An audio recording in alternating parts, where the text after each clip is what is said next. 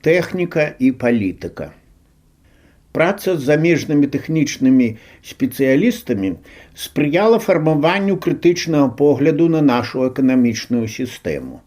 Згадваю адзін надзвычай красамоўны эпізод сваёй перакладніцкай працы ў рэспубліканскім аб'яднанні «Архтехбуд», якое мела офіс у цэнтры Менску і так званую тэхнічную пляцоўку ў прамысловай зоне партызанскага раёну сталіцы.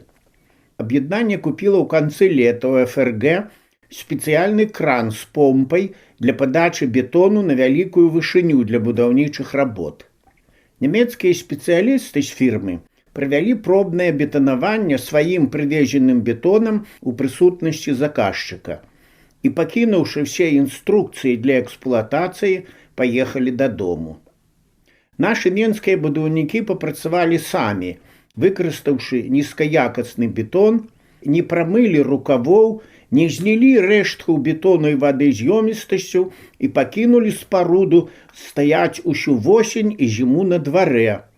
А вясною накіравалі фірме рэкламацыйную прэтэнзію, што кран не працуе. Праз тыдзень сваім ходам на аўтамабілі Volkswagen Жук з інструментам прыехаў тэхнік-рамонтнік, малады чалавек гадоў 25. Да крану яго адразу не дапусцілі, а на першую афіцыйную сустрэчу з ім прыйшлі начальнік будтрэсту, галоўны інжынер і яшчэ з паўтузіна спецыялістаў з тэхнагляду, аддзелу імпарту і збыту і гэтак далей. Нямецкі тэхнік здзівіўся вялікай колькасцю прысутных і папрасіў, каб яму хутчэй паказалі дэфектны кран. Высветлілася, што акрамя банальнага закупорвання рукавоў і лопнутага ад марозу сегменту помпы, запоўненай вадою, ёсць яшчэ адзін вельмі савецкі дэфект. У камплекце электрасілкавання нехта скраў дзве важныя дэталі. Спадзяючыся ўсё ж замацавацца на беларускім рынку, фірма праз 2 дні, я тут акцэнтую, усяго праз 2 дні, прыслала Люфтганзай новы сегмент помпы, бесплатна, і да яго дэталі на замену скрадзеных за плату, бо сама атрымлівала іх па кааперацыі з Даніі за немалыя грошы. Потым, пакуль беларускія спецыялісты адкалупвалі ды вымывалі рэшткі бетону з рукавоў, немцы шчодра паілі гарэлкай. Ён, абрусеўшы за гэтыя дні, нават на тэхпляцоўку прыязджаў п'яны на сваім жуку і ўсё дзівіўся. Адзін працуе, а 10 глядзяць. Дзякуючы перакладам я атрымаў самавукам пэўную політэхнічную адукацыю. Дзе толькі не прыходзілася працаваць у вольны ад работы час. Калі-небудзь высокае начальства з адпаведных устаноў дабівалася майго вызвалення ад працы на асноўным месцы працы. Розныя міністэрствы і ведамствы, мастакі, літаратары, інстытут цепламасаўабмену, навукова-даследчы інстытут раслінаводства, навукова-даследчы інстытут бульбаводства, ЦСУ, аўтазавод, трактарны, таварыства дружбы, Беларусьфільм, перадавыя калгасы і саўгасы, палац спорту, электратэхнічны завод імя Казлова, радыё і тэлебачання, Савет эканамічнай узаемадапамогі, гандлёвая палата ВНУ і нават ЦК КПБ. Гэта я пералічыў усе тыя установы, дзе мне прыходзілася працаваць вусным перакладчыкам або на канферэнцыях ужо сінхронным. Ну і, канешне, яшчэ да гэтага ішлі пісьмовыя пераклады. КДБ як частка прыроднага асяродку. У чытача можа ўзнікнуць пытанне, як гэта чалавек, які меў рэпутацыю не вельмі ідэалагічна надзейнага, мог так свабодна працаваць у савецкі час з замежнікамі. Нешта тут падазронае. Быў жа тут усюды прысутны КДБ. Пра КДБ я чуў з маленства. З расповедаў маці, пра добраахвотную вярбоўку разам з бацькам да чалдонаў, пра зніклых бацькавых братоў, З успамінаў цёткі Анеты, як іх везлі ўсёй сям'ёй эшалонам амаль месяц з прыпынкамі разам з прыбалтамі з Полацку да станцыі Тэнтэк у Талды Курганскай вобласці. Яна расказвала, як перамерла амаль палова кантынгенту, як іх выкулілі з грузавікоў у галодным стэпе і загадалі рыць землянкі. Потым КДБ быў усё жыццё побач са мной, як з'ява прыроды, як электрычны ток у правадах. Са 103 выпускнікоў нашай трэцяй роты Мінскай сувораўскай вучэльні, гэта выпуск 1959 году, сама меней чалавек 20 звязалі свой лёс са спецслужбамі. Адзін даслужыўся да пасады абласнога начальніка тут у Беларусі. Ведаю аднаго героя Савецкага Саюзу, які атабарыўся пасля пенсіі ў Маскве. З выпуску ў Інстытуце замежных моваў у 1964 годзе з родных факультэтаў згадваю чалавек 10, якія сталі афіцэрамі і служылі на Кубе, у Анголе, Егіпце, Нямецчыне. Толькі з маіх ін'язаўскіх студэнтаў дакладна ведаю 6 з гэтай службы, якія ўжо на пенсіі і паспяхова працуюць у службах аховы і бізнесе. Эпізадычна прыходзіцца сустракацца і са старэйшымі, і з маладзейшымі. Гутарыць калі-небудзь з выпіўкай і калі-небудзь даволі доўга, прафесійна. Адзін расказваў, што ў 1978 годзе браў удзел у групе баявой падтрымкі пры штурме палацу афганскага прэзідэнта Аміна, мае баявы ордэн. Другі апавядаў, як брыдка бывае часам выконваць неканстытуцыйнае даручэнне. Але ж ёсць сям'я, дзеці, трэба ж неяк жыць. Гэта ў апраўданне уласных учынкаў.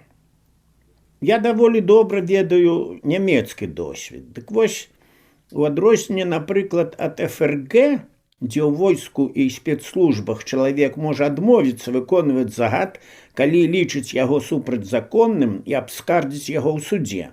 Нашыя людзі ў пагонах такога права не маюць. Працуючы перакладнікам, будучы старшынём камісіі замежных справаў у Вярхоўным Савеце 12 склікання, потым амбасадарам, прыйшлося сустрэцца з дзесяткамі прадстаўнікоў гэтай службы. А са старшынём КДБ Эдуардам Шыркоўскім даводзілася на працягу 2,5 гадоў прафесійна супрацоўнічаць у знешнеэканамічнай галіне. Тут, натуральна, не раз паўставалі пытанні этычнага кшталту. Як не пераступіць мяжу прыстойнасці? Бо спецыфіка гэтай працы, як і дзейнасці той жа міліцыі, судоў ці АБХСС, часта патрабуе пэўнай сакрэтнасці. А дзе сакрэтнасць, ды яшчэ цяжка кантраляваная. Там і спакуса грэхападзення для слабога чалавека. Адчуць сябе абраным, асабліва абароненым, адпомсціць крыўдзіцелю, разбагацець і гэтак далей. Экзістэнцыйна гледзячы, у постсавецкім грамадстве, у масавай свядомасці даволі аднабокае ўяўленне пра спецслужбы. Дамінуюць стэрэатыпы пра палітычны вышук і сталінскія рэпрэсіі. Я не хачу гаварыць банальных рэчаў пра гнюснасць палітычных правакацыяў тады і сёння ў нашай прэзідэнцкай рэспубліцы.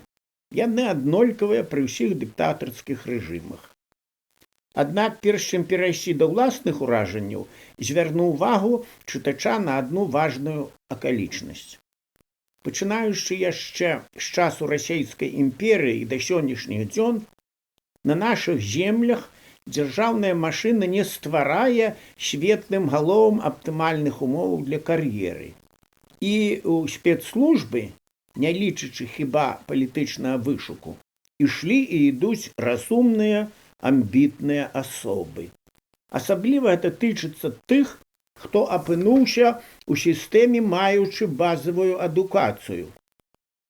Будучы амбасадарам у ФРГ, З літаратуры і з гутарак з дасведчанымі людзьмі я фрагментарна пазнаёміўся з дзейнасцю структураў, што займаюцца аховай канстытуцыі і дзяржаўнай бяспекай. Функцыянальна падабенства вялікае нават з КДБ часу СССР. Толькі з гледзяшча ментальнасці супрацоўнікаў і месца саміх службаў у іерархіі нацыянальных каштоўнасцяў розніца велізарная. У Нямецчыне у супрацоўнікі спецслужбаў не імкнуцца самае таленавітае. Там для разумнага і працавітага чалавека ёсць магчымасць добра ўладкавацца ў цывільным жыцці, напрыклад, праз бізнес. Маладая нямецкая эліта не глядзіць на федэральную знешнюю выведку або на ведомства аховы канстытуцыі як на алімп. Яна шукае месца ў сістэме менеджерства і высокіх тэхналогіяў, у тым ліку ў Злучаных Штатах, без патрыятычных пакутаў. У нас у КДБ і тады і цяпер адносны працэнт тых, хто хоча стаць сапраўднай элітай і становіцца ёй, значна вышэйшы, чым на Захадзе. Нашы ціхія хлопцы не толькі самі ловяць шанец, але і размяркоўваюць шанцы, нават ужо пайшоўшы на пенсію. У краіне, дзе ўсё функцыянуе не лепшым чынам, КДБ звычайна працуе лепш, чым уся дзяржаўная сістэма. Размяркоўваючы шанцы, спецслужба раздае і пэўныя порцыі страху, што для функцыянавання аўтарытарнай дзяржавы проста неабходна. Ведаю гэта па тых выпускніках ім'яза, таксама і маіх студэнтах, якія пайшлі ў КДБ і раз-пораз выплываюць на паверхню у фармаце грамадскіх кампаніяў, якіх кантралюе дзяржава. Не ведаю, якой якасці рэкруты працуюць цяпер у гэтай нішы. Мяркуючы па выніках, тут стала больш прафесіяналізму і, на жаль, цынізму. Аддзелы спецслужбаў могуць перакрыжоўвацца і абменьвацца інфармацыяй. Аднак шараговыя грамадзяне, які ўскосна сутыкаюцца паводле характару сваёй працы з супрацоўнікамі гэтага ведомства, кожны раз самі робяць выбар, як паводзіць сябе ў кожным канкрэтным выпадку. Вось, напрыклад, наш вядомы пісьменнік Уладзімір Арлоў мае рэдкую крыштальную рэпутацыю беларускага дысідэнта і паводле свайго сумлення дазваляе сабе ў кнізе «Імёны свабоды» называць прозвішчы тых, хто даносіў. Алесь Емельянаў, зямля яму пухам, аднойчы публічна расказваў, што яму спецслужбы прапаноўвалі супрацоўніцтва. Нехта не проста добраахвотна, але з карыслівых мэтаў пісаў у органы няпраўду пра некага. Нехта мэтазгодна прамаўчаў, або нават як трэба прагаласаваў на сходзе, калі яго на калегу выганялі з працы. Нехта пракаўтнуў сваю крыўду і працягваў хадзіць на службу, калі трэба было бегма бегчы або вешацца, каб не запляміцца нават сваёй прысутнасцю ў пэўным месцы. Нехта яшчэ зрабіў нешта, а нехта не зрабіў нечага. Колькі лёсаў, столькі тыпалогіяў амаральнасці, большай або меншай. Таталітарная машына прывязала ўсіх да калясніцы амаральнасці. Або амаль усіх.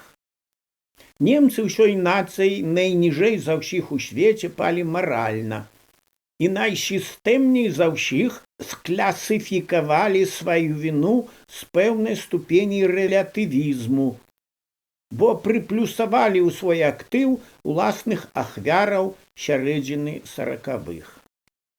Паводле маральнага абсалюту нямецкай класіфікацыі Васілю Быкаву трэба было адмаўляцца ад годнасці героя сацыялістычнай працы, бо ў імя гэтага самага сацыялізму ягоных жа герояў раскулачвалі і закопвалі ў жоўты пясок за любоў да сваёй зямлі.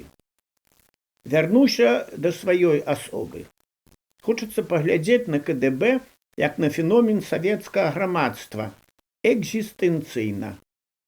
Раней я дазволіў сабе метафору, сказаўшы, што КДБ, так і хочацца гаварыць, было як пра сутнасна прыродную з'яву: гало, разводдзе, нашэсце, дабро, зло, сумненне. Вось КДБ асацыюецца ў маёй свядомасці як нейкая прыродная з'ява. І ён заўсёды ўсё жыццё побач са мной і маімі сучаснікамі прысутнічаў як электрычны ток у правадах. Электрыкі прывыкаюць да невялікіх напругаў і без дыэлектрычных пальчатак злучаюць голыя кантакты. Уявіце сабе сітуацыю. Это як мы, мае сучаснікі, студэнты НЯЗа, сутыкаліся з супрацоўнікамі КДБ. 1961 год. Мы чалавек 5, студэнты 3-го курсу нямецкага факультэту. Пасля заканчэння так званых інтурыстаўскіх курсаў едзем з нашым інструктарам і з групай грамадзян ГДР у аўтобусе на праспекце Леніна. Былы імя Сталіна, потым Скарыны, цяпер Незалежнасці. Так вось мяняліся назвы праспекта. Вось едзем мы гэтым праспектам і слухаем для практыкі адну з нашых студэнтак, якая дае тлумачэнне як гід-перакладчык. Мы сядзім асобна ад турыстаў на задніх месцах.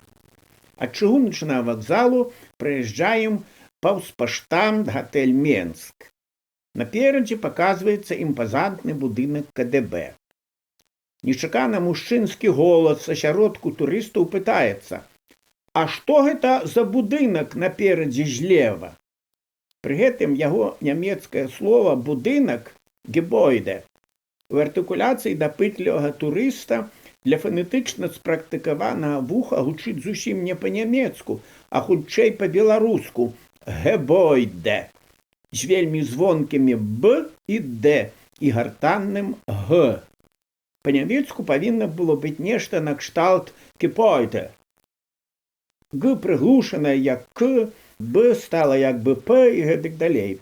Практыкантка з лепідарнай гатоўнасцю, як бы паміж іншым, ветліва адказвае на гэтага чалавека, як пазней высветлілася, гэта быў супрацоўнік КДБ, які сядзеў разам з немцамі. І вось перакладчыца ветліва адказвае: «Гэта адміністрацыйны будынак», і хуценька адцягвае ўвагу слухачоў на будынак ГУМу. Па заканчэнню экскурсіі у офісе інтурыстаў у гатэлі Менск адбываецца аналіз праведзенай экскурсіі. На нашае здзіўленне, акрамя інструктара ў пакоі сядзіць немец, я пішу ў двукоссі, які задаваў пытанне пра будынак КДБ і казаў «Gebäude». Ім аказаўся прадстаўнік спецслужбы з даволі цікавым прозвішчам Шкіль, таўсматы як дзежка з ацвярдзелым цестам і з вельмі добрым тварам, такі дзядзька гадоў на 45. З маім сябрам, які потым, як я, вазіў турыстычныя групы па Менску, мы так і звалі паміж сабой гэтага дзядзьку «Gebäude». Это яго мянушку далі. З ім чаргаваўся яшчэ адзін куратар, маладзейшы, вышэйшага росту, зусім не канспіратыўна апрануты ў адзін і той жа шэры гарнітур на працягу 2 гадоў.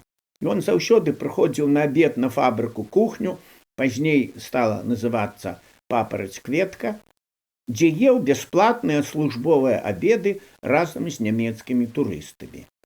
Цяпер я перыядычна бачу яго ў супермаркеце «Юбілейны». Ён ані не пастарэў і працуе тут, выконуючы відавочна нейкія ўжо цывільныя высокія адміністрацыйныя функцыі, бо ходзіць поплеч з дырэктарам і аддае каманды усім жанчынам у белых халатах. Прывяду яшчэ адзін прыклад таго, як мы працавалі ў савецкі час, як намі апекаваліся старэйшыя таварышы. Пры гэтым я кажу толькі пра сябе. Пачуццё прыкрасці, што табе не давяраюць, кампенсавалася іншым, якое, як гнілаваты чарвяк, упаўзала ў падсвядомасць. Канешне, я маленькі шрубчык, але я належу да пэўнай карпорацыі абраных. Я ўжо як бы аўтаматычна абаронены ад нечаканасцяў грамадства, дзе жыць вельмі складана. Вось якая была фактура для таго, што я сказаў. Першы раз я еду за мяжу з групай турыстаў у ГДР на балтыйскі тыдзень. На поўнач Нямецчыны ў гарады Ростак, Штхальзунд, Барт і іншыя паўночныя гарады Балтыкі. Інструктаж у будынку ЦК камсамолу. Нейкі дзядзька, не назваўшы сябе, знаёміць нас двух перакладнікаў, яшчэ студэнтаў, з кіраўніком групы, а гэта загадчык гарвыканкаму, і двумя таварышамі, назовем іх Іваном Петровичем і Миколаем Сергеевичем. Гэта людзі з абсалютна незапамінальнымі тварамі і невызначальнага ўзросту, можа 30, можа 40, можа 45. Яны апранутыя ў сціплыя цёмныя гарнітуры. Раюць за мяжой у складаных выпадках звяртацца да іх па дапамогу. Можна было б шмат расказваць, як гэтыя хлопцы на нямецкай балтыйскім узбярэжжы дружна бегалі раніцай з бунгала на зарадку, а потым у гэтых жа цёмна-сіня кітайскага колеру тоненькіх, як плеўка, спартыўных касцюмах з віслым вузлом мужчынскага начыння паміж ног, але ўжо з фотаапаратам цераз плячо прыходзілі ў сталоўку на сняданак. Кіраўнік групы на зарадку не бегаў, але ў гарнітуры з гальштукам хадзіў і ў сталоўку, і на пляж.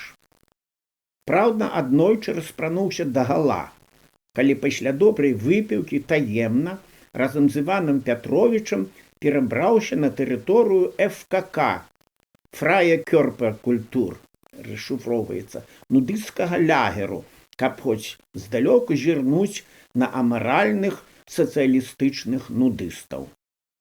Мяне яны ўзялі на ўсякі выпадак, як перакладніка, мала што. Прыйшлося таксама татальна распрануцца. Я потым, вярнуўшыся дадому ў Менск, па сакрэце і маляўніча расказваў сябрам убачанае, адчуваючы сябе трошкі абраным і далучаным да заходняга салодкага жыцця. Адпаведна, мая атрактыўнасць павышалася ў сяброўскім коле ва ўсіх сэнсах з хуткасцю росту гарбуза. Геапалітыка і шпіёны. Калі гаварыць больш сур'ёзна і ў макрафармаце, то трэба прызнаць, што нямецкамоўныя перакладнікі для нашых спецслужбаў былі мала цікавыя. Штасі працавала, пэўна, лепш за КДБ, і ненадзейных нават у СССР не выпускалі з ГДР. Валюты ў ГДРаўцаў не было, яны самі нават тое-сёе куплялі ў нас за рублі. Кантакты з Аўстрыяй і Швейцарыяй былі радзейшыя. Дзяржбяспека працавала больш з ангельскамоўнымі і французскамоўнымі замежнікамі. Было важна займець агентуру ў новых незалежных краінах Азіі і Афрыкі. Уявіце сабе, у політэхнічным інстытуце ў Менску аказаўся пляменнік уплывовага правадыра племені з Нігерыі, які мае шанцы стаць прэм'ер-міністрам пасля перамогі сацыялістычнай рэвалюцыі там, у Афрыцы, у Нігерыі. Добра з ім і гарэлкі папіць, і з дзеўкай нашай пазнаёміць, а раптам ажэніцца. Будзе тады у нас свой чалавек недзе ў Афрыцы, можа, ракеты дазволіць паставіць, можа, арганізуе ў суседняй краіне які-небудзь новы фронт нацыянальнага вызвалення ад каланіяльнага рабства. З тэхнічнымі спецыялістамі шырока распаўсюджаных прафесій сачылі менш, чым за прадстаўнікамі гуманітарных місій. Куратары КДБ былі на канферэнцыях з удзелам замежных гасцей, выставах, турыстычных групах, у інстытутах, дзе працягла працавалі замежныя спецыялісты. Ва ўстановах, дзе былі так званыя першыя аддзелы і рэжым сакрэтнасці, перакладнікаў на пачатку працы інструктавалі, а па яе заканчэнні прасілі запоўніць надрукаваную на рататары стандартную анкету пра замежніка. Нічога там асабліва цікавага не было. Хіба што графа пра маёмасны стан замежніка, калі перакладнік выпадкова нешта даведаўся, нерухомасць машыны, маёмасць сямейнікаў, акцыі. І быў пункт пра палітычную заангажаванасць, якой партыі сімпатызуе і за каго галасуе. Звычайны перакладнік не меў часу гутарыць такія тэмы. У канцы была прыпіска прапанова дапоўніць анкету, калі перакладнік мае цікавую інфармацыю. Хто хацеў, пісаў, нікога не выпытвалі і не прымушалі стучаць. Звычайна ўсе ставілі прочырк. За сваю практыку я сутыкаўся са шпіёнскімі жарсцямі толькі 2 разы, я так кажу умоўна іранічна. Першы раз на выязной сесіі СЭУ. СЭУ гэта было скарачэнне Савет эканамічнай узаемадапамогі. Дык вось на гэтай выязной сесіі СЭУ, якая праводзілася на менскім заводзе халадзільнікаў, здарыўся такі казус. Там узнік канфлікт пры падпісанні кансалідаванага кантракту паміж заказчыкам з СССР і падрадчыкам з Югаславіі, які дзейнічаў, як падалося пазней, у змове з прадстаўніком ФРГ, які таксама меў там сваю дзелянку падраду. Я выпадкова, як перакладнік, зразумеў сітуацыю і патлумачыў усё кіраўніку перамоваў з савецка-беларускага боку. Нават памятаю ягонае прозвішча Воранаў, густоўна апрануты мужчына са значком дэпутата Верхоўнага Савету СССР.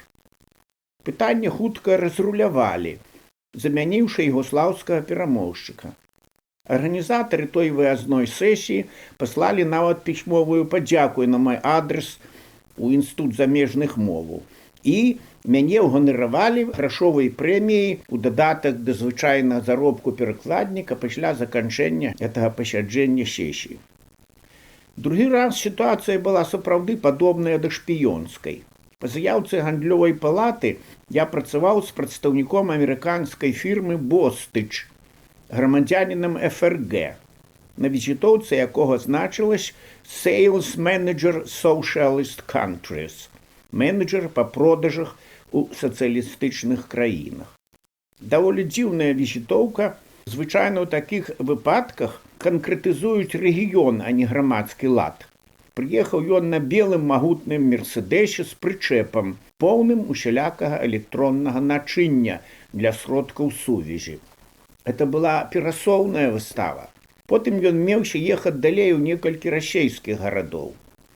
Я сам быў сведкам, як у яго некалькі разоў глохнуў рухавік у цэнтры Менску. Тады ён выходзіў, адчыняў прычэп, нешта браў, адчыняў капот, капаўся. Як пад'язджала міліцыя, ён хутка ўсё папраўляў. КДБ за ім сачыў.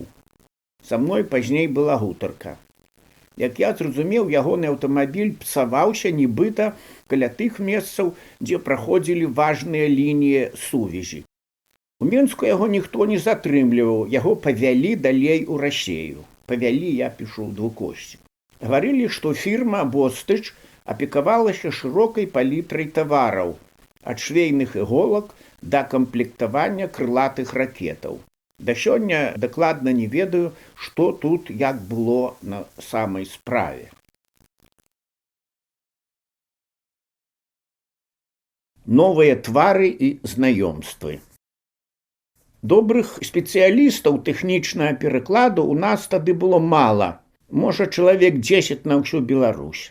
Я не быў лепшым, але, думаю, у першую дзесятку ўваходзіў. Я маю на ўвазе пераклад на нямецкую мову і з нямецкай тэхнічных тэкстаў.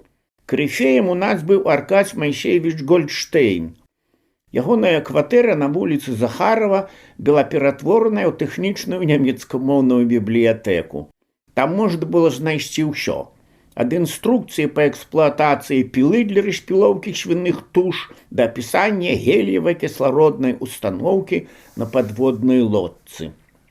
Як некалі ў Беньязе ў студэнцкія гады у нас таксама было сваё карпаратыўнае сяброўства і з заказчыкамі, і з рэцэнзентамі. Гэта сапраўды была нейкая такая карпарацыя. Мы кантактавалі ў асноўным праз бюро перакладаў гандлёвай палаты. Аднак гэта не ўплывала на якасць працы. Перакладнік ведаў рэцэнзента, а рэцэнзент перакладніка, і тут ужо была справа гонару зрабіць працу з найменшымі хібамі. Афіцыйна мы як бы не ведалі адзін аднаго, але нейкімі шляхамі ведалі, што я пераклаў гэта, а рэцэнзаваць мяне будзе той і той. Працуючы перакладнікам, я меў магчымасць паназіраць, пазнаёміцца, а калі-небудзь і працягнуць дзелавое знаёмства з цікавымі людзьмі нашай Беларусі. Вельмі каларытнай фігурай быў, напрыклад, Пётр Іванович Альсмік, герой сацыялістычнай працы, лаўрэат сталінскай прэміі, дырэктар інстытуту бульбаводства, што ў Самахвалавічах. У Самахвалавічах я правёў тыдні 2 з бульбаводамі з ГДР, якія прыязджалі да нас абменьвацца навуковым досведам. Яны дзівіліся, якая смачная ў нас бульба. Першае знаёмства з прафесарам Альсмікам было незвычайнае. Заходзім у лабараторыю гатунковых пробаў, а там на 7 плітах варыцца бульба. А ён, як бусел на балоце, ходзіць з вялікай драўлянай лыжкай і каштуе па чарзе ўзвар з кожнага сагана. Побач лабарантка запаўняе прабіркі і запісвае ўражанні дэгустатара. Аказваецца, для кожнага гатунку важна ведаць, якія рэчывы і на якой хвіліне варкі вызваляюцца з бульбяной масы ў працэсе інтэнсіўнага нагрэву, каб потым рабіць навуковыя высновы. Потым давялося пакаштаваць і беларускай бульбяной самагонкі, як яны там казалі ў інстытуце Альсмікоўкі. Аднойчы я працаваў таксама з вялікім дэсантам вельмі немаладых нямецкіх літаратараў, мастакоў і шрыфтавікоў з усходу і з захаду Нямецчыны. Сярод іх былі і бацькі нямецкага руху дадаістаў, бацькі ў сэнсе пачынальнікі. Яны былі знаёмыя асабіста з Шагалам, Лісіцкім, Малевічам. Былі некалькі сустрэчаў у майстэрнях беларускіх мастакоў. Найбольш цікавыя былі гутаркі з Арленам Кашкурэвічам і Барысам Заборам. Першы аказаўся надзвычай дасведчаным суразмоўцам не толькі ў сваёй спецыяльнасці, але і еўрапейскай гісторыі і паэзіі. А Забораў тады пачынаў працаваць над ілюстрацыямі для 200-тамовага збору ўсесветнай літаратуры. У Маскве, натуральна, ўсё это выдавалася. У той час дрэздэнскае выдавецтва выдала калекцыйным тыражом альбом з ілюстрацыямі Заборава да Кроткай Дастаеўскага. І тут была штука ў тым, што ён рабіў аўтарскія дамалёўкі да кожнага экзэмпляру. Тады я ўпершыню занырнуў у складанасці творчых адносінаў у Саюзе мастакоў Беларусі, дзе талент не заўсёды вызначаў творчы лёс мастака. Я тады яшчэ, напрыклад, даведаўся пра такія выпадкі, калі нейкае мастацкае выданне становіцца рарытэтам і каштуе даволі шмат, калі мастак сваёй уласнай рукой у кожным экзэмпляры нешта дамалёўвае. Так было з ілюстрацыямі да Кроткай Дастаеўскага, якія рабіў Барыс Забораў. Непрыемнае ўражанне пакінулі мяне наведванні з замежнікамі перадавых калгасаў на Меншчыне, Магілёўшчыне і Берасцейшчыне. Там былі старшыні вядомыя кіраўнікі Бядуля, Калачык, Скакун, Старавойтаў. Першым двум наш вядомы публіцыст Яўген Будзінас, зямля яму пухам, нават прысвяціў асобныя кнігі, гэта Бядулю і Калачыку. А сябра Яўгена Будзінаса Андрэй Вазнясенскі пасля гасцявання ў Бядулевым калгасе, не без уплыву Будзінаса, канешне, прысвяціў Бядулю верш, друкаваны ў маскоўскай літаратурнай газеце. Вялікі прыхільнік шагалаўскай творчасці, увогуле і шагалаўскіх лятучых габрэяў, Вазнясенскі назваў верш «Мужык у палёце», калі пісаў пра Бядулю. Для мяне гэта гучала пошла і фальшыва. Бядуля, магчыма, як ніхто іншы сярод зорных кіраўнікоў калгасаў-маякоў, быў прыгрэты сістэмай і цераз галовы і трупы выбіваў для сваёй узорнай гаспадаркі дэфіцытную тэхніку, будматэрыялы, паліва. Шараговыя калгасы і кіраўнікі маглі толькі марыць хаця б пра частку тых дабротаў, якія атрымлівалі маякі. Усе кіраўнікі здаліся мне савецкімі памешчыкамі-самадурамі. Памятаю і Старавойтаў хваліў замежнікам савецкую аграрную сістэму, нават горача спрачаўся. Потым, як вядома, жыццё ўнесла ў ягоны лёс свае карэктывы. Ён быў асуджаны Лукашэнкам і адседзеў свае гады ў турме і хутка памёр. Бядуля і цяпер, як сенатар прэзідэнцкага парламенту, не стамляецца хваліць калгасы. Пётр Машэраў. Давялося мне ў савецкі час пабыць з замежнікамі і ў святая святых Беларусі, ЦК КПБ, які ўзначальваў тады Пётр Машэраў. Ён сам прымаў высокіх гасцей з ГДР, міністра вышэйшай адукацыі таварыша Зысмана і намесніка міністра сельскай гаспадаркі, якія прыехалі ў Мінск з нагоды заключэння дамовы з Беларусю пра студэнцкі абмен і навуковае супрацоўніцтва паміж ВНУ дзвюх краінаў. Той год асаблівы акцэнт рабіўся на супрацоўніцтва ў сельскагаспадарчай галіне. Таму на сустрэчы з нашага боку прысутнічаў загадчык аддзелу ЦК КПБ, доктар навук, прафесар таварыш Шавялуха. Пазней ён, здаецца, ад'ехаў на павышэнне ў Маскву. На гэтай сустрэчы нічога асаблівага не адбывалася, але яна запомнілася карэктнасцю і падрыхтаванасцю, хаця закончылася потым даволі працяглым сяброўскім абедам, ужо без Машэрава, па-савецку, з ладнай выпіўкай і анекдотамі. Нямецкі бок выглядаў вельмі імпазантна. У почаце міністра нават быў прадстаўнік кішэннай ГДРаўскай ліберальна-дэмакратычнай партыі, былы лётчык ас, збіты пад Тамбовам і перавыхаваны ў свабоднай Нямецчыне Вальтера Ульбрыхта. Да таго ж ён меў тытул барона і прафесара юрыспрудэнцыі. Вельмі добрае ўражанне пакінуў сам Машэраў. Увогуле, я не быў тады і цяпер ягоным сімпатызантам за ягонае стаўленне да беларускай спадчыны. Але не магу не прызнаць, ніхто з высокіх беларускіх кіраўнікоў, якіх мне давялося назіраць на перамовах і банкетах, не ўмеў так карэктна і адэкватна паводзіць сябе з кампетэнтным суразмоўцам. Ён не апускаўся да квазісяброўскага тону, уважліва слухаў і нават арганічна пападаў у танальныя перапады свайго візаві. Гэта я кажу як акустык-фанетыст. За сталом гэта было нашмат лепш, чым у публічных выступах, дзе ён мог аднолькава высока гаварыць з труістычнымі інтанацыямі ўзнёсласці і пра ўшанаванне памяці палеглых герояў і пра вываз угнаенняў на палі. Пазней я некалі пісаў, параўноўваючы выступы Машэрава публічныя з выступамі Леніна, якія крытыкаваў Усевалодскі Гернгрос, вядомы літаратуразнаўца і псіхолог, яшчэ дарэвалюцыйны. Машэраў прыемна ўразіў мяне як перакладніка сваімі адносінамі да мяне, як да паўнавартаснай асобы, што прымае ўдзел у працэсе перамоваў. Гаварыў ён лягічна, нетаропка, сачыў за тым, каб усё сказанае было даведзена да суразмоўцы, не злоўжываў ідэалагічнымі штампамі, называў перакладніка на «вы» і нават некалькі разоў як бы раіўся, як лепш сфармуляваць тутэйшую рэалію. Я сядзеў побач з ім справа.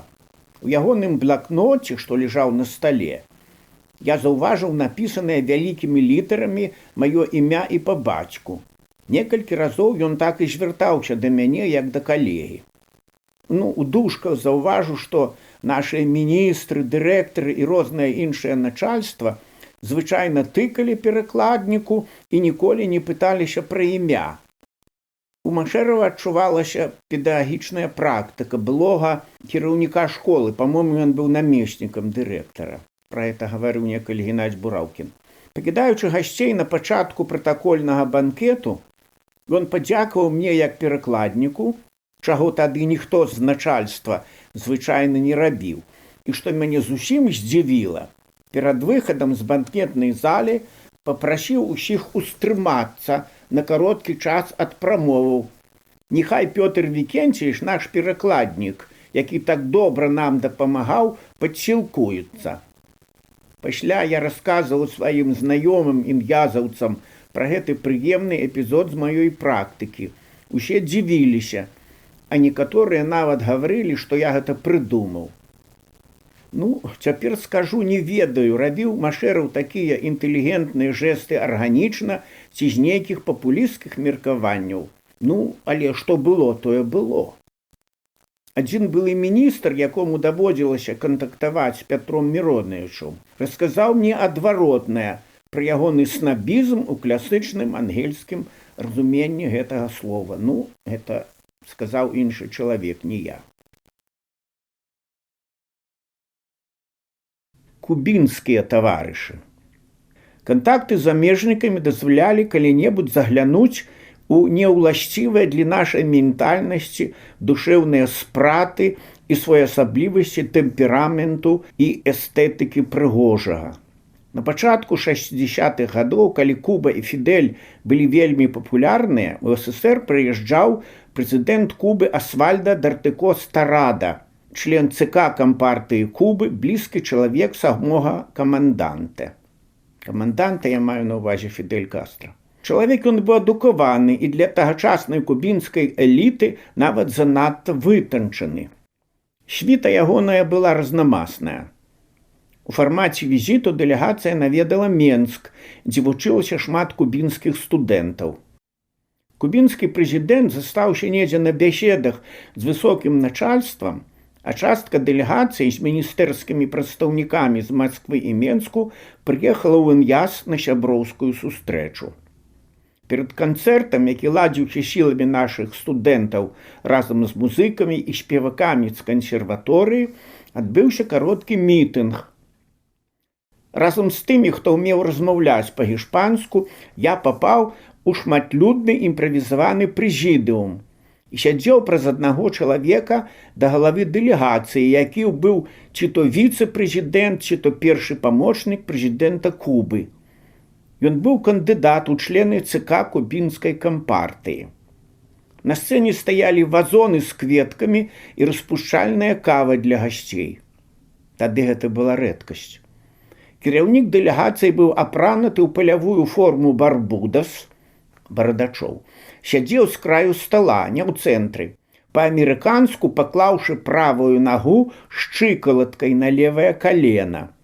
Мішаў каву шарыкавай ручкай і давіў недакуркі смярдзючых кубінскіх ліхерос у вазонах з кветкамі. Ліхерос гэта былі такія цыгарэты кубінскія, вельмі смярдзючыя.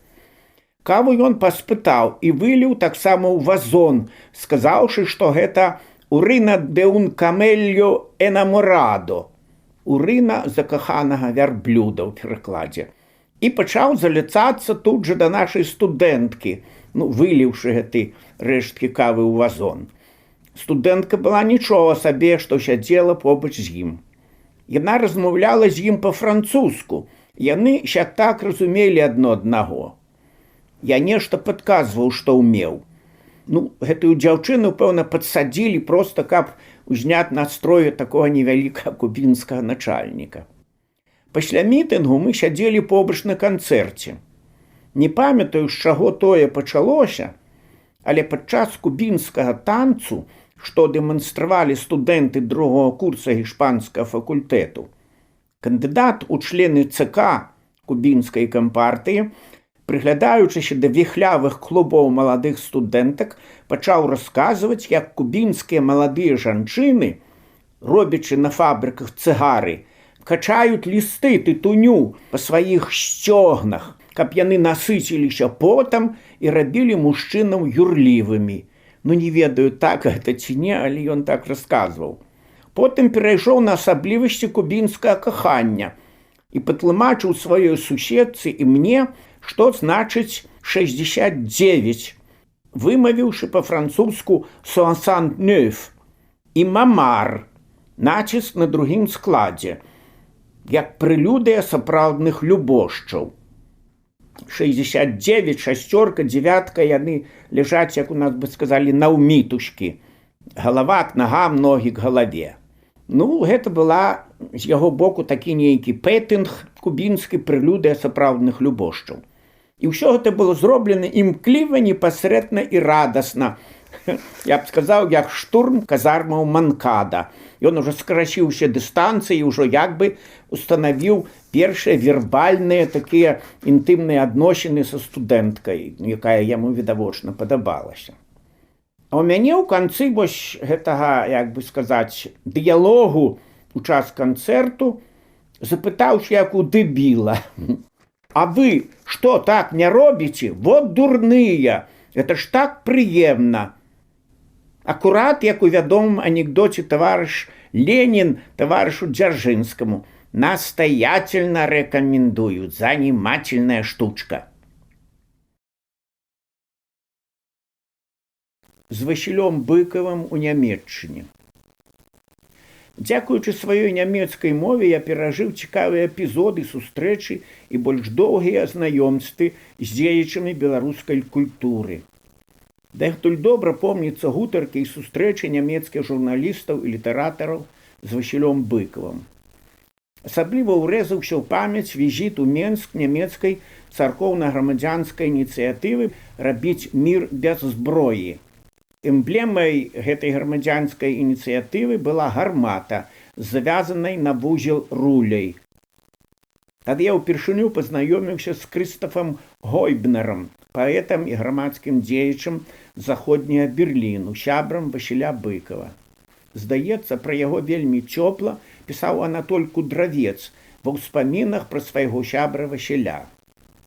Разам з Крыстафам быў прыехаўшы легендарны біскуп заходняга Берліну, тата Шарф. Патер Шарф яго звалі ва ўсёй Нямецчыне. Кожную нядзельную раніцу ён звяртаўся да немцаў усёй Нямецчыны з падзеленага Берліна са словамі хрыстовай любві і заклікам да цярпення і надзеі, што немцы некалі абавязкова будуць разам. Вельмі прыемнае ўражанне пакінуў тадышні часовы настаяцель катэдральнага праваслаўнага збору ў Мінску айцец Яўген, які пасля цяжкай аперацыі ў Вене, дзе ён служыў праваслаўным біскупам, быў накіраваны ў Менск. Не таму, што ён выдатна гаварыў па-нямецку, а таму, што быў перакананы экуменіст і зусім не дагматык. Ад тых сустрэчаў у мяне засталіся цікавыя кніжныя сувеніры ад айца Шарфа, патера Шарфа, новая базавая Біблія, «Neue Basisbibel» па-нямецку, і сучаснае выданне Лютера. І ад айца Яўгена новае юбілейнае сынадальнае выданне Бібліі з картамі і каментаром, якія рассылаліся для замежных місіяў. З Васілём Быкавым даводзілася быць у Нямецчыне двойчы ў якасці перакладніка на культурных і літаратурных сустрэчах, дзе падключаліся і нямецкія перакладнікі з выдавецтваў. Абодва разы гэта адбывалася праз таварыства дружбы з замежнымі краінамі, якое ўзначальваў тады Арсень Ваніцкі, зноў жа земля яму пухам, ужо памёр. Першая паездка ў Берлін, это было, здаецца, летам у 1987 годзе. Прыйшла лёгка і цікава. Васіль Уладзімірович пачуваўся добра фізычна. Я загадзя збольшага ведаў план сустрэчаў і меў магчымасць паглядзець па дыяганалі фрагменты тэкстаў для літаратурных чытанняў. Меў 2 кніжкі перакладаў на нямецкай мове. Другая паездка была даволі працяглая, больш за тыдзень, на поўнач Нямецчыны, у сталіцу Швельзіш-Гольштайну, Кіль, дзе рыхтаваліся дні беларускай культуры. Это быў 1991 год. Я быў тады ўжо дэпутат Верхоўнага Савету і член прэзідыуму. Быкава Ваніцкі ўгаварыў экспромтам, як цяжкую артылерыю, каб, сустрэўшыся ў тамтэйшым міністэрстве культуры, дапамагчы актывістам з Кілю атрымаць фінансаванне на дні культуры. Акрамя гэтай афіцыйнай сустрэчы планаваліся 2 гутаркі ў выдавецтвах і 2 сустрэчы з чытачамі у вялікай кнігарні гораду і ў нямецка-расейскім таварыстве дружбы. Паездка прыйшлася на канец студзеня, пачатак лютага. На поўначы Нямецчыны на зялёных лугах пасліся авечкі і падхартаныя беконавыя свінні, па-нямецку «Freilaufen Schweine». Гэта свінні, якія не стаяць у хлявах, у стойлах, а пасуцца на выганах, на зялёнай траве. І яны тады, кажуць, яны беконавыя, таму што яны не вельмі сальныя, а слой мяса змяняецца слоем сала. Надвор'е было гнюснае, без перапынку, як з густога сіта, сыпаўся з неба мокры туман, што часам змяняўся дробненькім снегам. У Васіля Владзіміровича абвастрылася астма. Інгалятар ён амаль не выпускаў з рук. Ноччу бясконца кашляў. Я чуў гэта з суседняга нумару, праз сцяну. Гатэль не меў, відаць, такіх тоўстых перагародак.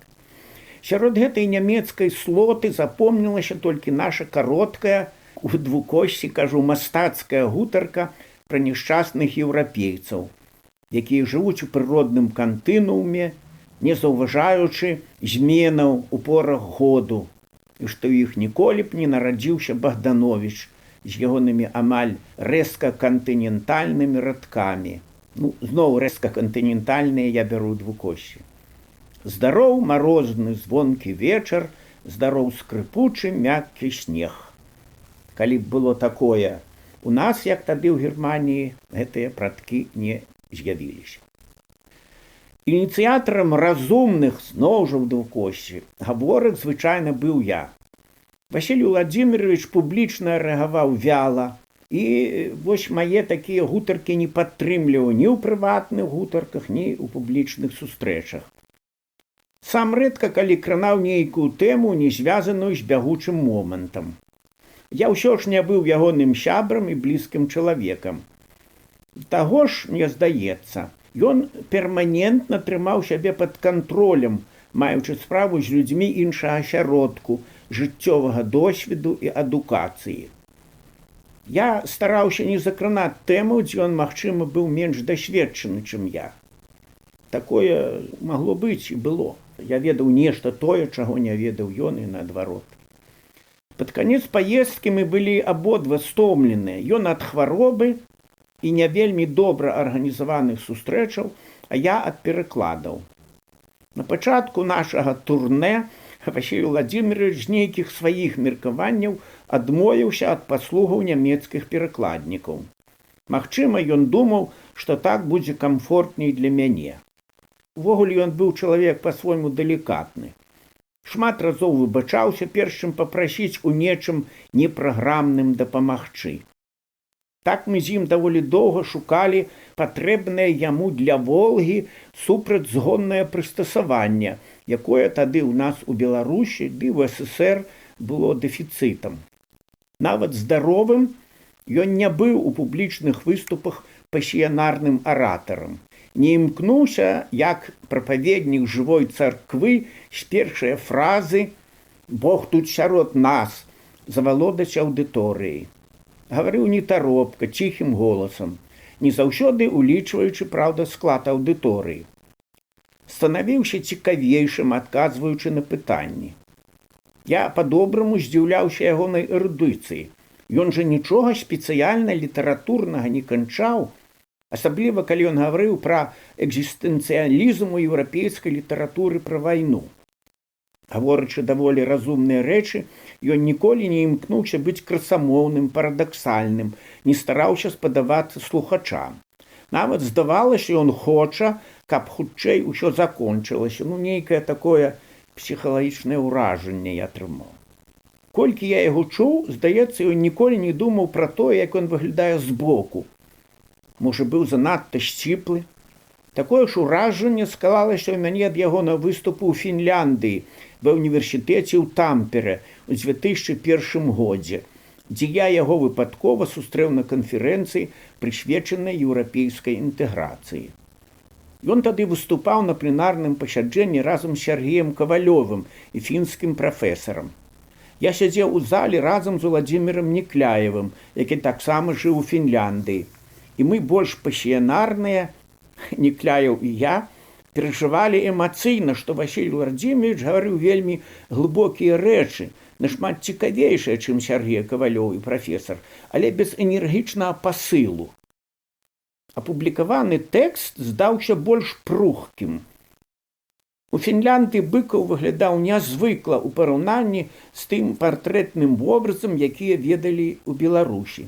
Ён зачасаў валасы назад і нечым станавіўся мне падобным да Салжаніцына, хаця і без барады. Пасля паездкі ў Кіль, акрамя агульных уражанняў, у мяне застаўся ў памяці адзін романтычны эпізод і незвычайны сувенір – аўтограф Васіля Владзіміровича Быкова. А романтычны эпізод выглядаў так. У перадапошні дзень, калі на днях культуры ўжо адбыўся заключны беларускі канцэрт, дзе выступаў арганіст Сталоўнікаў малодшы, пад вечар, як кажуць, пагода разгулялася, і нават выглянула сонца.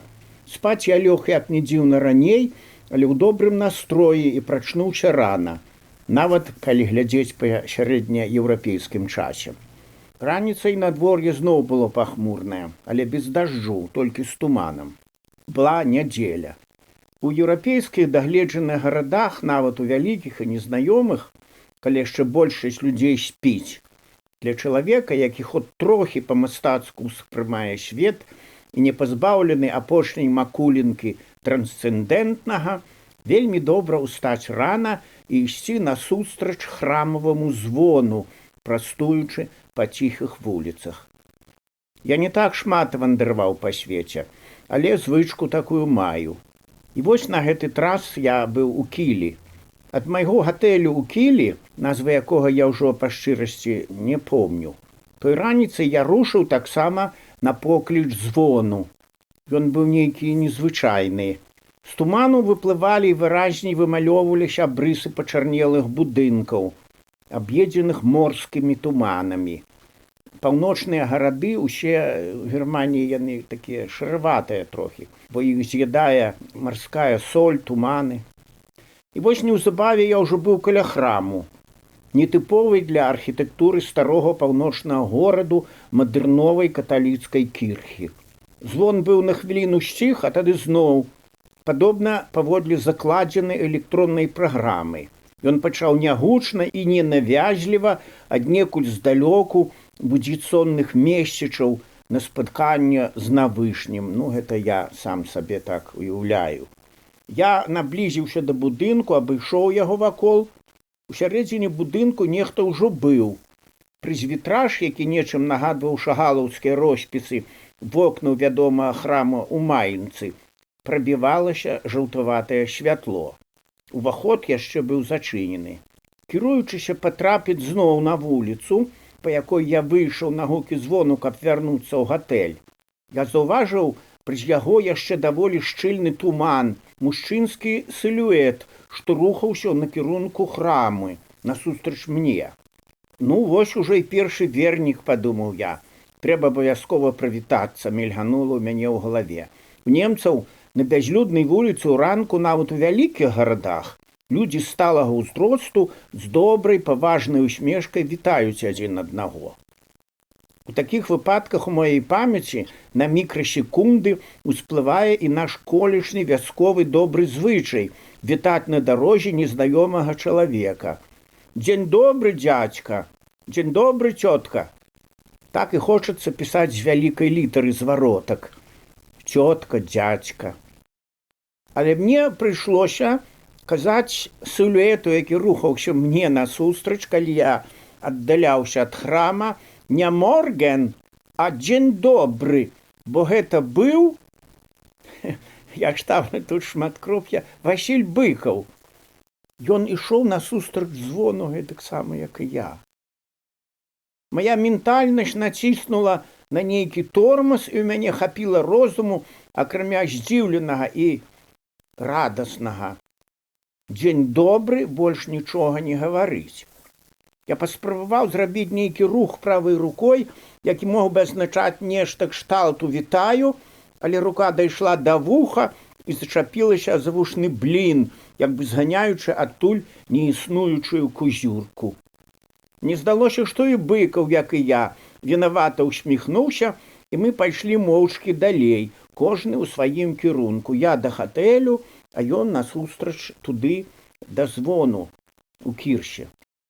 Прайшоўшы крокаў 10, я аглянуўся і заўважыў, што Васіль Владзімірович таксама аглянуўся і ўжо выразна падняў адну руку, вітаючы мяне здалёку.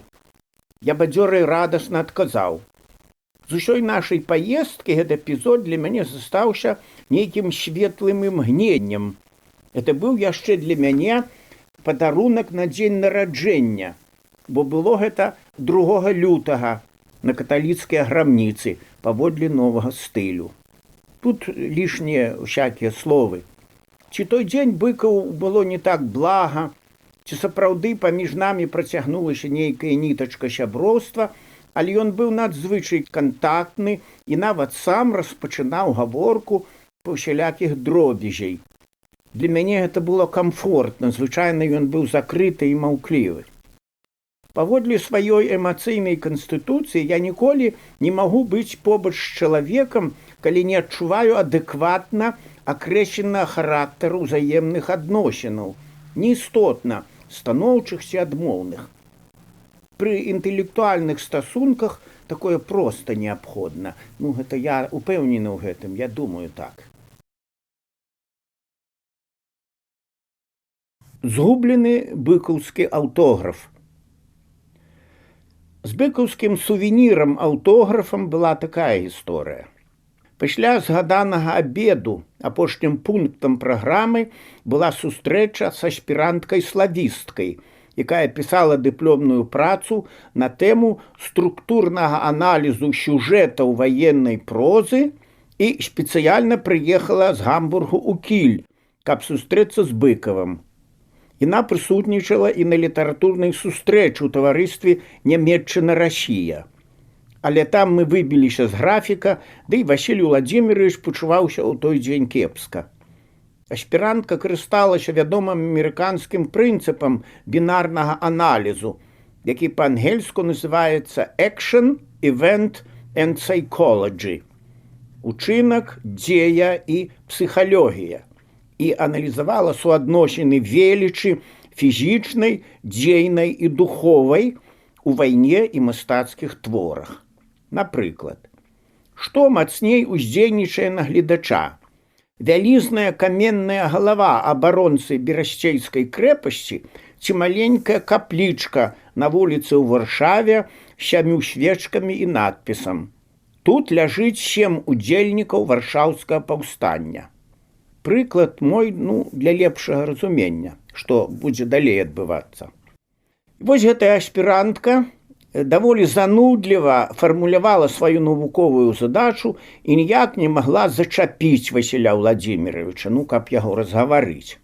Яна бойка называла ягоныя творы герояў. Было відаць, што сумленна рыхтавалася да сустрэчы, але да кантрапункту мы ніяк не маглі дабрацца. Трэба было шукаць нешта ў малых быкаўскіх формах ці ў вельмі канкрэтных экзістэнцыйных фрагментах. Пры такім перакладзе я вымушаны быў станавіцца суаўтараў тлумачэння і шчасліва узбіўся на аповесць «Дажыць да світання», што вельмі натуральна, бо, як той казаў, збоку відней. Сам аўтар рухаецца ў мастацкім кокане, а чытач з эфектам ачужэння, гэта я ўзгадваю Брэхта, бачыць сілуэты падзей. Васіль Владзімірович ажывіўся, калі я ўзгадаў вось гэту аповесць «Дажыць да світання». Мы пачалі падбірацца да мастацкага ядра і вылушчылі бінарную апазіцыю. Вялізны склад з нямецкай амуніцыяй па дарозе на Маскву, за якім відаць вежы маскоўскага Крэмля, і нямецкую фуру з саломай ці сенам з немцам-вадзіцелем, які уключаецца вось гэтая сцэна ў сюжэт ужо ў самым канцы аповесці. Ведаючы, што Васіль Владзімірович добры рысавальшчык, я падсунуў яму чыстую дэкаратыўную старонку з рэстараннага меню і прапанаваў намаляваць як бы на вагах 2 сюжэты дыптыху. велізарны збройны склад, некалькі палеглых чырвонаармейцаў з дыверсійнай групы і маскоўскі Крэмль на адной шалі і таго аднаго ледзь жывога замерзлага салдата, што цэліцца ў фуру з бічугамі. Это моцная такая павозка, нагружаная сенамі, такія тоўстыя кормленыя коні. І на гэтым зверху на возе адзін немец. Гэта як бы дзе веліч подзвігу і духу большая. Ці тамака на самым пачатку, калі стаяла задача ўзарваць архіважны склад па дарозе на Маскву, або сцэна, дзе адзіны жывы з адзіным патронам чырвонаармеец страляе ў немца, які едзе на вазу з сенам. Васіль Владимирович даволі ахвотна накідаў малюнак са сваімі нюансамі, і што мяне найбольш уразіла, паміж шалямі, якія ў праекцыі від спераду выглядалі як проста тлустая рыска, паставіў матэматычны знак роўнасці, а потым перакрэсліў яго і пад схематычнай адзінокай фігурай салдата з вінтоўкай Мохіна, менавіта так ён сказаў, паставіў знак больш. Это значыць, калі шыфраваць тут жа, што вось гэты подзвіг адзінага чалавека сам з сабой, які ведае, што ён фактычна ўжо мёртвы, але і не здаецца. Я ўжо паўтаруся, калі скажу, што фізічная веліч задачы зменшылася, а экзістэнцыйная веліч чалавечага духу вырасла. Аспірантка была ў захапленні і хацела ўзяць аўтограф сабе, але я таксама прэтэндаваў на яго. Васіль Владимирович быў не так захоплены нашым калектыўным адкрыццём і даволі вяла сказаў, што гэта Пётр быў галоўным правакатарам, а ён сам проста пакарыўся структуральнаму гвалту, бо не лічыць такія фармалізаваныя прыёмы аналізу вельмі прадуктыўнымі. Быкаў стаў зноў Быкавым. Потым праблема дзяльбы аўтографу знялася. Для аспіранткі зрабілі некалькі экземпляраў на гасцінічнай капіравальнай мінолце. Арыгінал забраў я.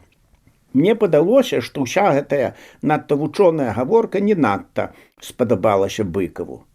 Як я ўжо казаў, на пачатку ён з зацікаўленнем уключыўся ў працэс, а потым зноў неяк замкнуўся і быў далей не вельмі гаваркі. Калі аспірантка пайшла, мы замовілі па порцыі смажаных шлімакоў з капустай і піва, пасля чаго настрой зноў выраўніўся. Я, канешне, магу і памыляцца, але пазней, чытаючы доўгую дарогу дадому, я знайшоў ва ўспамінах Васіля Быкава як бы адгалоскі той размовы з нямецкай аспіранткай у разважаннях пра фармальныя і мадэрнісцкія пошукі ў літаратуры і літаратурнай крытыцы, дзе ён ужывае амаль тыя ж словы, якія гаварыў за сталом у кільцкім гатэлі. На жаль, доўгай дарогі я не маю пад рукой, але, як кажуць, паэзія гэта тое, што застаецца, калі забываюцца словы. У сваіх мемуарах Васіль Владимирович гаворыць дастаткова прыхільна пра нетрадыцыйныя спробы творцаў адлюстраваць свет па-мастацку ёмка, коратка і не толькі чыста вербальнымі сродкамі. Тады за сталом ён быў больш крытычна настроены. Такое ў мяне цяпер застаецца ўражанне. На жаль, той быкаўскі аўтограф прапаў разам са шмат якімі кніжкамі з маёй бібліятэкі. Ад'ехаўшы ў 1992 годзе ў Нямецчыну, частку сваёй бібліятэкі я пакінуў у дачкі. А яны, робячы рамонт, часова вынеслі шмат кніжак у падвал разам з іншымі рэчамі. Тыя спраты нехта ўзламаў і шмат што скраў. У тым ліку некаторыя падпісныя выданні і пераплеценыя выразкі з часопісаў 80-х гадоў: «Полымя», «Нёман», «Новый мир», «Иностранная литература», «Знамя», «Нева», «Москва», «Радуга» – это эстонскі на рускай мове, і некаторых іншых. Тады мы атрымлівалі дома па падпісцы 8 тоўстых часопісаў і 13 газетаў, у тым ліку нямецкіх, польскіх, прыбалтыйскіх і украінскіх. Гэта я кажу мы, моя сям'я, серабранцы мы тады жылі. Была эпоха чакання вялікіх зменаў. Кніжкі чыталі, куплялі, мянялі, кралі. Калі-небудзь кралі кніжкі на макулятуру, за якую можна было прыдбаць кніжны дэфіцыт. З падвалу ў мяне прапалі тады 34-тамовы Герцен, поўны Маяковскі, 8-тамовы Луначарскі, асобныя кнігі Гамсуна, Акутагавы, Гусарля. Магчыма, іх скраў нейкі алкаголік ды прадаў кніжнаму жучку, які на макулятуру купіў моднага тады Марыса Дрыона. Пахвальнае слова прафесіі перакладніка. Заканчваючы згадкі пра асобы эпізоды перакладніцкіх універсітэтаў, адзначу галоўнае, што фармуе творчую асобу гэтай прафесіі. Падступаючыся да любой сферы ведаў іншай цывілізацыі, перакладнік вымушаны станавіцца часткай ментальнай сістэмы гэтай цывілізацыі і будаваць сваю ментальнасць як частку новай сістэмы. Гэта адбываецца не толькі пры набліжэнні да незнаёмай гуманітарнай сферы. Нават калі перакладнік мае справу з такім, здавалася б, ненацыянальным заняткам, як тэхнічны пераклад, ён усё роўна перыядычна будзе сутыкацца з іншымі сістэмнымі элементамі. Я метафізічна упэўнены, што немцы з'яўляюцца найлепшымі рамеснікамі ў Еўропе, дзякуючы глыбінным магчымасцям нямецкага словаўтварэння. Я не памыліўся, менавіта словаўтварэння. Я маю дома сярод перакладных слоўнікаў чатырохмоўны слоўнік рамяства 1913 году выдання з малюнкамі прыстасаванняў і начыння. Цікава, што ў нямецкай частцы абсалютная большасць назваў інструментаў мае функцыянальна-канструктыўны характар, якімі даволі часта ў расейскай адпавядаюць метафарычныя мадэлі.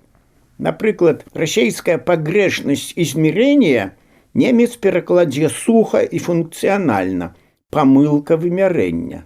Так, дарэчы, зробяць і ангелец, і француз, і гішпанец.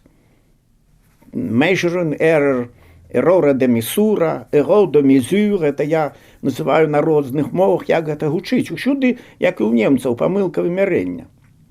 Немец наўрад ці ацэніць вобразны жаргон расейскага слесара, які назаве пэўнае гаечна-балтавое злучэнне папа-мама, або агранома, які просты паліў вадой назаве орошэнне. Цікава, што мала хто з нас дагадваецца, што гэтае расейскае слова ў культурнай агранаміі пераклікаецца з французскім дзеясловам «агусе», ад лацінскага «ros rosis», што значыць «раса», ну і «абвадняць» адпаведна. Праўда, французы самі, паводле сведчання іхных псіхалінгвістаў, страцілі асацыятыўныя сувязі з лацінскай расой, у той час як у метафарычнай расейскай ментальнасці такая сувязь ажыла, нават у простых людзей. А расіць палі значыць акрапіць расой. Нам цяжка ўявіць, наколькі еўрапейцы больш сістэмныя за нас. На працягу апошніх 2 гадоў я праглядаю і уважліва чытаю штотыдзень 3-4 нямецкія тоўстыя газеты, некаторыя па 92 старонкі, дзе пульсуе і еўрапейская думка. Якіх толькі праблемаў не абмяркоўваюць людзі на ўзроўні побытавай свядомасці, якая высокая сістэмнасць і кваліфікацыя рэдактуры. Нават багатыя расейскія перыядычныя выданні з большым інтэлектуальным рэсурсам, чым нашы беларускія, схапіўшы павярхоўны еўрапейскі глямур, застаюцца шмат у чым бессістэмнымі і пошлымі. Ну, гэта я зноў жа выказваю сваю думку.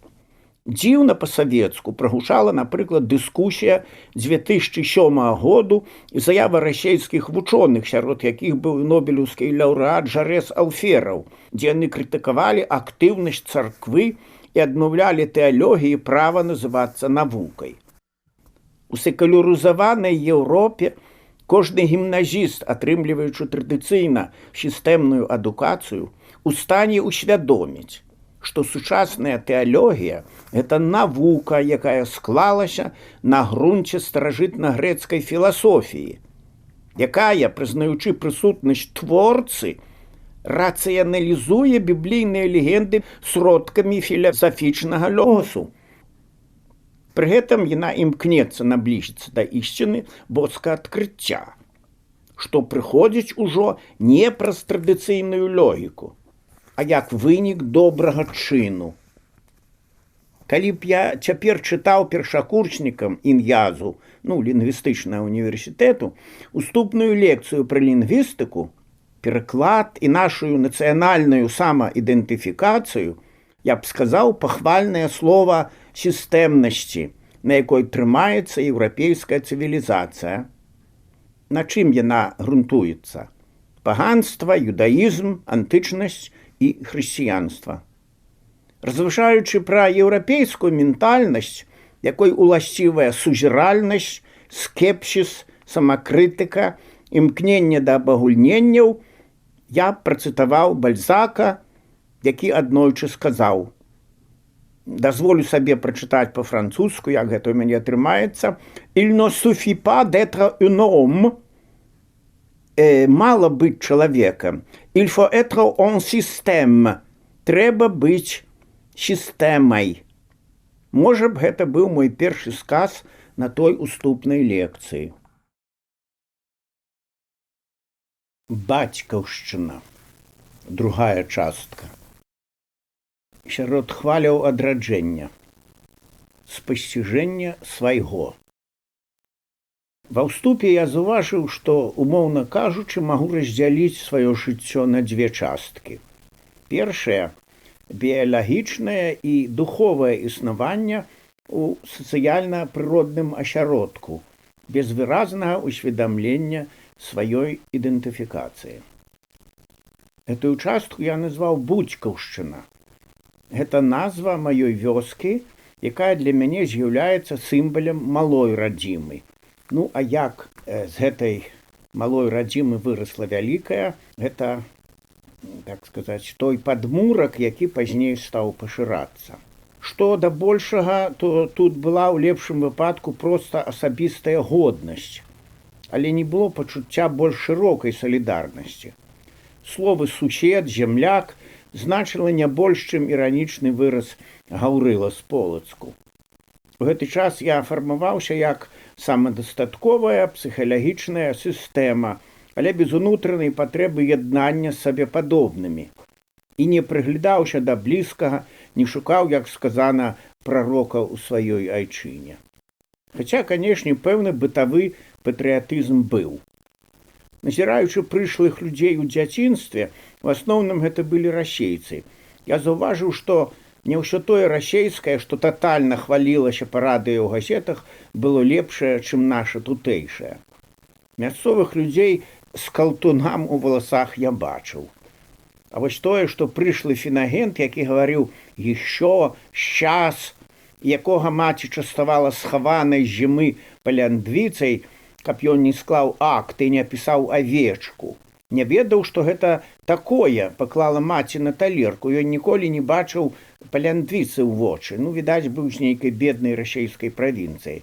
Я гэта заўважыў. Ці гэта прыдумка беларускіх нацыяналістаў, ці то праўда было, але з нейчых успамінаў я чуў нешта падобнае. Як прышлыя з усходу хлопцы ў верасні 1939 году думалі на беларускае тоўстае сала, што гэта тол або мыла. У нас была такая вэнджаная паляндвіца, і той фінагент запытаўся, ці не зашкодзіць гэтае сырое мяса. У сярэдзіне 80-х гадоў, калі я пісаў акадэмічную купалаўскую энцыклапедыю артыкул «Мова Янкі Купалы», я перагледзеў усяго Купалу. Паверце, гэта так. Дзе па дыяганалі, а дзе вельмі уважліва. Асабліва ягоныя дарэвалюцыйныя творы падабаліся мне. Былі сярод іх і песні жальбы, але было вельмі шмат цікавых філасофскіх адкрыццяў да мяне. Вось, напрыклад, прывяду такія. «Не шукай ты шчасця долі на чужым далёкім полі. Гэт за шумным лесам борам, за шырокім сінім морам, не шукай ты шчасця долі. Ты ўсё знойдзеш гэта блізка, там, дзе маці над калыскай табе песні напявала, як малого калыхала, толькі умей шукаць і блізка. Амаль у той жа час, рыхтуючыся да чарговай перадачы роднага слова на беларускім тэлебачанні, дзе шчаслівы лёс звёў мяне з Уладзімірам Содалем, добрым, разумным, архісціплым беларусам, я натрапіў на вершы Тараса Шэўчэнкі, які прамаўляў да сваіх землякоў, амаль як наш Купала.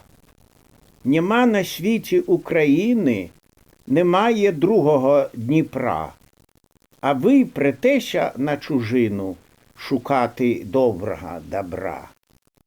Можа, каму-небудзь гэта ўжо здацца рэліктавым замілаваннем запозненага нацыяналіста, але мяне гэта глыбока кранала. Я пачаў уважліва чытаць беларускія тэксты і знаходзіць шмат цікавага не толькі у Шляермахера і Майсея, я маю на ўвазе у нямецкіх філосафаў і ў Бібліі, але ў сваіх тутэйшых. Памятаю, я быў глыбока ўражаны адной страфой Купалавай песні «Званара», дзе аўтар лірычна разважае пра поступ і гвалт. «Эх, бо ведае свет, што вялікіх дум цвет, адно толькі на зломе ўзрастае». Тэма не новая, а вось купалаўская скрушная, не чуецца арганічна разняволеная і разбуральна шырокая «эх». Гэтае «эх» прыцягнула маю ўвагу асабліва. Яно не супала для мяне па настроі з расейскім «дело прочно, когда под ним струится кровь». Гэтак жа я па-новаму для сябе прачытаў у Купалавым вершы радкі «Сыходзіш вёска з яснай явы», якое паводле школьнай класіфікацыі належала да цыклу сацыялістычнага абнаўлення. Чытаючы незамыленымі вачыма коласаўскага Сымона Музыку, я адкрыў такія радкі. «Бы і ў той цішы зацятай ёсць і голас, і свой твар, разнастайны і багаты, поўны музыкі і чар». Калі б гэта быў не колас, а рылька, то тут бы снаблівы крытык так развярнуўся і такіх бы глыбінь дапяў, што ўсе містыкі б толькі ахнулі. Мне, магчыма, было лягчэй, нават чым прафесійным літаратарам прачытаць у Купалы ці коласа тое, што яны пісалі на самай справе, а не тое, што ім у свой час прыпісалі. Я ж фактычна не ведаў традыцыйнай савецкай інтэрпрэтацыі іхных твораў, тут беларускімі крытыкамі, а мерыў усё як германіст паводле еўрапейскіх мерак. Як я не стаў філосафам? Тое, што чалавека вядзе лёс да ягонага паклікання, я цяпер не сумняваюся. Дарэчы, па-нямецку слова «прафесія» «беруф» пры такім вельмі дакладным перакладзе яно і азначае пакліканне. Это значыць, чалавек, калі ён сапраўды хоча працаваць добра і ў радасць сабе, павінен рабіць тое, што яму як бы наканавана з неба. Мой добры анёл уратаваў мяне ад перспектывы стаць прафесійным савецкім філосафам. А выпадак быў сапраўды на мяжы неверагоднага. Пералом у маім жыцці наспяваў на пачатку 70-х гадоў, калі я працаваў ужо інжынерам-патэнтазнаўцам на мінскім мотавелазаводзе, створаным на базе вывезеных у кошт рэпарацыяў з Нямецчыны матацыклетнага і веласіпеднага заводаў. Матацыклетны быў вывезены з горада Чопаў, гэта Германія, і веласіпедны завод, калі я не памыляюся, з горада Зангерхаузен. Для нас з Еўропы са спазненнем гады на 3 дакаціліся хвалі новай левай, die neue Linke па-нямецку. Людзі ўжо чулі імёны Сартар, Маркузе, Энценсбергер. На штандарах еўрапейскіх бунтарных студэнтаў разам з імёнамі Че Гевары і Маркуза зазіхацелі па-новаму імёны Маркса і Мао Цзэдуна. У нетрах савецкай філасофіі саспявала новая пазітывісцкая навука – сацыялогія. Для думных і амбітных выпускнікоў ін'язу адкрывалася дзялка, дзе з веданнем замежных моваў можна было зрабіць кар'еру. Узорам быў Іван Антанович, пазней сакратар ЦК КПБ і міністр замежных справаў. Гэта ўжо ў прэзідэнцкай Беларусі. Яшчэ будучы студэнтам нашага ін'язу, ён працаваў лабарантам у Інстытуце філасофіі АНБССР. Потым хутка абараніў кандыдацкую дысертацыю, крытыкуючы тэорыю буржуазных каштоўнасцяў. На гарызонце маячыў і французскамоўны Лявон Яўменаў, паспяховы, так сказаць, чалавек, які ведаў замежную мову. Ён быў выпускнік маскоўскай ВНУ і загадваў аддзелам спецінфармацыі АНБССР, які паклаў у пракрустаў ложак марксізму хіжага і каведнага Анры Ляфеўра. Ён выкінуў з яго на сметнік тое, што звісала долу, што не ўкладалася ў савецкі пракрустаў ложак. Антанович і Яўменаў, павандраваўшы па гарадах жоўтага д'ябла, чыталі ў таварыстве ведаў публічныя лекцыі, як дрэнна жыць у Амерыцы. Яўменава я ведаў са студэнцкіх гадоў, калі ён вёў у нас у ін'язе семінары па гістарычным матэрыялізме. Філозафамі з навуковымі ступенямі сталі выпускнікі нямецкага факультэту Іван Пруднік і Саша Крукоўскі. Апошні стаў нават навуковым сакратаром Інстытуту філасофіі і права. А супрацоўнік аддзелу Яўменава Володя Штрык, таксама выпускнік ін'язу, ажаніўся з дачкой самога дырэктара Інстытуту філасофіі, акадэміка Казіміра Буслава, і называў сваю жонку, дачку Буслава, пяшчотна «Мая Бураціна», бо ў яе, як і ў бацькі, быў страшэнна доўгі нос. Гэта мы так глядзелі збоку і трошкі іранізавалі і пасміхаліся. Памятаю, у той час стала модным запрашаць на прадпрыемствы сацыёлагаў і ва ўмовах гаспадарчага разліку рабіць сацыялагічныя такія даследаванні, маніторынг, гэта слова тады яшчэ ўжывалася рэдка, паводле шырокага спектру параметраў. Прыехалі да нас на мотавелазавод таксама сацыёлагі. З аддзелу галоўнага канструктара, да якога адносілася і наша патэнтнае бюро, мяне прызначылі адказным мясцовым апекуном навукоўцаў гэтых, якія з акадэміі прыехалі. Група працавала паводле методыкі, распрацаванай у БДУ пад кіраўніцтвам прафесара Давідзюка. Ідэя сама па сабе была цікавая. Калі аб'ектыўна адказваць на ўсе пытанні анкеты, можна было прыйсці да высновы, што многае на прадпрыемстве ідзе не натуральна, а лагічна. Гэтая прыкладная сацыялогія здавалася мне сапраўднай панацэяй, ніякіх табе рэвалюцыйных фразаў, называю ўсё сваім іменем і сістэма лязніца. Пра гэта шэптам гаварылі і маладзейшыя члены сацыялагічнай групы. Інжынеры і рабочыя на канвееры гаварылі ўслых пра хібы планавай эканомікі, ці так званая сацыялістычная кааперацыя распораз давала збоі. Інжынеры і рабочыя кантактавалі падчас аварыйных зборак і вялі ідэалагічна шкодныя размовы. Калі раптам пасля затрымкі паставак прыбывалі па кааперацыі запчасткі, запознена прыходзілі, і супрацоўнікі аддзелаў галоўнага канструктара і галоўнага тэхнолага выходзілі на заснежаны двор са шрубавёртамі і ў рукавіцах, бо мароз быў, пальцы прымерзалі да металу, і сяк-так падвешвалі, прывінчвалі карбюратары. Хер з нім, патрабіцель дакруціць. Бо пастаўкі з Ленінграду тых самых карбюратараў яны ішлі нерэгулярна. Працуючы з сацыялагічнай групай, я адчуваў сябе першапраходцам і амаль што рэвалюцыянерам. Сацыёлагі працавалі на заводзе месяцы 3.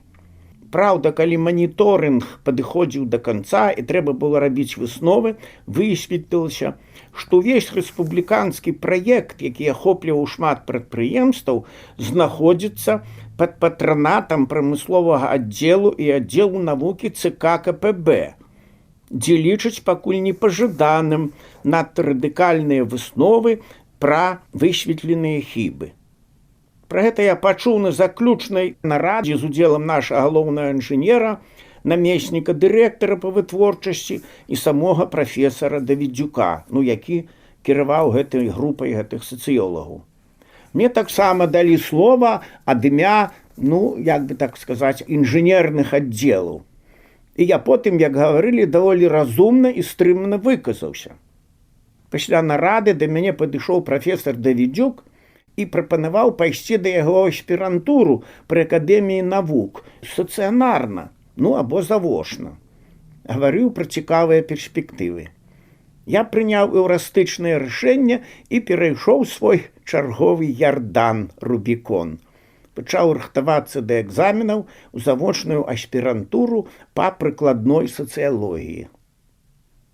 І тут, як шматпакутнага Йова, мой анёл часова пакінуў мяне, каб потым ашчаслівіць. Мой уступны рэферат, дзе я крытычна аналізаваў аднамернага чалавека Герберта Маркуза, я чытаў яго па-французску, называлася, па-мойму, «L'homme unidimensionnel». У інстытуце ацанілі гэты мой трактат на выдатна. Заўважу, што з 11 рэфератаў было толькі 2 пяцёркі, у тым ліку і мая. А вось на экзамене па спецыяльнасці выйшла сечка. Зноў адбылася неверагодная гісторыя. У завочную аспірантуру разам са мной паступаў мой былы вучань, выпускнік ін'язу Ян Ціхановіч. Адразу яшчэ наперад забегаючы скажу, пазней ён стаў дэпутатам Вярхоўнага Савета СССР ад Літвы, перамогшы ў сталічнай Нававіленскай акрузе самога Ландсбергіса. І напярэдадні мы з ім сустракаліся, як з былым студэнтам. Выйшла, што я ягоны выкладчык, і ён мой студэнт, паступаем у завочную аспірантуру па філасофіі ў інстытут акадэмічны. У яго быў сябра Лёня Увараў.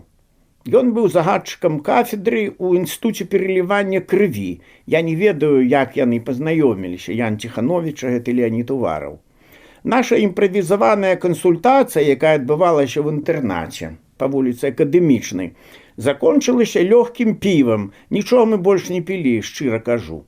Пасля піва мы вырашылі яшчэ раз зайсці ў галоўны корпус акадэміі і паглядзець дакладна аўдыторыю і час пачатку заўтрашняга экзамена. Вы зараз будете смеяцца. Спускаючыся з другога паверху на вуліцу, мы забегаліся па дарозе ў туалет на першым паверсе. Дзверы туалета, як гэта часта было прынята ў савецкі час, зачыняліся шчыльна з сярэдзіны пры дапамозе вельмі моцнай спрунжыны. Таму, заходзячы і выходзячы, трэба было дзверы вельмі моцна цягнуць на сябе або прытрымліваць. Заходзячы, я тузануў дзверы, але, не разлічыўшы сілы, выпусціў ручку, а ў гэты час у дзвярным праёме з'явіўся дзядзька і акурат падставіў нос пад востры кант дзвярэй і пад металічную ручку. Ён быў невысокага росту, у сціплай балоневай курцы, у руках зашмальцаваны партфель, трошкі таўставаты і з вельмі доўгім носам. Дзядзька ўхапіўся за нос, калі па ім стукнулі дзверы. А я, разумеючы пэўную камічнасць сітуацыі і не лічачы сябе вельмі вінаватым, франтаватым тонам сказаў нешта кшталту: «О, пардон, месье». Нашы твары былі блізка адзін да аднаго, і гэты дзядзька з доўгім носам відавочна пачуў пах піва і сказаў нешта гнеўнае пра алкашоў. Тут алкашы всякія тут ходзяць. Мы разышліся, блізка паглядзеўшы адзін аднаму ў вочы, у твар. Я тады ўжо насіў бараду, што яшчэ было не вельмі распаўсюджана, і нават лёгка запамінаўся. Назаўтра, калі ўжо пачаліся экзамены, я, не памятаю, якім па ліку, зайшоў у аўдыторыю, дзе праводзіўся экзамен, і аслупянеў. За сталом экзаменатараў сядзеў той самы дзядзька з доўгім носам, а на дзюбцы носу быў ладны, чырванавата-сіняваты пісях. Чалавек гэты быў дырэктар Інстытуту філазофіі АНБ ССР, акадэмік Казімір Буслаў. Мяне язык прысох да паднябення. Спадар Буслаў мяне, безумоўна, пазнаў, бо непрыемна змяніўся ў твары і як бы рэфлекторна дакрануўся правай рукой да носа. Але нічога такога не сказаў і, бачачы маю збянтэжанасць, ужо абыякава вымявіў: «Ну што вы сталі, бярыце білет». Як на нітках я падышоў да стала, калянымі пальцамі з цяжкасцю адскроб той білет ад стальніцы і, глянуўчы, чуць не страціў прытомнасць. Там зноў, як і ў Ін'язе, на дзяржэкзамене па навуковым камунізме значылася пытанне Фрыдрых Энгельс аб прынцыпах камунізму. Яго мне тады задавалі як дадатковы. Шчыра прызнацца, за тыя гады, што прайшлі з часу дзяржэкзамену ў Ін'язе, я так і не дабраўся прачытаць гэтую першакрыніцу, дзе, як кажуць, можна налічыць аж 22 прынцыпы камунізму. Пэўна, хімерычнасць назвы не схіляла да чытання. Па сённяшні дзень я не прачытаў гэтага твору. Другого пытання ўжо не памятаю. Трэцяя гутарка па рэфераце. Я сеў. Нічога не думалася і не запісвалася. Раз-пораз я кідаў зрок на акадэміка. Калі-небудзь нашыя вочы сустракаліся, я ўжо не памятаю, што і як я адказваў. Я быў не я. Дубовы сухі язык увесь час прыліпаў да паднябення. Сказы паўзлі з роту, як п'яныя бясконцыя чарвякі. Па рэфераце маўклівы экзаменатар мяне не пытаў, нічога пра ўчорашняе не сказаў, моўчкі паставіў 3 і я пакінуў аўдыторыю.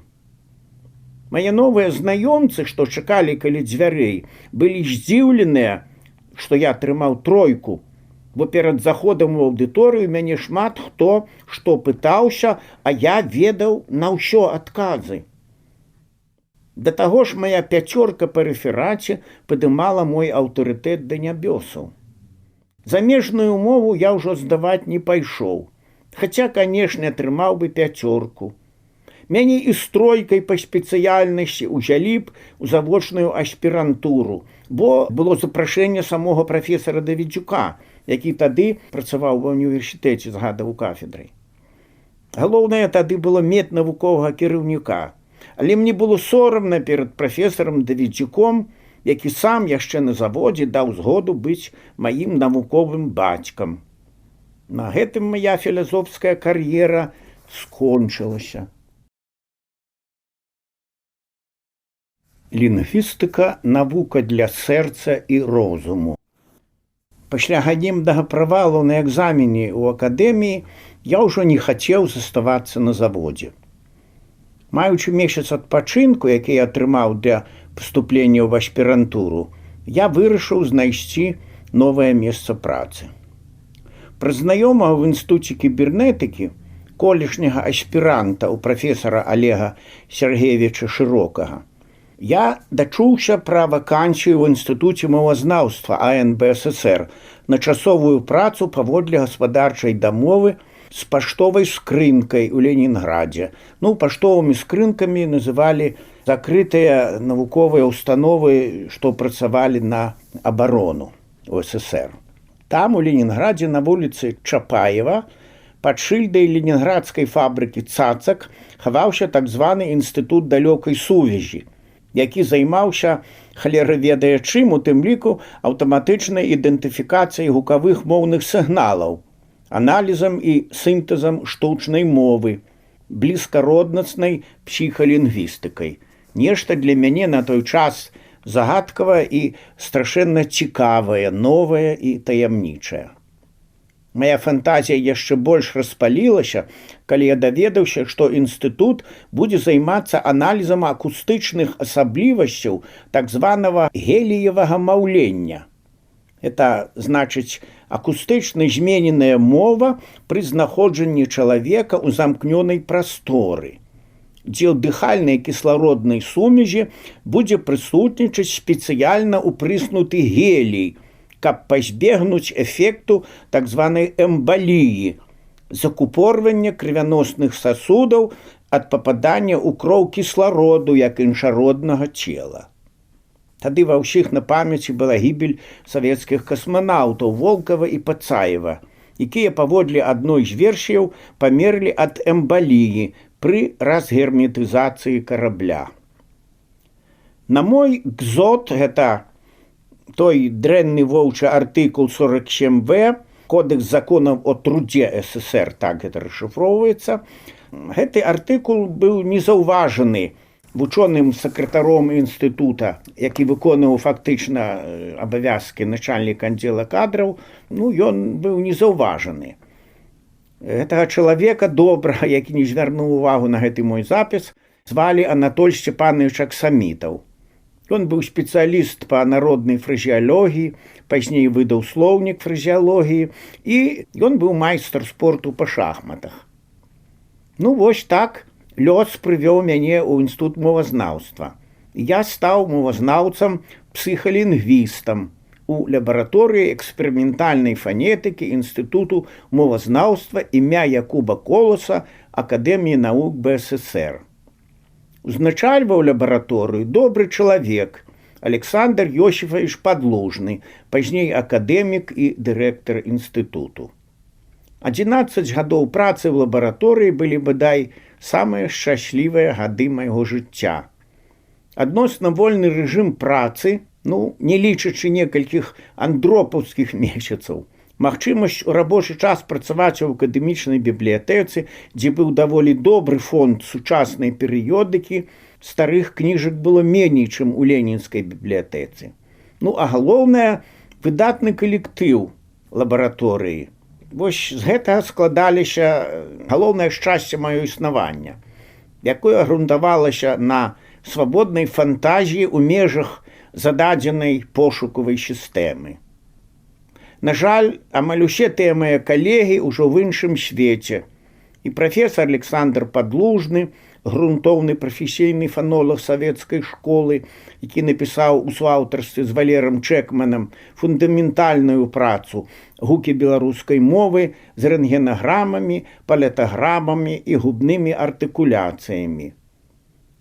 І памёр ён ужо, як я сказаў, і сам прафесар Чэкман, безумоўна, найлепшы балтыст у Беларусі, выдатны знаўца шматлікіх моваў, у тым ліку літоўскай. Памерла і доктар Лілі Выгонная, аўтар цікавых прац па тэарэтычнай і прыкладной фаналогіі. Памёр Эдуард Якушаў, наш інжынер-акустык. Акрамя таго, вельмі добры знаўца Бібліі, царкоўнай гісторыі, германафіл, закончыў завочна інстытут замежных моваў, скептык-метафізік. Вось як бы я ахарактарызаваў гэтага чалавека. Для мяне ўсё яшчэ без сістэмнага аматара, рабочыя дыскусіі з больш дасведчанымі калегамі, размовы на ранішніх плянёрках і ў абедзенны перапынак з гарбатай былі добрай школай разумнай дысцыпліны. Была яшчэ адна прыемная асаблівасць. Валер Чэкман быў выпускніком кіеўскай сувораўскай вучэльні, таксама, як і я, не пазбаўлены духу пэўнага авантурызму. Мне здавалася, што ён нават ажаніўся спецыяльна з літоўскай дзяўчынай, каб авалодаць не проста літоўскай мовай, але і дыялектамі. Пазней ён стаў прафесарам, загадчыкам катедры Віленскага універсітэту, ужо незалежнай Літвы. Пра яго можна пісаць цэлую кнігу. Дарэчы, з таго ўзводу кіеўскай сувораўскай ваеннай вучэльні, дзе ён вучыўся, выйшла шмат вядомых у Савецкім Саюзе пазней людзей, канструктараў, вучоных, артыстаў, і ў тым ліку і аўтар песні «А я іду, шагаю па Маскве». Это паэт Геннадзь Шпалікаў. Аднойчы ён прыязджаў да Валера ў Мінск са сваімі сябрамі і заходзіў у нашу лабараторыю. Потым да нас прыбіўся яшчэ адзін кадет з менскай сувораўскай вучэльні Володя Дзеркач. Выдатны інжынер, ён сабраў уласнымі рукамі унікальны для таго часу прыбор, аналізатар акустычнага спектру. Недзе па сумяшчальніцтве ужо ў той час, пачатак 70-х, ён праектаваў устаноўкі для светлавой музыкі і фантанаў, меў дзясяткі аўтарскіх пасведчанняў. Першы працоўны дзень хмарны. Мой першы працоўны дзень у акадэміі пачаўся незвычайна. Гэта была восень 1973 году. У акадэміі навук, як і па ўсёй Беларусі, тады пачыналі змагацца з новым беларускім нацыяналізмам, які, як лічылі нашыя ідэолагі, натхняўся з Украіны, кіраванай Шэлестам, гэта сакратар ЦК. Хаця я быў аформлены на гаспадарча-дагаворную тэму і для навуковага даследавання інстытуту не меў непасрэднага дачынення, загадчык лабараторыі Александр Падлужны праіў мне прыйсці на пашыранае пасяджэнне навуковай рады, якое выпала якраз на мой першы працоўны дзень. Яно было прысвечана некаторым актуальным пытанням беларускага мовазнаўства. Я ўзяў гэта ў двукосці, так фармуляваўся парадак дня. На пасяджэнні прысутнічаў акадэмік Кандрат Крапіва, які тады займаў ідэалагічную пасаду акадэміка-сакратара аддзялення грамадскіх навук АН БССР. У тыя дні дзяржаўныя гуманітарныя установы, рэдакцыі, выдавецтвы, творчыя саюзы абмяркоўвалі артыкул Кандрата Крапівы, які называўся так: «Грамадская неабходнасць і беспадстаўнае наватарства». Артыкул быў надрукаваны ў газеце «Звезда». Ён прысвячаўся у асноўным праблемам развіцця і ўнармавання літаратурнай мовы, стылістыцы, правапісу, дыялектызмам, запазычанням. Аднак паміж радкоў і даволі празрыстых алюзіяў прачытвалася больш шырокая мэта – спыніць адштурхоўванне ад расійскай мовы і паўзучы моўны нацыяналізм, які ўжо быў так рашуча асуджаны некалькі дзесяцігоддзяў таму. У паветры павеяла 30-мі гадамі. Сам Кандрат Крапіва, наколькі мне запомнілася, на пасяджэнні не выступаў. Але ягонае фізічнае цела, як пэўны сімвал дзяржаўнага цэрберства, была ахутана воблакам страху, які паступова запоўніў усю залу і пачаў запаўзаць унутро прысутных. Усе гаварылі шэптам, некага чакалі, і дырэктар доўга не пачынаў сходу. Дырэктар быў Міхаіл Романович Суднік, я яго ўжо ўзгадваў. Я амаль нічога не ведаў і не мог зразумець, як гэта людзі сябе незвычайна паводзяць. Атмасфера нагадвала хаўтуры. Потым зайшлі нейкія трое важных дзядзькоў і невысокі чалавек, ці то хворы, ці то спужаны. Адзін важны дзядзька сеў наперадзе на загадзя падрыхтаванае крэсла, а двое другіх захацелі сядзець ззаду, збоку. Спужана хвораму дырэктар моўчкі паказаў на месца ў другім радзе і загадаў астатнім пацясніцца. Міхаіл Романович Суднік, дырэктар, пачаў сход, стоячы за сталом прэзідыуму. Побач з ім сядзелі сакратар партарганізацыі і старшыня прафсаюзнага камітэту. Уступная прамова мне штосьці нагадвала, але нязвыклая тады для мяне публічная беларуская мова прыцямняла асацыяцыі. Прамоўца, хаця і гаварыў даволі бойка, але выглядаў няўпэўнена і як бы вінавата.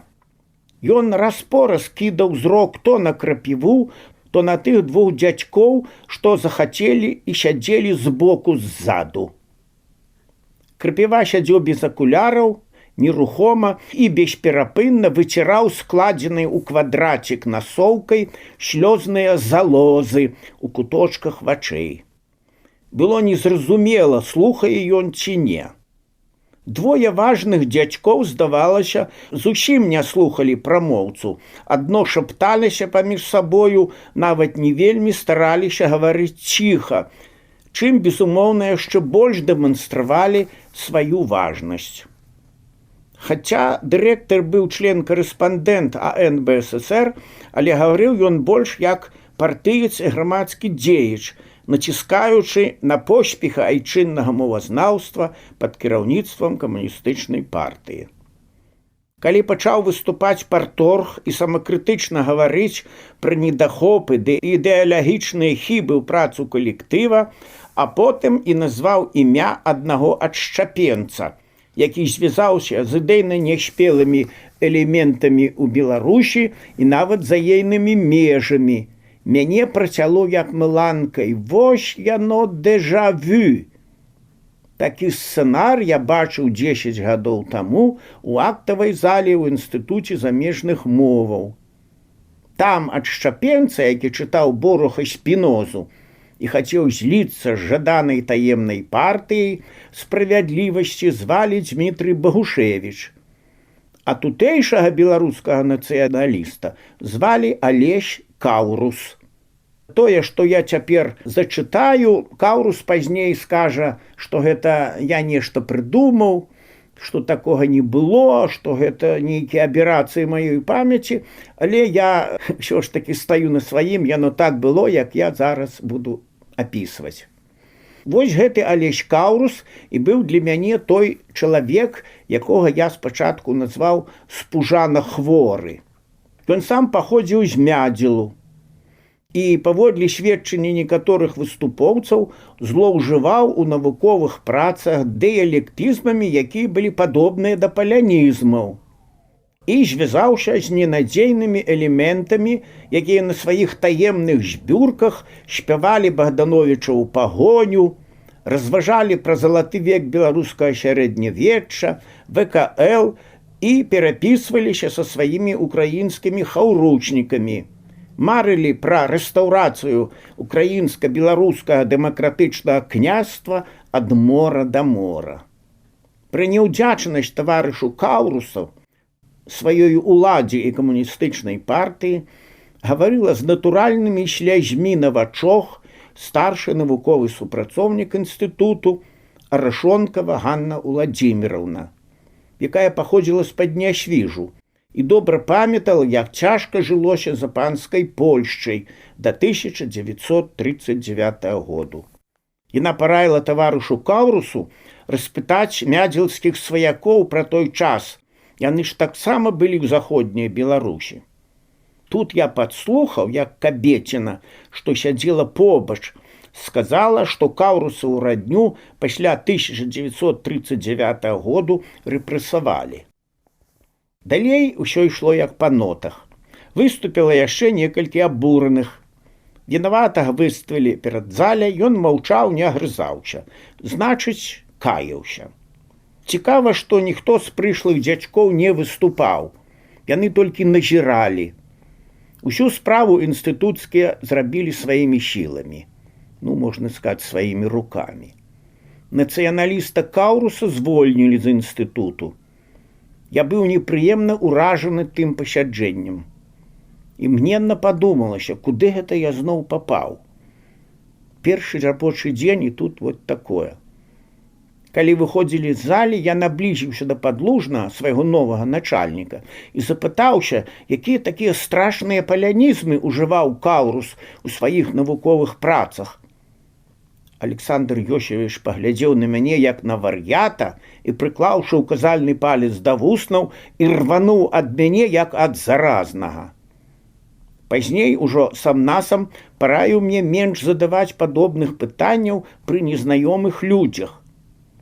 Для мяне пачалося новае жыццё з новай жыццёвай мудрасцю і захапленнямі. Магчыма, у чытача адразу ж узнікла пытанне, як гэта аўтар толькі што пісаў, што быў шчаслівы, працуючы ў Акадэміі навук, а потым пачаў апісваць інквізітарскае самазнішчэнне і страх у храме навукі. Супярэчнасці тут няма. Першы шок быў добрым уступным акордам. Шчасце прыйшло з больш шырокага разумення штодзённасці, якое пашыралася да адчування судакранальнасці, да нечага большага, чым уласная асоба, і, безумоўна, забложнай працы, сустрэчаў, сумоўяў і агульнага чыну на карысць Беларусі. Можа, гэта гучыць трошкі патасна, але это праўда. Лепшыя лекі ад страху і песімізму – дзейнасць, а не разумныя аналітычныя разважанні на элітарных зборках. Памятаю, пасля той пажыранай навуковай рады, калі ўсе разышліся, Алесь Каўрус выйшаў апошні з залі. Я стаяў у калідоры, трошкі агаломшаны, асабліва праз рэакцыю спадара Падлужнага, майго цяперашняга шэфа. І мяне цягнула падысці да Каўруса, але я гэтага не зрабіў. У мяне ўжо трохі запоўз страх, і да таго ж я падсвядома адчуваў, што не ведаю, чым магу уцешыць чалавека. Застаючыся на адлегласці му крокаў 20, я чамусьці пасунуўся за згорбленай постаццю выгнанца, што рухалася па пустым калідоры. На лесвічным скляпенні Алесь прыпыніўся і загаварыў са сціпла апранутымі хлопцамі, што стаялі каля вакна. Іх было, здаецца, 3. Гаварылі шэптам. Яны падазрона глянулі на мяне і зашвішаліся ўніз. Праз пэўны час з адным з іх я пазнаёміўся. Гэта быў наш вядомы беларускі археолог Міхась Чарняўскі, якога таксама тады выгналі з інстытуту гісторыі. У сувязі з гісторыяй акадэмічных нацыяналістаў я ўпершыню пачуў імёны Пазняка, Тумаса, Куліка, Марачкіна, Прашковіча і некаторых іншых. Радасць працы і сяброўства. Вір працы і новых знаёмстваў захапіў жыццё з раніцы да вечару. Калі цяпер гляджу выпадкова захаваныя нататнікі, публікацыі ці фотаздымкі, адчуваю тую хвалю радасці, якая несла нас крок за крокам да шчаслівых дзён. Канферэнцыі, удзел у тэлеперадачах, паходы ў Міністэрства адукацыі для адкрыцця беларускіх класаў, сустрэчы ў школах і на кватэрах з бацькамі, выступы ў студэнцкіх аўдыторыях, праца над беларускай чытанкай для дзіцячых садкоў, складанне праграмы моўнага выхавання ў садках, вось той няпоўны пералік справаў, якімі прыходзілася займацца. Значным поспехам лічу стварэнне першай сучаснай сапраўды беларускай чытанкі для дзіцячых садкоў, над якой працавалі Вінцук Вячорка і я. Туды, акрамя твораў Янкі Купалы, Якуба Коласа, Максіма Танка, удалося ўставіць творы Ларысы Геніюш, Сяргея Новіка Піюна, Зоські Верас. Гэта былі тады забароненыя аўтары. З дзесятак вершаў спецыяльна для хрэстаматыі напісаў Сяржук Сокалаў Воюш. Ці ж гэта не цуд?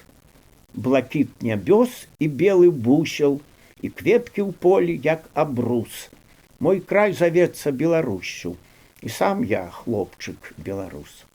Або мы вядзём паіць на рэчку кучаравую авечку, пі, авечачка, ваду, і вяртайся ў чараду. Ці вось такое. У адной руцэ сцяжок, у другой руцэ ражок. Ду-ду-ду, ду-ду-ду, гэта я на свята іду.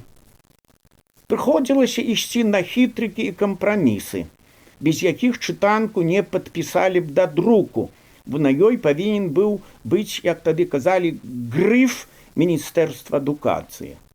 Так, паводле патрабаванняў праграмы ў раздзеле для самай старэйшай групы 5 і 6годкі мусіў быць абавязкова твор пра Леніна.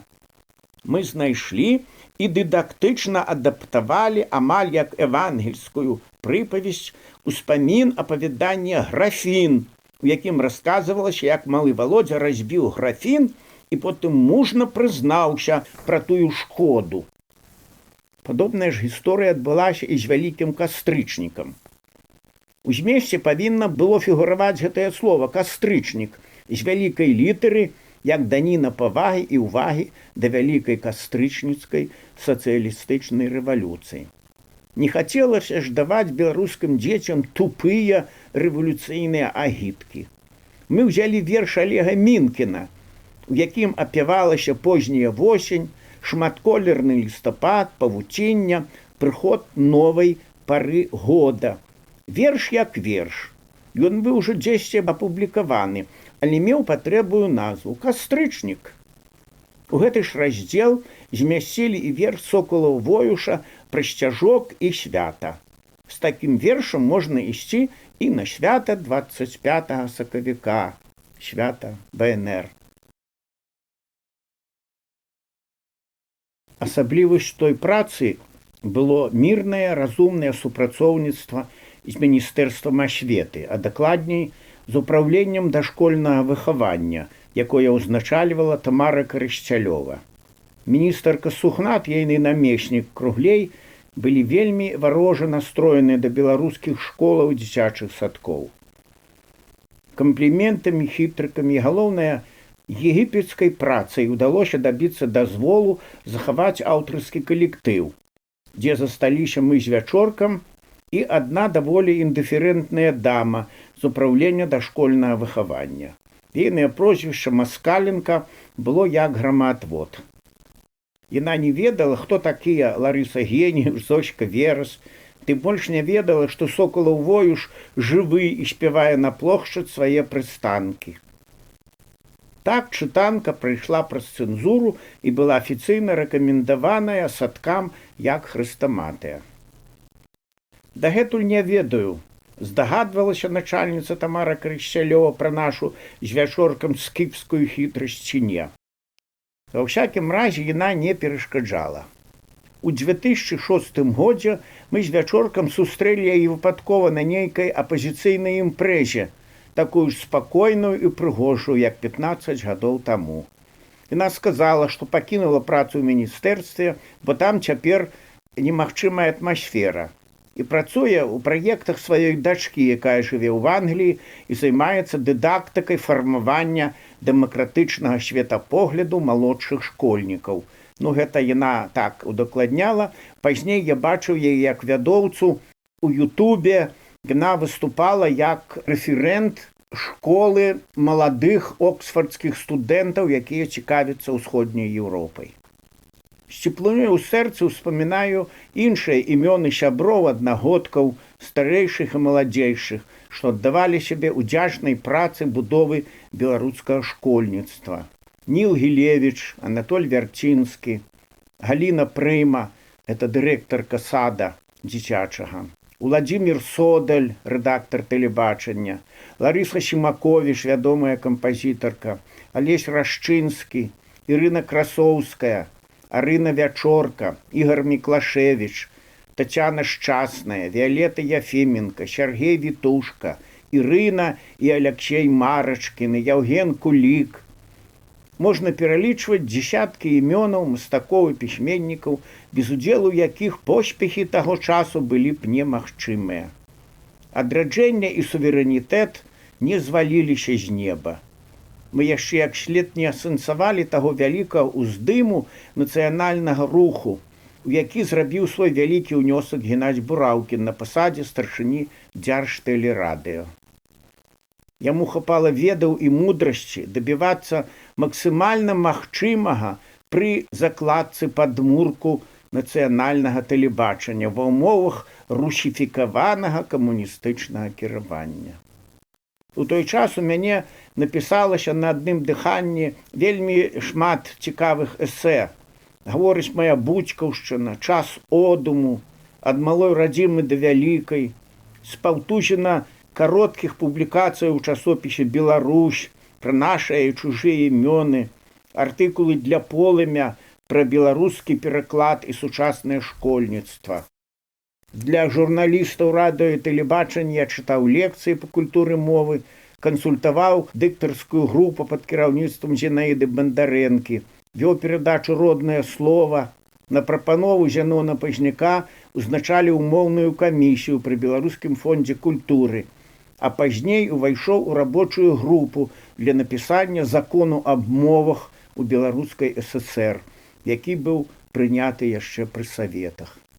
Закон той хоць быў і сатканы з кампрамісаў, аднак даваў добрыя падставы для разгортвання далейшай працы. Даўся ён няпроста. Старшынявала ў рабочай групе Ніна Мазай, намесніца старшыні Савета міністраў, потым амбасадар РБ ў Францыі. Пасяджэнні вёў звычайна Ніл Гілевіч, разумна і памяркоўна. Актыўны ўдзел у працы бралі пісьменнікі Барыс Саченка, Іван Чыгрынаў і міністр замежных спраў Пётр Краўченка. Дарэчы, ён тады яшчэ не быў міністрам, а быў загадчыкам аддзела ЦК Мінскага, па-мойму, абласнога аддзелу. Згадваецца адзін амаль меладраматычны эпізод перад галасаваннем, калі прымаўся той закон у Вярхоўным Савеце. Членам рабочай групы для выпрацоўкі тэксту закона быў і народны артыст БССР Расціслаў Янкоўскі, які не надта актыўна працаваў у рабочай групе, але выступіў у спрэчках на пленарным пасяджэнні, калі закон прымаўся. Выступіў ён па-акторску прыгожа, збольшага прыхільна, але калі паслухаў выступы іншых і эмацыйна запаліўся, папрасіў слова яшчэ раз. І ўжо не так спакойна, але шчыра выказваўся за неабходнасць надання беларускай мове статусу адзінай дзяржаўнай. Дэпутаты падтрымалі закон абсалютнай большасцю. Можа, не ўсе так думалі, але галасавалі, так сказаць, як тады было прынята, што ўнесена зверху на абмеркаванне, затое трэба і галасаваць. З таго шчаслівага часу, калі я быў захоплены хвалямі і плынямі штодзённага адраджэння, у мяне захавалася некалькі тоўстых сшыткаў вялізнага фармату, амаль амбарных кніг, дзе я запісаў адкрытыя для сябе падзеі беларускай гісторыі, вытрымкі з даследаванняў пра сталенне еўрапейскіх нацыяў і нават рэдкія ці проста невядомыя мне беларускія словы і выразы, знойдзеныя ў кнігах па беларускай гісторыі, у эмігранцкай публіцыстыцы, у мастацкіх творах. Напрыклад, з кожнай старонкі прозы Максіма Гарэцкага, якого тады можна было пачытаць толькі ў бібліятэкі Акадэміі навук, скарочана мы яе называлі ў Акадэміі навук «Баня». Я вось гэта з Гарэцкага выпісваў цэлыя сказы. З дзвюх душ я зрабіў цэлую картатэку. Мяне ўражвалі не толькі трапныя словы, якія не фіксаваліся слоўнікамі, але і сінтаксічныя канструкцыі, што маглі б скласці добрую частку навуковага апісання беларускіх словазлучэнняў у падручніках для школаў і ВНУ. Гэта не зроблена і да сёння. Дарэчы, я проста не разумею, куды глядзяць нашыя драматургі і рэжысэры, што дагэтуль не даўмеліся дастукацца, даступіцца да Максіма Гарэцкага. Напрыклад, ягоныя «Дзве душы» — это я сёння начытваю тэкст у 2022 годзе, а калі пісалася моя кніжка, тады быў 2008 год. Дык вось матэрыялы, тэкст «Дзвюх душ» — гэта гатовы бліскучы тэкст для тэатральнай пастаноўкі або мастацкага фільму. Это было мацней паводле індывідуальнага ўздзеяння, чым тутэйшыя купалы. Бо купалаўскі твор – гэта публіцыстыка, а Гарэцкі – глыбокая псіхалогія. Гэтым самым, гэтай сваёй заўвагай я не прыніжаю купалу. Гэта маленькія апавяданні Гарэцкага таксама такія, як «Рускі», ці фрагменты з фронтавых запісаў на імперыялістычнай вайне. Это цудоўныя былі матэрыялы для вечару кароткіх аднаактовых п'ес. Цяпер зноў згадваючы, я магу сказаць, што ўжо ў беларускім тэатры Пінігінам ужо частка гэтых рэчаў зроблена. Сатканы нейкі такі агульны твор, дзе ёсць і «Рускі», і «Дзве душы», асобныя фрагменты ўжо там фігуруюць. Дарагі падарунак Міколы Лобана. Памятаю, чытаючы ўзятую ў некага пад вялікім сакрэтам гісторыю беларускай крыўскай кнігі Вацлава Ластоўскага, я начамі канспектаваў цэлыя раздзелы. Мне, як носьбіту гаворак, не вельмі аддаленых ад радзімы Ластоўскага, было цікава назіраць, дзе ён у сваім уласным навуковым кайне дакументуе моўныя з'явы, а дзе дае бег сваёй творчай фантазіі, прадукуючы фантастычныя наватворы. Гэта асабліва выразна заўважаецца ў ягоным расейска-крыўскім слоўніку. Калі я прачытаў і амаль заканспектаваў усю таўшчэзную гісторыю беларускай крыўскай кнігі, шчаслівы выпадак дапамог мне займець гэтую кнігу ва ўласнасць. Як гэта было? Добры ўладальнік хадзіў са мной побач. Гэта быў Мікола Лобан, вядомы беларускі празаік, які працаваў у інстытуце мовазнаўства загадчыкам сектару лексікаграфіі. Тады гэты аддзел акурат заканчваў працу над тлумачальным слоўнікам беларускай мовы. І Лобан якраз тады паралельна пісаў свой раман «Гарадок Устронь», дзе ў партызанскіх эпізодах ён паўводзіў шмат фрагментаў з нямецкай мовай і папрасіў маёй дапамогі як кансультанта.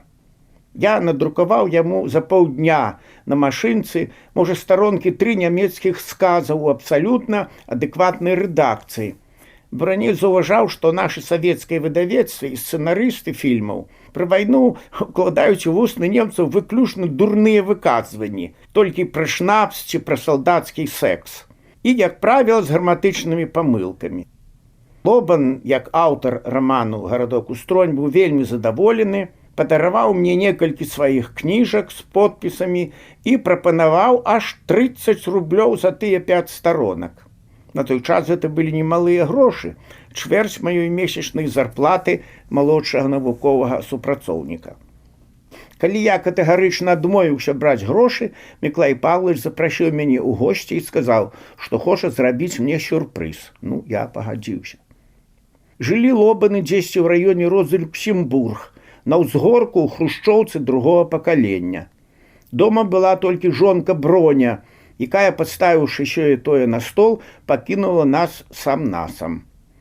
Я распытваў спадара Лобана як лексікографа і старэйшага па ўзросце пра Лёсіка, Байкова, Некрашевіча. Ён расказваў, што ведаў. Я, праўда, чакаў больш. Заканалі падзеі вайны ў 41-42 гадах і партызанскую тэму. Тут ён быў больш жывы і апавядальнік добры. Да сюрпрызу дайшло ўжо амаль у гадзіну ночы. Міклай Павлович устаў, мы сядзелі трошкі і нешта выпівалі, што нам Броня паставіла на стол. Міклай Павлович устаў, зачыніў шчыльна дзверы ў пакоі, дзе мы сядзелі, паставіў крэсла да кніжнай секцыі і папрасіў мяне адчыніць верхнія дзверцы кніжных антрэсоляў. Яму было гэта зрабіць цяжка. Паранены на фронце, ён і па калідоры в інстытуце хадзіў малымі дробненькімі крокамі. Там, вось, калі я адчыніў дзверцы, на гэтых кніжных антрэсолях сярод мастацкіх альбомаў ляжала гісторыя беларускай крыўскай кнігі Вацлава Ластоўскага. «Бярыце і валодайце», сказаў ён. «Вы шчаслівейшыя за нас, бо мы вось так, не ведаючы мяне, вы не баіцеся гаварыць пра Ластоўскага, Некрашевіча. Мы ў свой час гаварылі на такія тэмы толькі са знаёмымі і то шэптам. Ведаеце, кніжку я нават не разразаў, яна толькі збрашураваная, разрэжаце самі дома», сказаў Мікалай Павлович, даючы мне ў рукі пакунак, загорнуты ў пажоўклы плакат з рэкламай мастацкага музею БССР. Для кнігі ён даў мне авоську, сетачку, з якой тады хадзілі ў магазин па харчы. Ціха, каб не разбудзіць жонку, ён вывеў мяне на вуліцу, паказаўшы, як можна прайсці да таксі, бо аўтобусы ўжо не хадзілі. Таксі я не дачакаўся і рушыў пешшу на прасткі праз двары да вуліцы, што вела да чыгуначнага вакзалу. Ну вось я і прыняў эстафету ад ваеннага пакалення мовазнаўцаў, падумаў я, схільны да абагульненняў і алегорыяў, ідучы праз ноч і размахваючы 2-кілаграмовым Ластоўскім у авосьцы, як халоднай зброяй. Дома я адразу кінуўся разразаць нераздзеленыя старонкі спецыяльным касцяным ножыкам, які мне некалі падараваў мой настаўнік па гісторыі нямецкай мове Леў Шыманскі. Папера таго ковенскага выдання 1926 году з друкарні Сакалоўскага Ілана, выдадзенага коштам беларускага цэнтру ў Літве, была не вельмі высокай якасці, жоўтая, тоўстая, але пахла нечым прыемным, падобным да ваніліну. Вокладка ў афармленні Дабушынскага мяккая, са стылізаванымі пад старабеларускую мову надпісамі. Потым я чытаў аж да раніцы ўжо майго ўласнага Ластоўскага, не спяшаючыся і нічога не запісваючы. Пазней папрасіў знаёмага пераплесці фальянт у каляную вокладку, абрэзаць вельмі шырокія палі і ўмацаваць шытво брашураваных аркушаў. Хто цяпер будзе чытаць гэтую кніжку пасля мяне? Гляджу на партрэт Ластоўскага і думаю: Божа, як цяжка было паміраць такому чалавеку у далечыні ад радзімы. Некалі маладым я выдумляў з беларускіх прозвішчаў алегорыі. Ластоўскі – чалавек з іншай планеты, чалавек у ластах, інтэлігентны і бесдапаможны. І яны яго распласталі. Ластоўскага распласталі. У Караткевіча век кароткі. Зянон Пазняк не спазніўся нарадзіцца. Вячорка сказаў: яшчэ не вечар.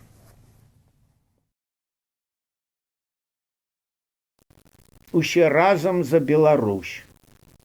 Шмат хто з беларускай інтэлігенцыі зведаў у 80-е гады уціск, непрыемнасці і звальненні з працы за ўдзел у руху за падтрымку беларускай мовы.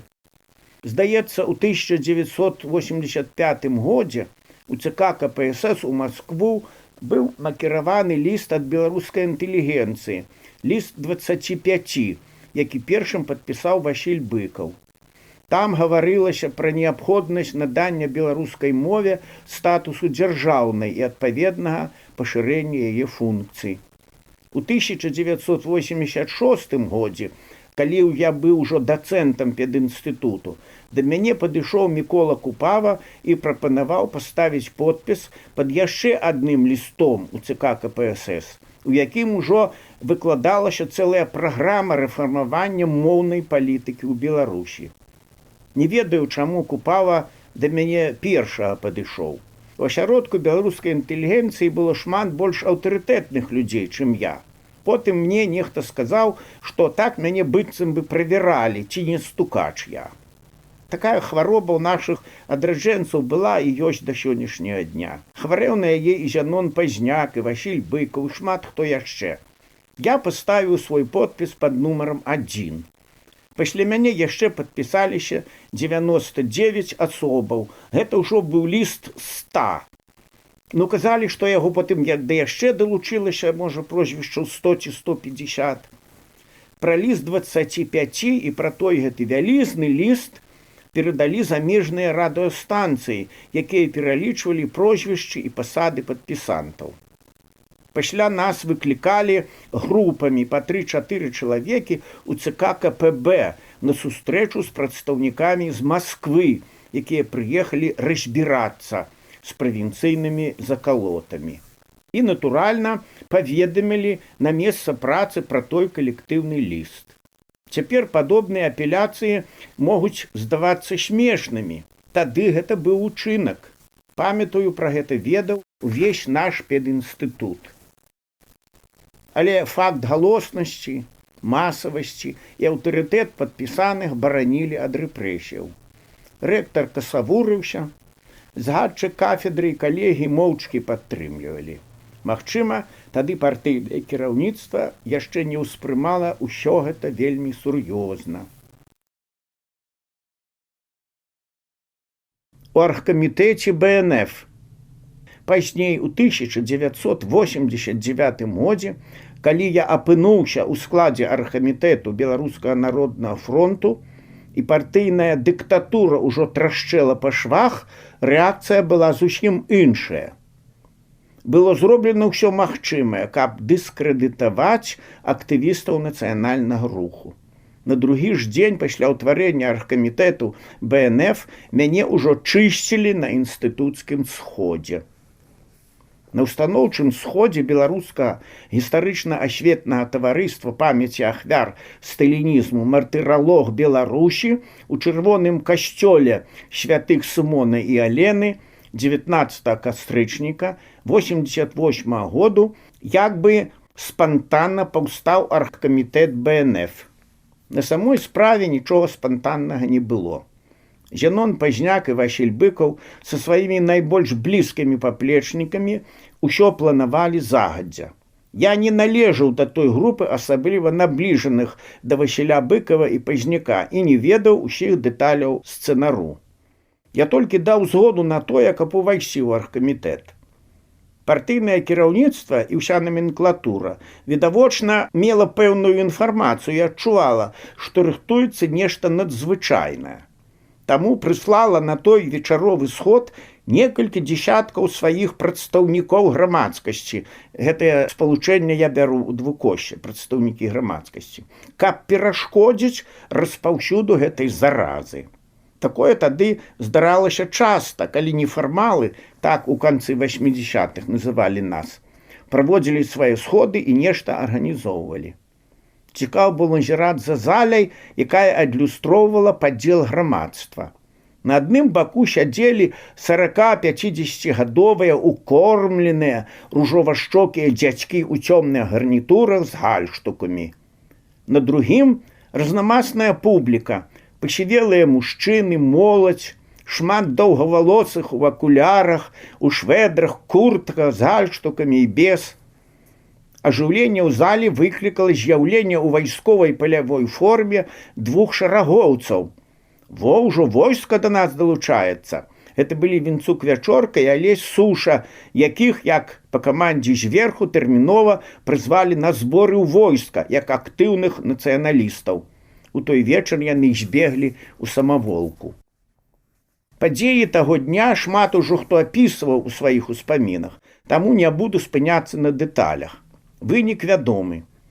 У той вечар беларускі новы вызвольны рух публічна запачаткаваў сваю дзейнасць. Падрыхтоўка была праведзена ўзорна, дзякуючы выдатным арганізатарскім якасцям Зянона Пазняка і ягоных найбліжэйшых сяброў. Без Васіля Быкава такога б не атрымалася. Ягоны маральны аўтарытэт быў неаспрэчны. Мне больш ніколі не давялося бачыць Васіля Владзіміровича такім рашучым і аптымістычным, як у той вечар. Прадстаўнік ЦК КПБ таварыш Бузук, які тады вёў рэй у зале ад імя адкормленай наменклатуры, пацярпеў поўную паразу. На другі дзень пра гэта гаварылі па ўсёй Беларусі. Фронт пачаў распаўсюджваць свой неафіцыйны друкаваны орган «Навіны БНФ адраджэння». Яго рэдагаваў Алесь Суша. Бюлетень развозіўся кур'ерамі ў найбольш актыўныя пункты краіны. Я не адзін. Заля са мною. На другі ж дзень у педінстытуце, дзе я тады працаваў дацэнтам на дашкольным факультэце, у вялікай лекцыйнай зале адбылося надзвычайнае нечарговае пасяджэнне вучонай рады, куды запрасілі выкладчыкаў, студэнтаў з усіх факультэтаў. Мэтаю сходу было папярэдзіць калектыў аб недапушчэнні ўдзелу ў руху БНФ. Вёў пасяджэнне прарэктар інстытуту па выхаваўчай працы таварыш Атрошчанка, былы сакратар гаркаму КПБ Беларусі. Я кажу, тут жа земля яму пухам, бо ён ужо памёр. Ва ўступным слове ён абмаляваў небяспеку, якую нясуць прыбалтыйскія народныя франты адзінству СССР, і спыніўся на задачах калектыву з улікам грамадска-палітычнага становішча, як тады казалі, у рэспубліцы. Галоўным ворагам стабільнасці ў Беларусі быў названы БНФ. Назвалі прозвішчы выкладчыкаў Вячоркі і Садоўскага, якія зганьбілі гонар інстытуту, стаўшы ў шэрагу кіраўнікоў варожай арганізацыі. Згадалі і імя нашага загадчыка кафедры Яўгена Михайловича Адамовича, які занядбаў выхаваўчую працу ў падначаленым калектыве. Так было сфармулявана. Вінцук Вячорка быў на вайсковых зборах і на сходзе не прысутнічаў, значыць, чысцілі аднаго мяне. На сцэне за кафедрай стаяў прарэктар Атрошчанка, а мяне, як злачынцу і вінаватага, выклікалі на сцэну. Сцэнар быў для мяне ўжо да болю знаёмы.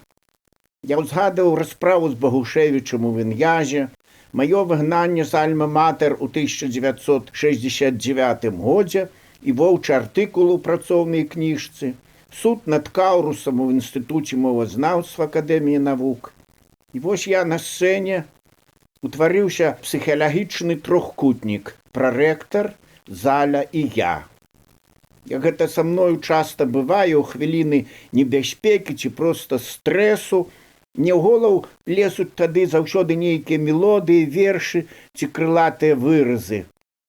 Тады на сцэне у падсвядомасці, як згустак маланкі, прабліснуў мне з маіх біблійных евангельскіх ведаў Сінедрыён, Христос і меланхалічныя думкі пастэрнакаўскага лірычнага героя.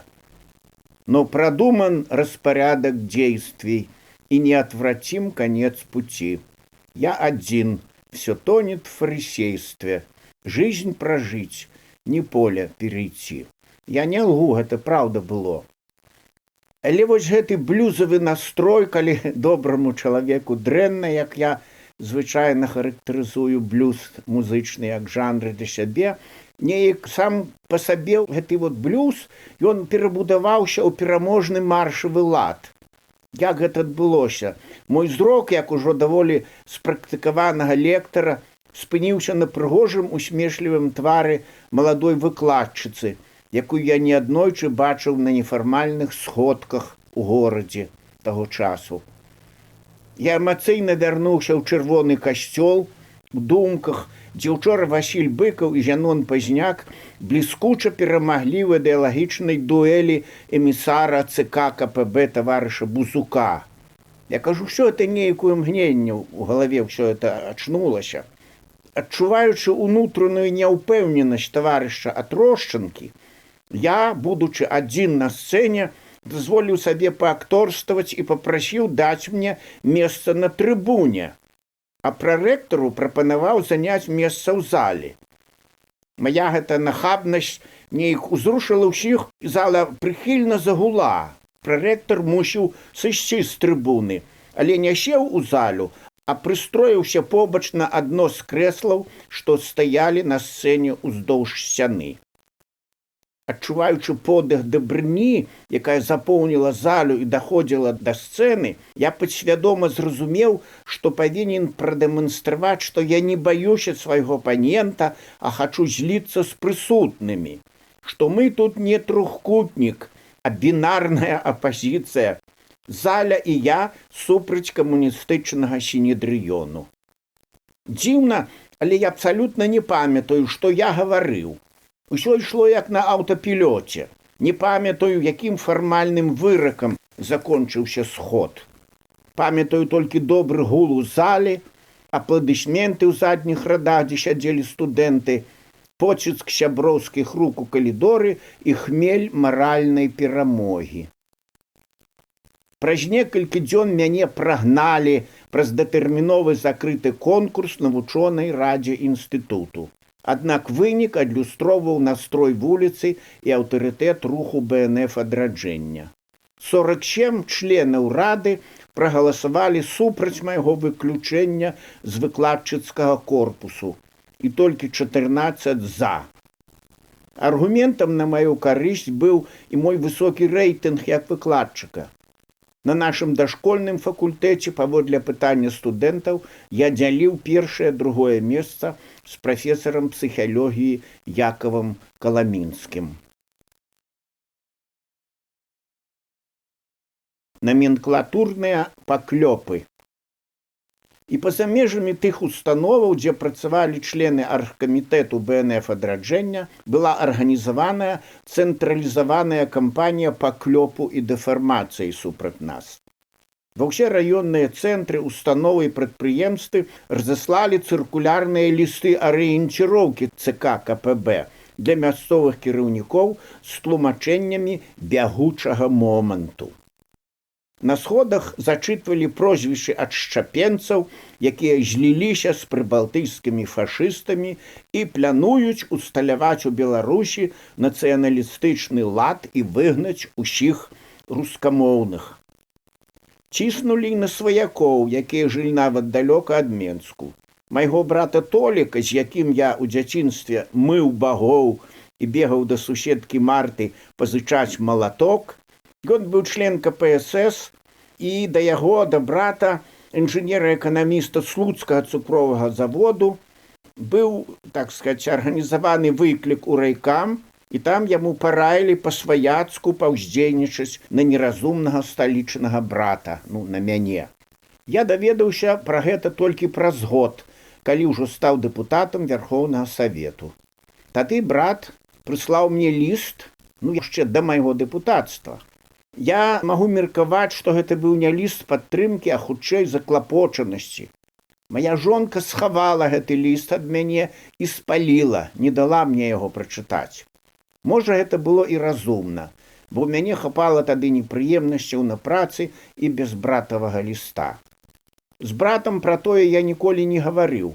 Ён сам таксама нічога не ўзгадваў, толькі пасля таго, магчыма, саромеючыся свайго паслання, амаль перастаў прыязджаць да нас у Менск. Можа, прычынаю стала і братава здароўя. Шчыры камуніст і савецкі патрыёт, ён добраахвотнікаў паехаў у Чарнобыльскую зону, дзе правёў 42 дні, з 2 траўня да сярэдзіны чэрвеня 1986 года. З іх 6 дзён у непасрэднай блізіні ад рэактара. Ён, дарэчы, быў, так сказаць, ужо быў такім узросце, што яго і ні на зборы не бралі, нічога, ён мог не ехаць, усё зрабіў добраахвотна. І вот у 1989 годзе у яго пачалося татальнае разбурэнне арганізму. Цяпер ён мае 2 штучныя сківіцы, цукровы дыябет, штучныя зрэнкі, сапсаваную нервовую сістэму і яшчэ шмат чаго іншага. Разы 2 на месяц яго б'е трасца, так у нас дома ў Буцькаўшчыне звалі ліхаманку. Акрамя фізічных пакутаў, ён мучаецца і маральна. Апантаны рыбак і грыбар са сваімі штучнымі зрэнкамі ён дрэнна бачыць паплавок і грыбы ў восеньскім лесе. Ягоная чарнобыльская пенсія ў прэзідэнцкай Беларусі на 10 еўра перавышае маю па ўзросце, якая раўняецца прыблізна 130 еўра. Улада, падобна, чакае, што ліквідатары хутка перамруць, і праблема вырашыцца сама сабою. Я, дарэчы, як колішні амбасадар і член прэзідыума Вярхоўнага Савету, што працаваў на сталай аснове, маю права на пенсію за асаблівыя заслугі перад Рэспублікай Беларусь, якую цяпер атрымліваюць міністры, дэпутаты, амбасадары ды іншыя правільныя дзяржаўныя дзядзькі. Яна перавышае маю разы 3-4. Аднак я папаў у спіс непажаданых асобаў рэжыму. Это пэўная плата за ўдзел у нацыянальным адраджэнскім руху. Той час вялікіх, хоць пакуль і неспраўджаных чаканняў і радаснай апантанай дзейнасці поплеч з лепшымі сынамі Беларусі застаецца ў памяці як момант шчасця, які надаў сэнс усяму майму папярэдняму і пазнейшаму існаванню. Цяпер, вось, чытаючы гэты тэкст у 2022 годзе, я нагадаю, што мае ўспаміны пра брата ўжо павінны былі быць бы іншыя. Кніжка пісалася ў 2008 годзе, але ўжо шмат гадоў таму мой брат памёр, яго ўжо няма сярод нас. Узбунтаваная Прыбалтыка. Яшчэ савецкая Прыбалтыка. Старая сярэднявечная гісторыя Беларусі і балтыйскіх краінаў абазвалася ў найноўшай гісторыі моцным рэхам таго этнакультурнага падзелу, які быў накінуты нашаму краю пазнейшым геапалітычным развіццём. У класычны савецкі перыяд яшчэ задоўга да перабудовы беларуская інтэлігенцыя і шараговыя абывацелі ездзілі да сваіх паўночна-заходніх суседзяў, як у Еўропу. Гэты край, які, нягледзячы на НКВДшную праполку і калгасную сістэму, захаваў гістарычны досвед уладкавання людскога штодзённага побыту і рамесніцкай вытворчасці, прыцягваў і моладзь, і старэйшых. Маладзейшыя ехалі ў Вільню, Талін ці Рыгу на выхадны, каб уцячы ад халодных, прадзьмутых ветрам праспектаў сацыялістычных гарадоў і згубіцца сярод камяніц і брукаваных вулак, паслухаць арганы ў гатычным храме, пасядзець ва ўтульнай кавярні, зайздросна падслухаць, як блізкія суседзі гавораць на сваёй роднай мове. Людзі сталага веку везлі ад суседзяў з кірмашоў ды крамаў смачны хлеб, сыр, недарагія, але з густам зробленыя тэкстыльныя вырабы, часам свае беларускія, прызначаныя на экспарт. Прыбалтаў саюзны бюджэт значна больш падкормліваў, чым, напрыклад, расейскую ці узбецкую правінцыю. Ціхмянасць патрабуе і перніка. Я магу параўноўваць наведванне Прыбалтыкі ў 70-е і ў канцы 80-х гадоў. Да так званай перабудовы ў Рызе, Таліне ці Вільні можна было адчуць стрыманую халоднасць ці нават варожасць мясцовых, але да агрэсіі амаль ніколі не даходзіла. Мясцовыя маглі сказаць, што не разумеюць па-расейску або паслаць прышлага не ў той бок, куды трэба.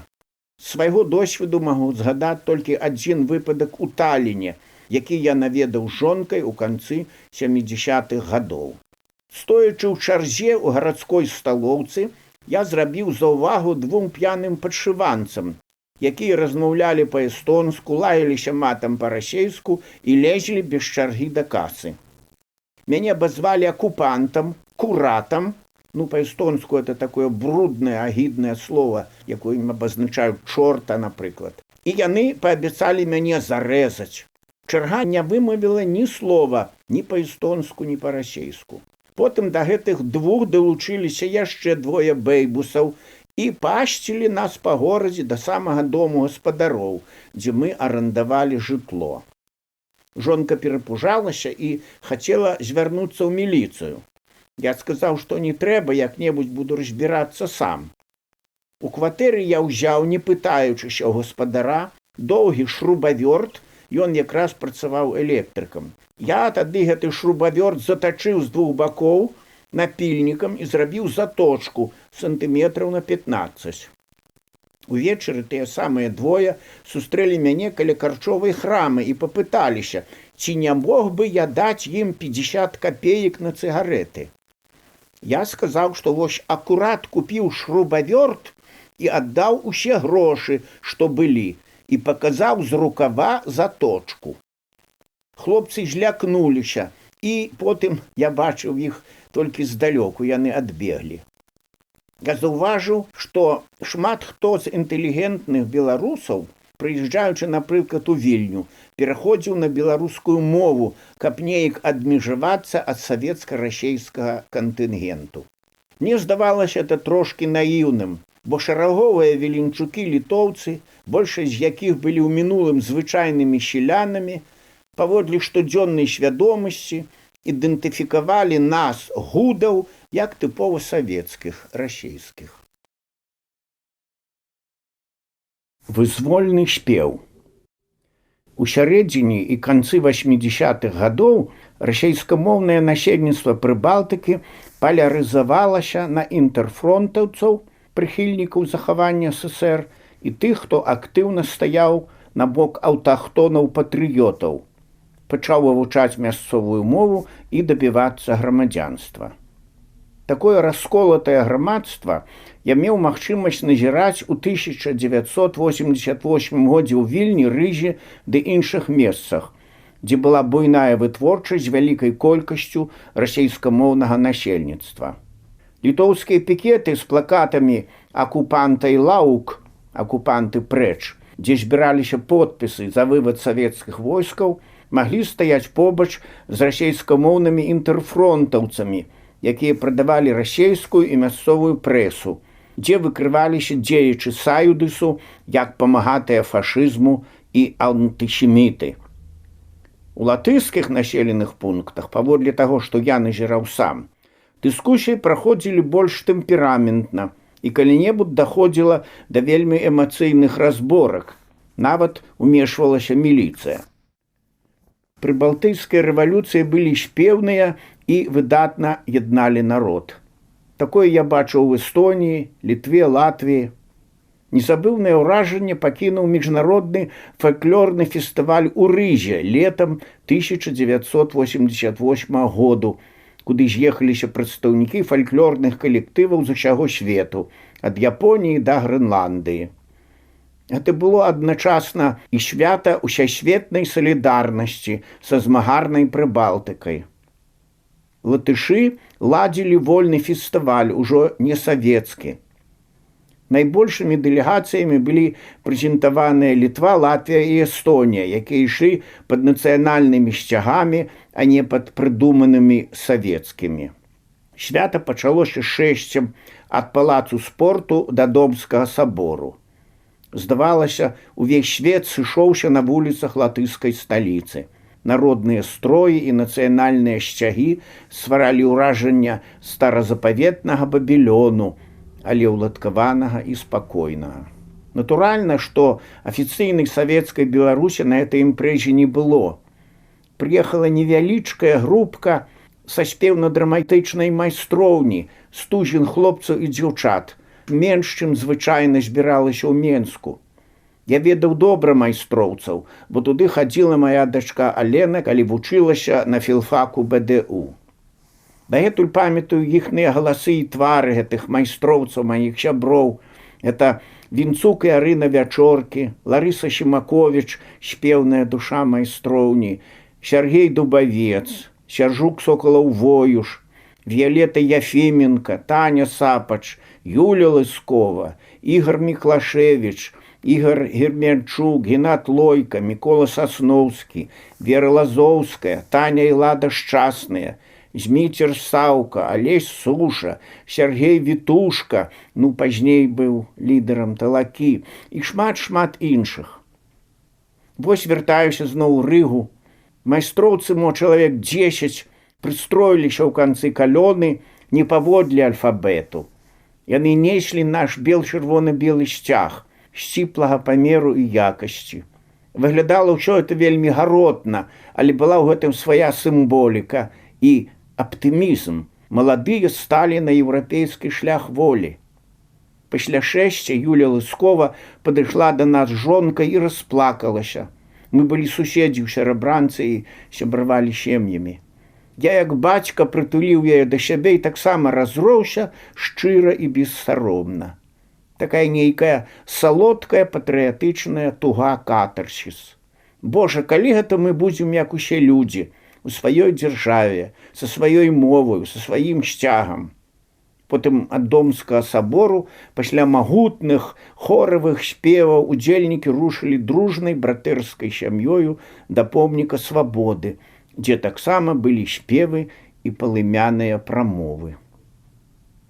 Беларуская партыйная наменклатура нездарма баялася ўплыву прыбалтыйскіх народных франтоў. Гэты ўплыў сапраўды быў. Да вясны 1989 году беларускія творчыя саюзы, ВНУ, акадэмічныя інстытуты, нават некаторыя дзяржаўныя установы тайна і адкрыта чыталі расейскамоўныя прыбалтыйскія выданні. Газетныя і часопісныя артыкулы капіяваліся і распаўсюджваліся паміж знаёмымі і калегамі. Да нас у Менск, у саюзы пісьменнікаў, мастакоў, кінематаграфістаў прыязджалі госці з прыбалтыйскіх творчых саюзаў і расказвалі, што ў іх на самай справе адбываецца. Памятаю, у навінах БНФ, якія тады рэдагаваў Алесь Суша, быў здымак сустрэчы з адказным сакратаром Саюдзісу спадаром Чапайчысам у нашым доме літаратара. У зале побач стаялі літувійскі трыкалёр і наш бел-чырвона-белы сцяг. У сувязі з гэтым узгадваецца мужнасць усяго кіраўніцтва саюза мастакоў, падтрымка саюза пісьменнікаў, асабліва Алеся Емельянова, які ператварыў свой офіс у доме літаратара ў штаб БНФ. Саюз кінематаграфістаў, перш за ўсё спадар Нікіфараў як старшыня і Олег Белавусаў, паспрыялі таму, каб беларускі дэмакратычны рух знайшоў прытулак у доме кіно «Чырвоны касцёл». у тым ліку і падчас выбарчай кампаніі 1990 году. За нашу і літоўскую свабоду. Пашчасціла не быць госцем і на першым з'ездзе літоўскага саюдзісу. Тады я працаваў на музычна-педагагічным факультэце педінстытуту. Запрашэнне я атрымаў прыватна ад знаёмага літоўца, блізкага да саюдзісу, якога звалі Леанас. Ён чамусьці сімпатызаваў беларусам. Па тэлефоне называў сам сябе Лявонам. Ад яго атрымаў у падарунак абсалютна бескарычліва новы запавет па-літоўску, літоўска-расейскі слоўнік Барыса Сэрэйскіса, выдадзены ў коўні ў 1933 годзе, перавыдадзеную гісторыю Літвы 1934 году на літоўскай мове. У час з'езду Саюдзіса у прэзідыуме акрамя лідараў руху Вітаўтаса Ландсбергеса, прафесара кансерваторыі Казімеры Прунскеня, пазней першага прэм'ера незалежнай Літвы, вядомых тады актывістаў Озаласа і Чапайчыса, сядзелі вязні сталінскіх лагераў ды лясныя браты, удзельнікі руху супраціву савецкай акупацыі. Прысутнасць апошніх была нечым незвычайным. Это ж былі адкрытыя ворагі савецкай улады. Зала вітала кожнага выступоўца бурнымі воплескамі ды ўставаннем. Успрымалася это ўсё як у казцы. Вакол была фармальная яшчэ савецкая ўлада. Потым у чэрвені 1989 году быў першы з'езд Беларускага народнага фронту ў Вільні, дзе нас ужо адрознівалі ад расейцаў. З'езд адбываўся ў палацы прафсаюзаў. Нам далі вялікую залю месцаў на 400. Жылі мы ў літоўскіх сем'ях. Камуністычныя ўлады Менску забаранілі праводзіць з'езд на тэрыторыі Беларусі. Найбольш памятнымі засталіся літоўскія сустрэчы 1991 году, калі я ўжо быў дэпутатам Вярхоўнага Савету, падчас і пасля крывавых падзеяў у Вільні 11, 12 і 13 студзеня. Пра тыя дні ў мяне захаваўся дакументальны фільм, зроблены нарвежскім тэлебачаннем. Літва вырывалася з савецкіх абдымкаў. Некалькі групаў дэпутатаў Вярхоўнага Савету 12 склікання, у тым ліку і я, у студзені наведалі Вільню. Акрамя дэпутатаў ад БНФ ездзілі і ветэраны-камуністы на чале з Дземянцеем, старшынём Вярхоўнага Савету. Назіралі і рабілі выснову.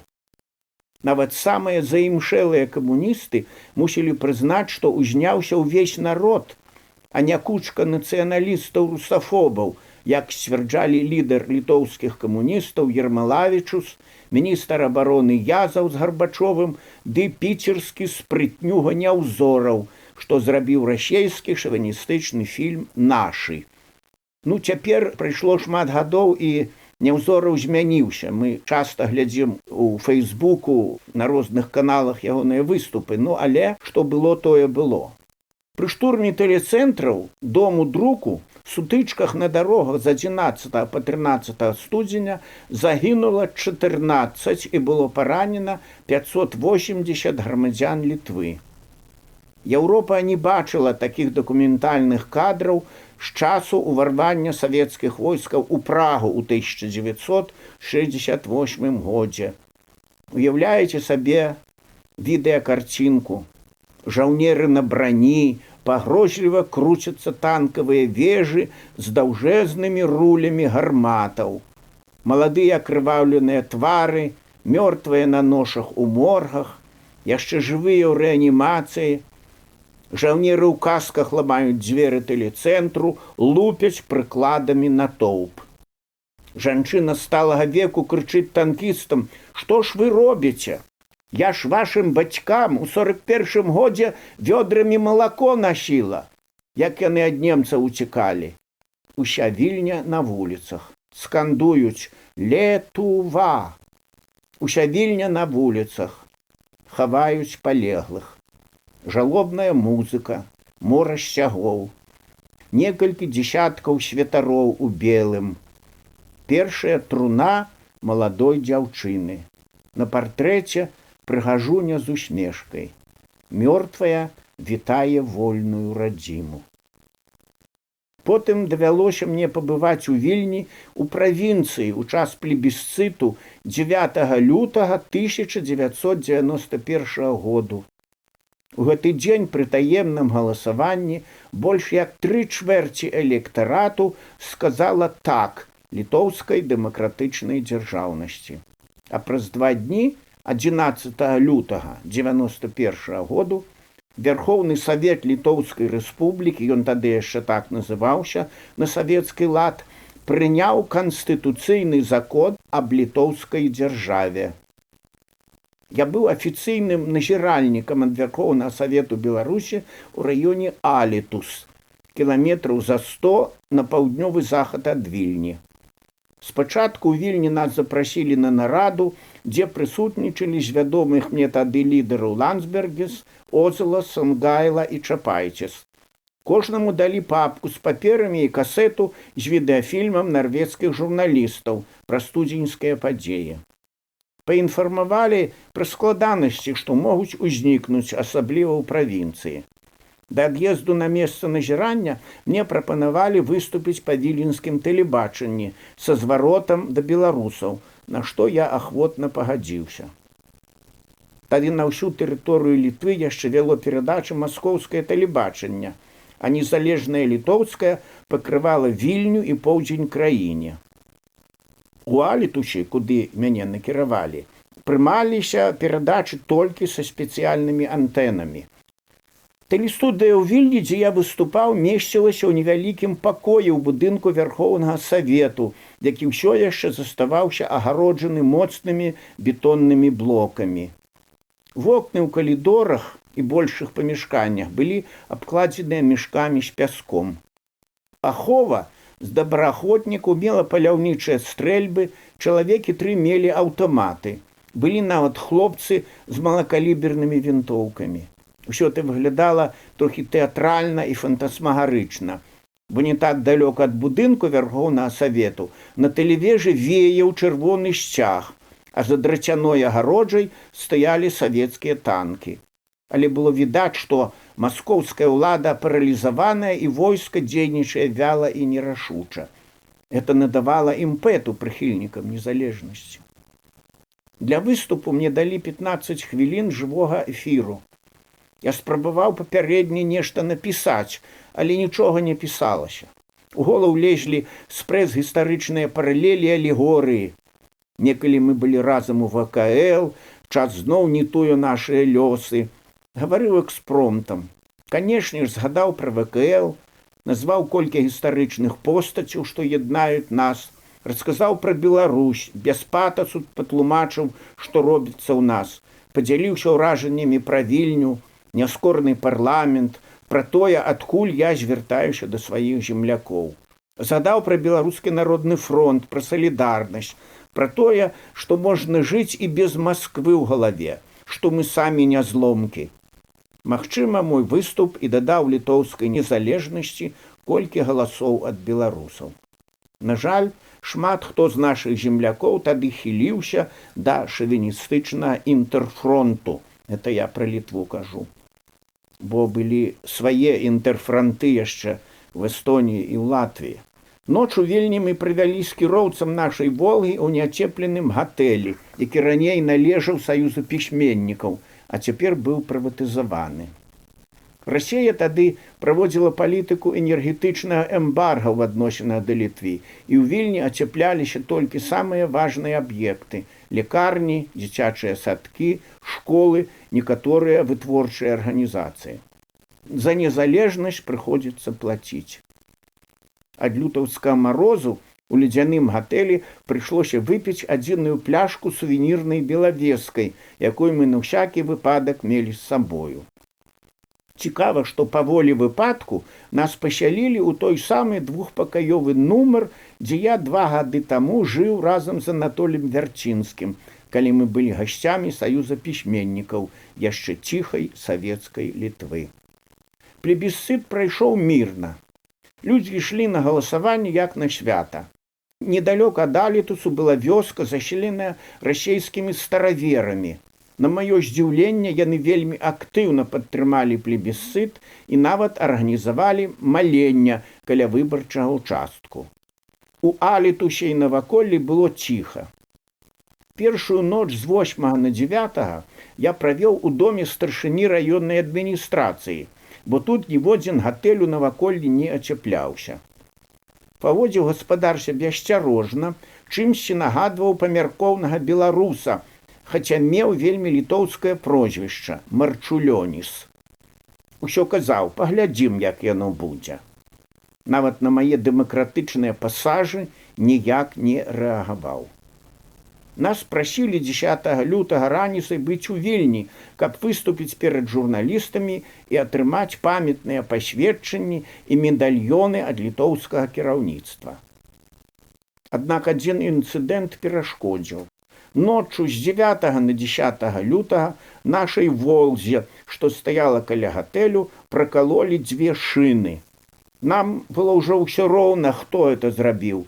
Літоўскія патрыёты, што ўбачылі савецкія нумары, ці інтэрфронтаўцы, якія зафіксавалі нас як прыхільнікаў літоўскай незалежнасці на выбарчым участку. Хутчэй за ўсё, апошнія інтэрфронтаўцы, бо ўвечары адзін з іх вязаўся да нас у кавярні, дзе мы вячэралі. У нас было толькі адно запасное кола, таму вадзіцелю прыйшлося ехаць на машыне выбаркаму ў Алітус, каб купіць другое. Затрымаліся, што называецца, да шарай гадзіны.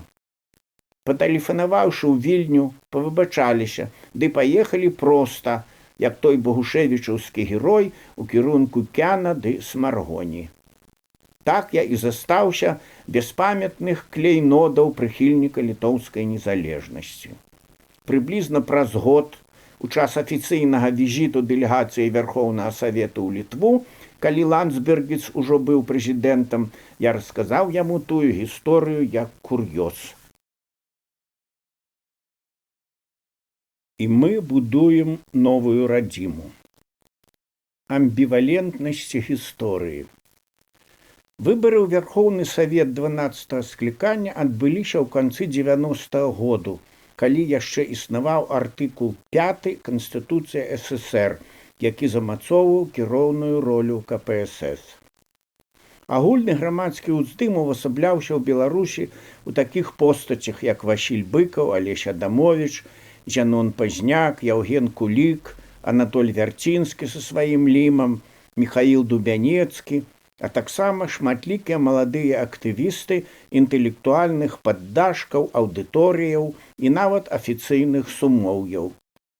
Сапраўднай аздобай і маладой крывёю таго ўздыму былі нефармальныя моладзевыя суполкі, звязаныя з нацыянальна-дэмакратычным вызвольным рухам, такія як майстроўня, талака, тутэйшыя. У той час я працаваў дацэнтам у педінстытуце, але шмат сутыкаўся са студэнцкай моладдзю іншых ВНУ, што далучыліся да нацыянальнага руху.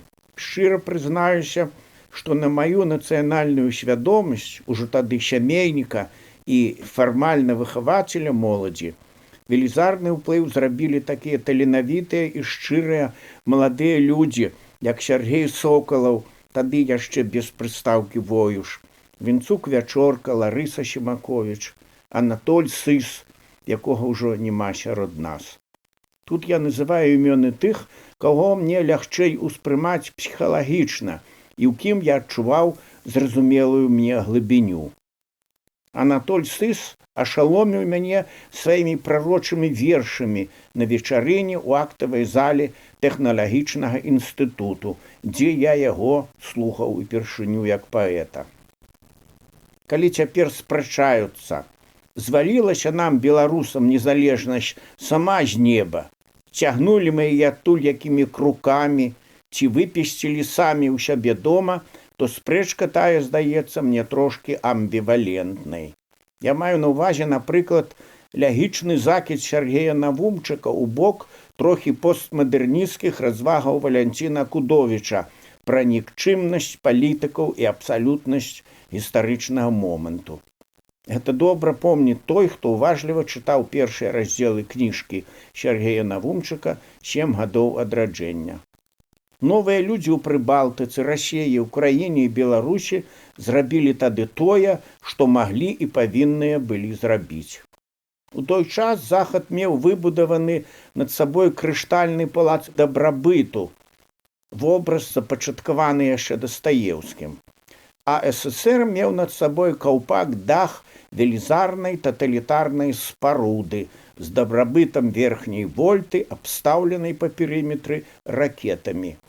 Гэта вобраз з публіцыстыкі Алеся Адамовіча. Беларусы, як і суседзі, бачылі свой кавалак неба і спарахнелы дах, які валіўся ім на галовы, як і суседзям, і дзейнічалі са здаровай рэакцыяй арганізму, які змагаецца за фізічнае выратаванне. Да ідэі самаідэнтыфікацыі народ, як супольнасць, прыходзіць у гістарычны момант небяспекі, якая пагражае ягонаму існаванню ці дабрабыту. А так, калі ўсё мірна ціха, народ развіваецца не так хутка. Сёння на пачатку 21 стагоддзя Еўропа, якая хоча праз суперэтнас абараніць свой дабрабыт, геапалітычную устойлівасць і хаця б віртуальна захаваць рэліктыя прыметы класычных нацыяў, раздзіраецца ў спрэчках пра сваю ідэнтычнасць. У развагах Акудовіча, я узгадаў гэтае імя ў сувязі з крытыкай Сергея Навумчыка, імплікуецца папрок Пазняку як палітыку, які паразітаваў на вызвольных ідэях Прыбалтыкі, так сцвярджае Акудовіч. Праўда, далей Акудовіч як бы паўіранічна карыстаецца эпітэтам «геніяльны» у адносінах да пазнякоўскіх дзеянняў. Нашым гісторыкам, публіцыстам і тым, хто прэтэндуе як бы па-філазофску асэнсаваць перыяд вызвольнага руху канца 80-х і пачатку 90-х гадоў, добра было паставіць сябе на месца Пазняка і ягоных паплечнікаў. Напрыклад, у дні жнівеньскага путчу 91-го году і праверыць свой грамадзянскі кураж. Перапрашаю за высокі штыль, але 19 жніўня апазіцыя БНФ у парламенце рабіла гісторыю. Усе мы прыбеглі ў Вярхоўны Савет бараніць дэмакратыю. Пакуль інтэлігентныя месячы дыскутавалі на кухнях і рабочых месцах, 30 грамадзян-дэпутатаў не без рызыкі для ўласных дабротаў і свабоды 19 жніўня а першай гадзіне дня адкрыта звярнуліся да народу з заклікам да супраціву. Калі ж гаварыць больш агульна пра пачатак супраціўнага антыкамуністычнага руху ў Беларусі, Расіі ды ўкраіне і ўплыў Прыбалтыкі, то тут псіхалагічна і гістарычна праўда ў тым, што інакш дзейнічаць было немагчыма. Гістарычны момант выключаў бяздзеянне і арыентацыю на ўсход, на Расію. Не маглі мы чакаць саюзнікаў з усходу, дзе змагаліся толькі за правы асобы, за нейкую агульную свабоду, а не за правы меншых народаў на фізічнае існаванне. Хто уважліва сачыў за тагачасным друкам, памятае шматлікія пазнейшыя інтэрв'ю, асабліва за межамі СНД. Інтэрв'ю расейскіх рэфарматараў-дэмакратаў Гайдара, Лукіна, Нямцова ды Ельцына пра беларускую тэрыторыю як зону геапалітычных інтарэсаў Расіі. Так што наш выбар прыбалтаў і украінцаў як стратэгічных саюзнікаў. Прыгадайце падхопленую БНФ яшчэ з часу братоў Луцкевічаў ідэю балта-чарнаморскай супольнасці. Дык вось наш гэты выбар быў абсалютна натуральны і непазбежны. Зянон Пазняк.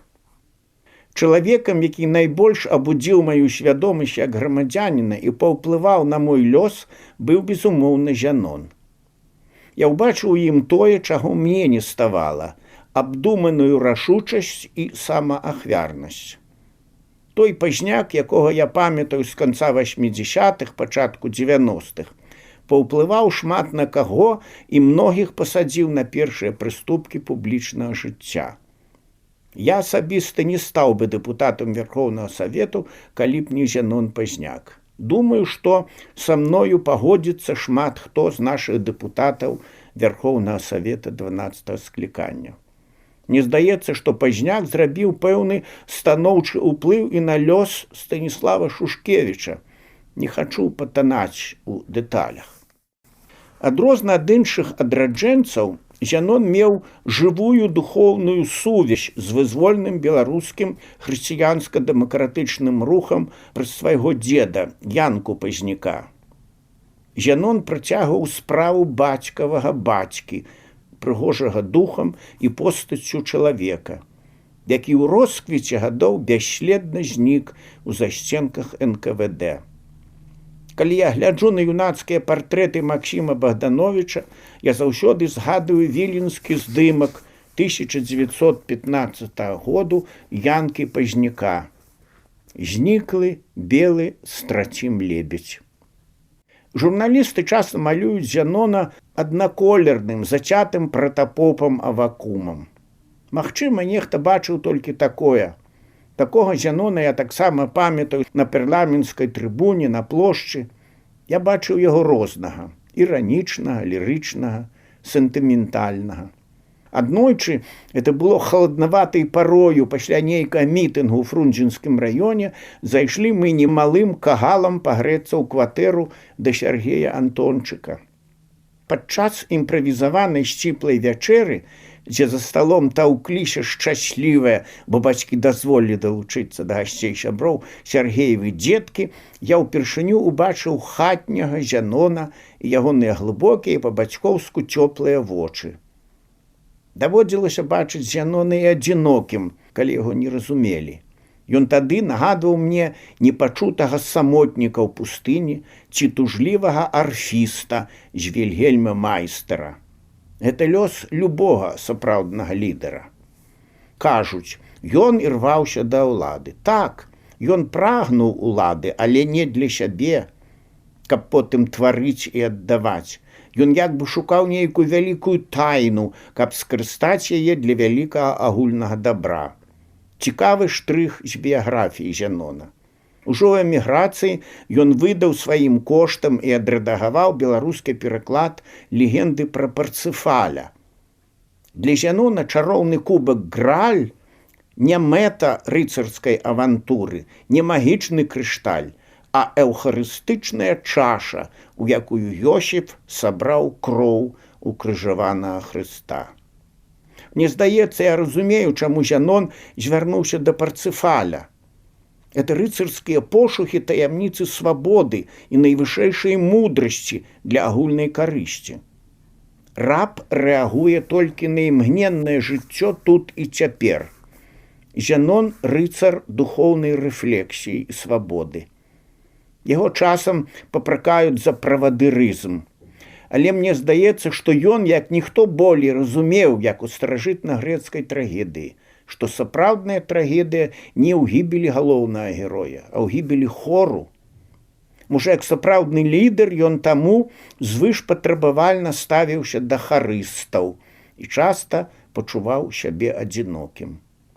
Ягонае адкрыццё курапатаў было рашучым крокам у вялікую лёсаносную палітыку. Кажуць, што Зянон апошнім часам ужо не той, стаў менш рашучы, заседзіўся ў эміграцыі. Думаю, ягоныя апасенні за сваё жыццё ў лукашэнкаўскай Беларусі не беспадстаўныя. У сваіх прагнозах ён рэдка калі памыляўся. Як бы там ні было, але Зянонава меркаванне, што традыцыйнымі парламенцкімі метадамі беларускі рэжым не памяняць, ужо агучваецца сёння і ягонымі крытыкамі шэрагаў апазіцыі. Я не ведаю дэталяў, як адбываўся раскол БНФ пасля 92-го году. Да пачатку 95-го я быў у Нямецчыне, прыязджаючы толькі на пасяджэнне Верхоўнага Савету, ды летам на адпачынак. Нават падслухаўшы такога аб'ектыўнага чалавека, як Юры Хадыка, я не змог скласці для сябе пэўнай карціны падзей таго часу. і як складаліся ўзаемаадносіны лідараў руху адноцна характару практычнай дзейнасці. Слухаючы восенню 2007 году ў жывой трансляцыі адказы Яруся Беленькага, выканаўшага старшыні кансерватыўна-хрысціянскай партыі БНФ, на пытанні слухачоў радыё «Свабода», я зразумеў, што чальцы партыі Пазняка абсалютна не прымаюць прагматычнага курсу цяперашняй дэмакратычнай апазіцыі, а трымаюцца прынцыпаў маральнай палітычнай дзейнасці ў беларускім вызвольным руху, не прызнаючы ніякіх кампрамісаў і хаўрусаў. З чыста маральна-этычных меркаванняў пазіцыя, безумоўна, ідэальная, амаль першахрысціянская.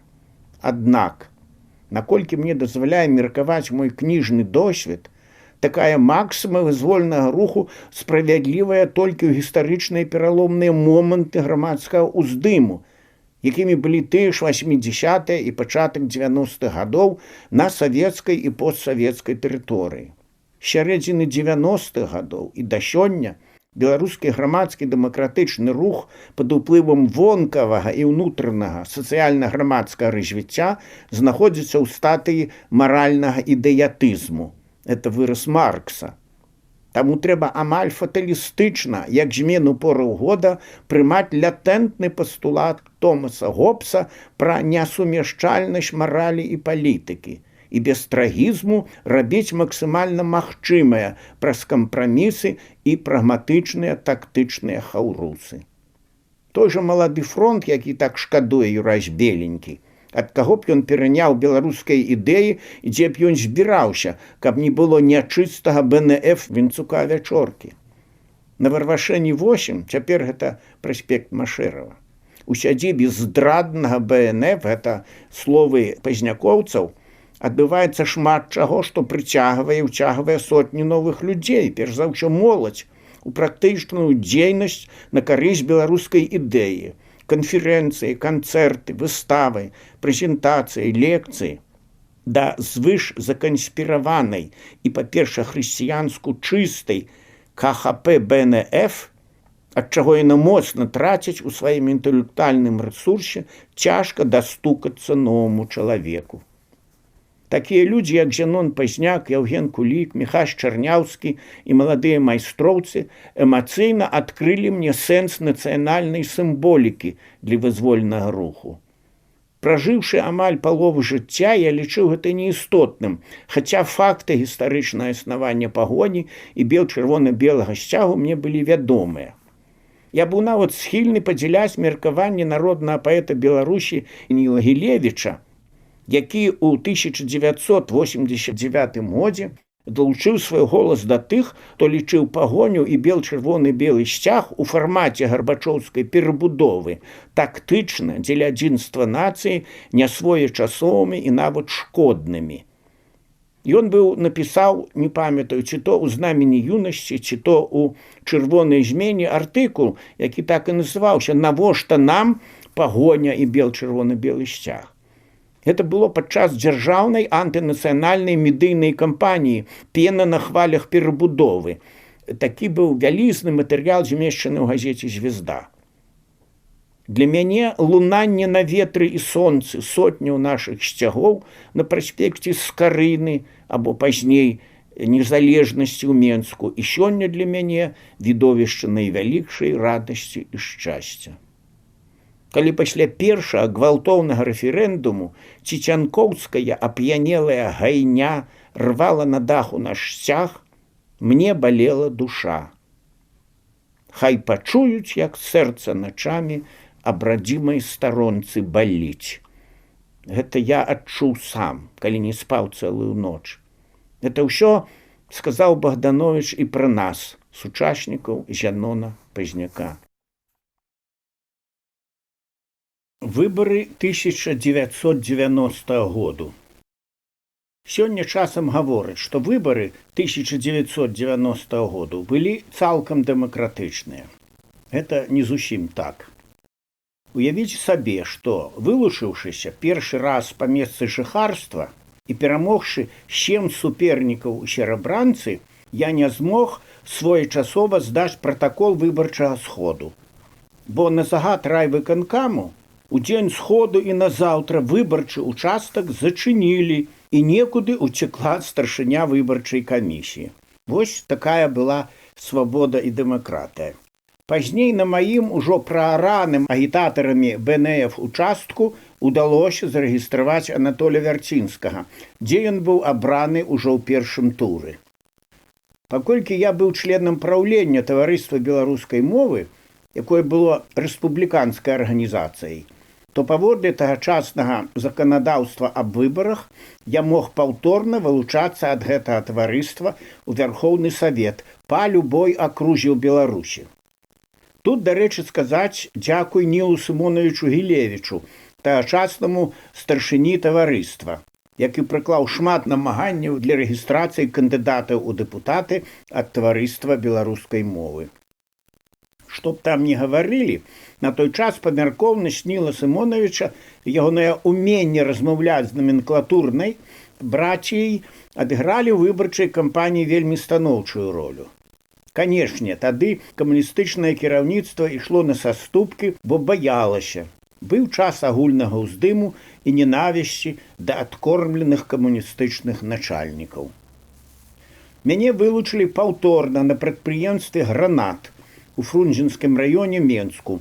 Было такое закрытае прадпрыемства, так званая паштовая скрынка, што вырабляла роботы ды іншае складанае электроннае начынне.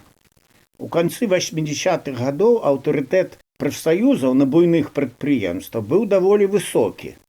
Уявіце сабе, прафсаюз «Гранату», сярод якога было немала членаў БНФ, найперш я б выказаў падзяку Олегу Шагуліну, Барысу Стуку і Александру Царыкаву. Вось гэтыя людзі яшчэ да майго паўторнага вылучэння запрасілі мяне на прадпрыемства пачытаць лекцыі па культуры гісторыі Беларусі для інжынераў цэха роботаў. Кіраўніцтва завода выдатна ведала, што мы гаворым на сустрэчах, бо на гутаркі прыходзілі ўсе, хто хацеў. Аднак забараніць сустрэчы камуністычны райкам пабаяўся. Побач з «Гранатам» знаходзілася велізарнае прадпрыемства «Мінскі завод вылічальнай тэхнікі», вядомы ў горадзе пад абрэвіятурай МЗВТ. Гэта быў мой другі выбарчы пляцдарм. Тут ад партыйнай наменклатуры у маю акругу быў вылучаны парторг прадпрыемства таварыш Канойка. Сам па сабе чалавек прыстойны, не агрэсіўны.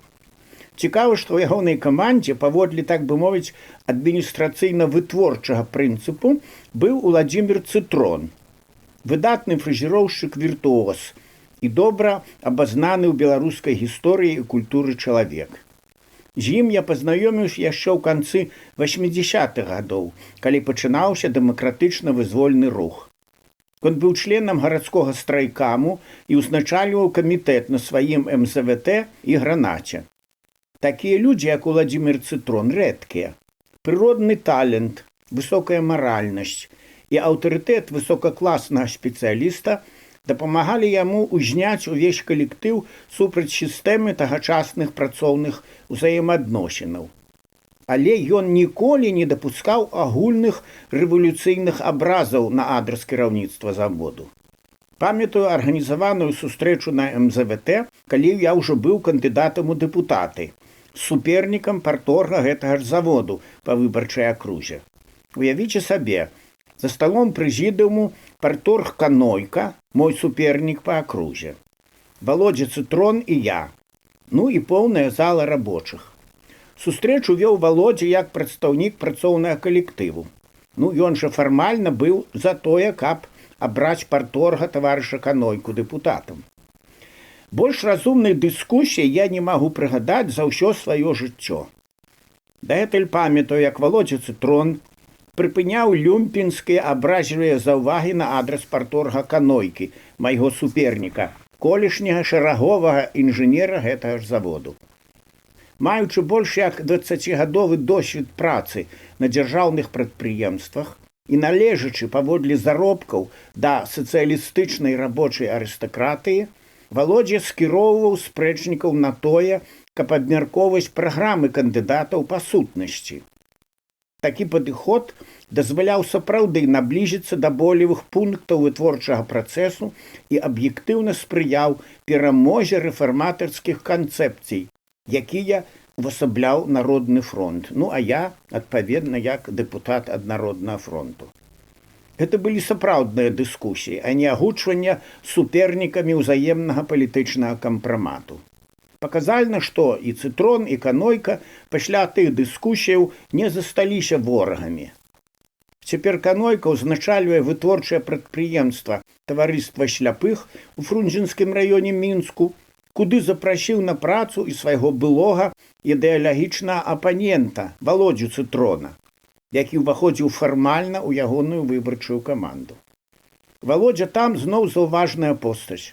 Ён прыносіць у цэх народную волю, інфармуе хлопцаў пра дэмакратычныя акцыі апазіцыі. Дырэктар, спадар Канойка, паважае спадара Цытрона як унікальнага спецыяліста і нават не мае нічога супраць, каб той працаваў на сваім персанальным станку бяззменнага фрэзероўшчыка. Гэты станок не новы, нямецкі, яму ўжо гадоў 30. Але Валодзя робіць на ім некаторыя рэчы, якія не пад сілу станкам з лічбавым кіраваннем, што стаяць побач.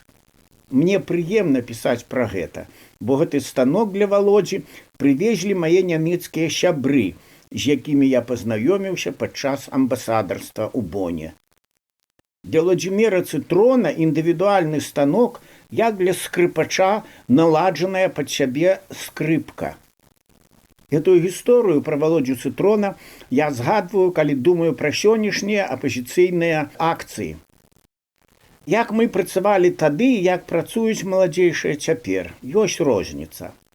Камуністычны рэжым пры саветах быў, праўда, не такі цынічны і нахабны, як сённяшні прэзідэнцкі. Тады яшчэ не было кантрактнай сістэмы, на прахадных не дзяжурылі амапаўцы. Але і цяпер можна знаходзіць шляхі працаваць з людзьмі, робячы акцэнт на стваральных праектах, набліжаючыся да працоўных калектываў. І не абавязкова на працы, а па месцы жыхарства, на карпаратыўных лецішчах, на культурна-масавых мерапрыемствах. Рабіць усё гэта. Ладзячы еўрапейскія ды сацыяльныя маршы, нельга забывацца даваць слова актывістам з рабочых калектываў і новым шараговым удзельнікам акцыяў. Палітычныя вулічныя акцыі не выключаюць і падрыхтаваных экспромтаў. Памятаю, як той жа Валодзя Цытрон у першы дзень путчу прывёў у цэнтр Менску калону рабочых з МЗВТ і гранату. Вось заканчваючы гэты раздзел успамінаў, скажу, што, на жаль, Валодзя Цытрон ужо памёр, яго няма.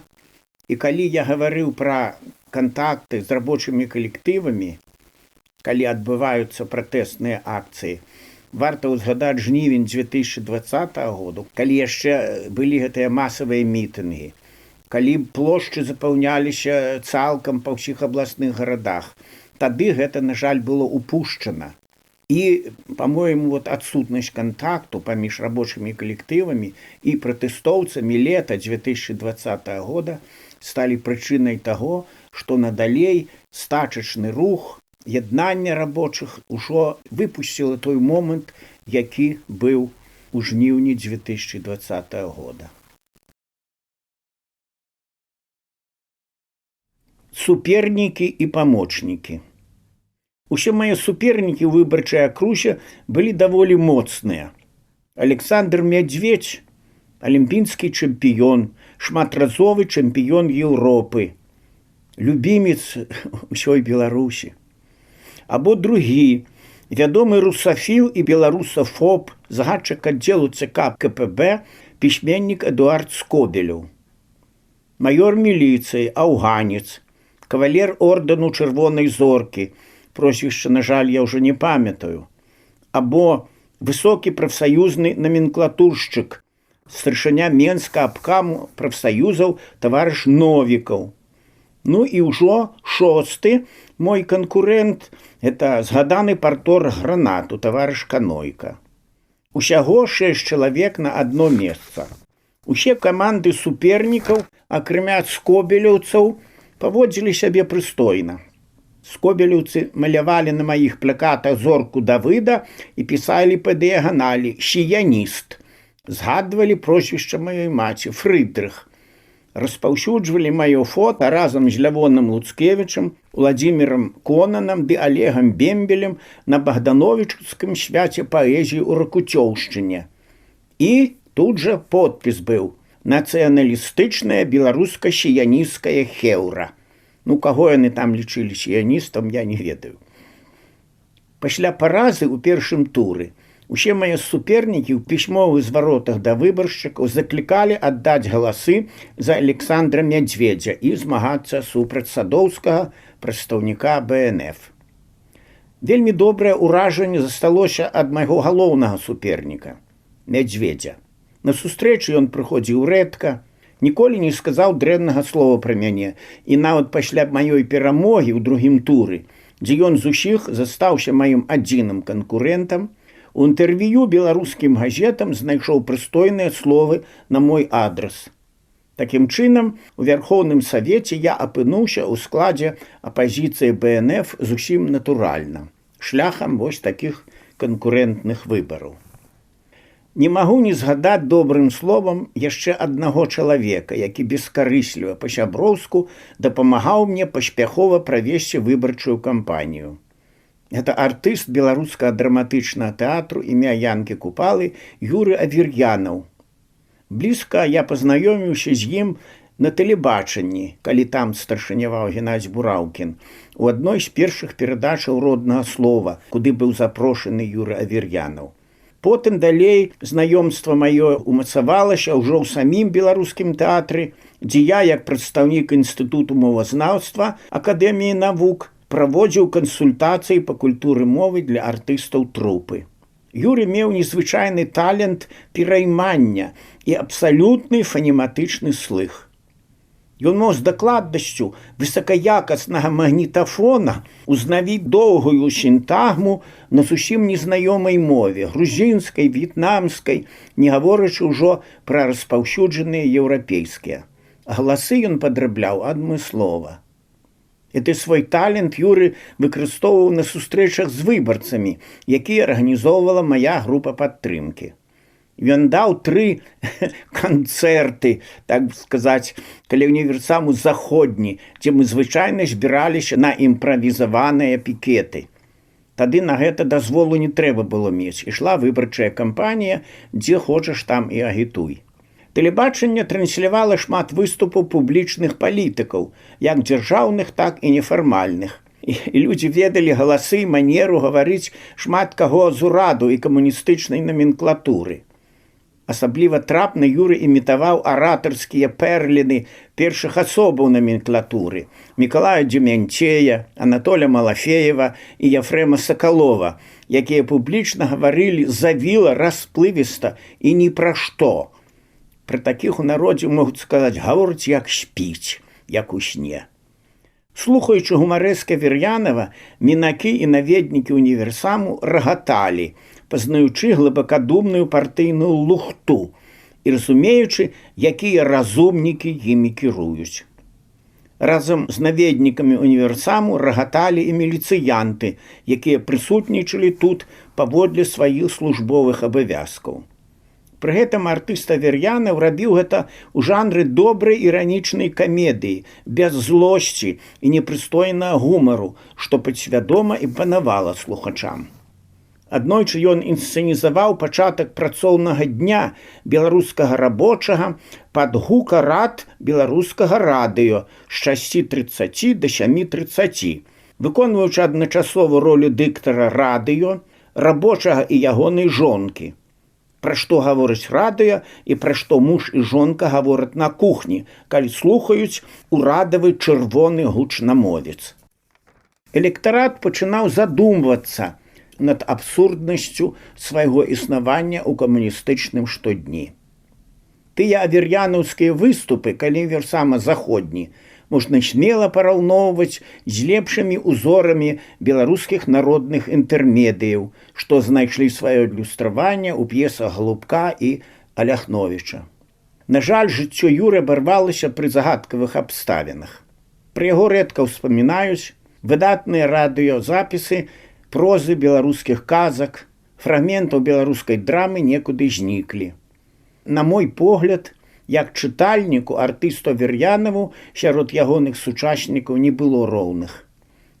Нават у нашых такіх прызнаных аўтарытэтаў мастацкага слова, як Ілья Курган ці Валерый Анішенка, якія маюць ад прыроды прыгожыя галасы, шырокі дыяпазон інтанацыяў, спрактыкаваны слухач можа заўважыць пэўныя штампы, паўторы і штучныя ўпрыгожванні, калі здаецца, што актор любуецца сваім радасным валоданнем голаса.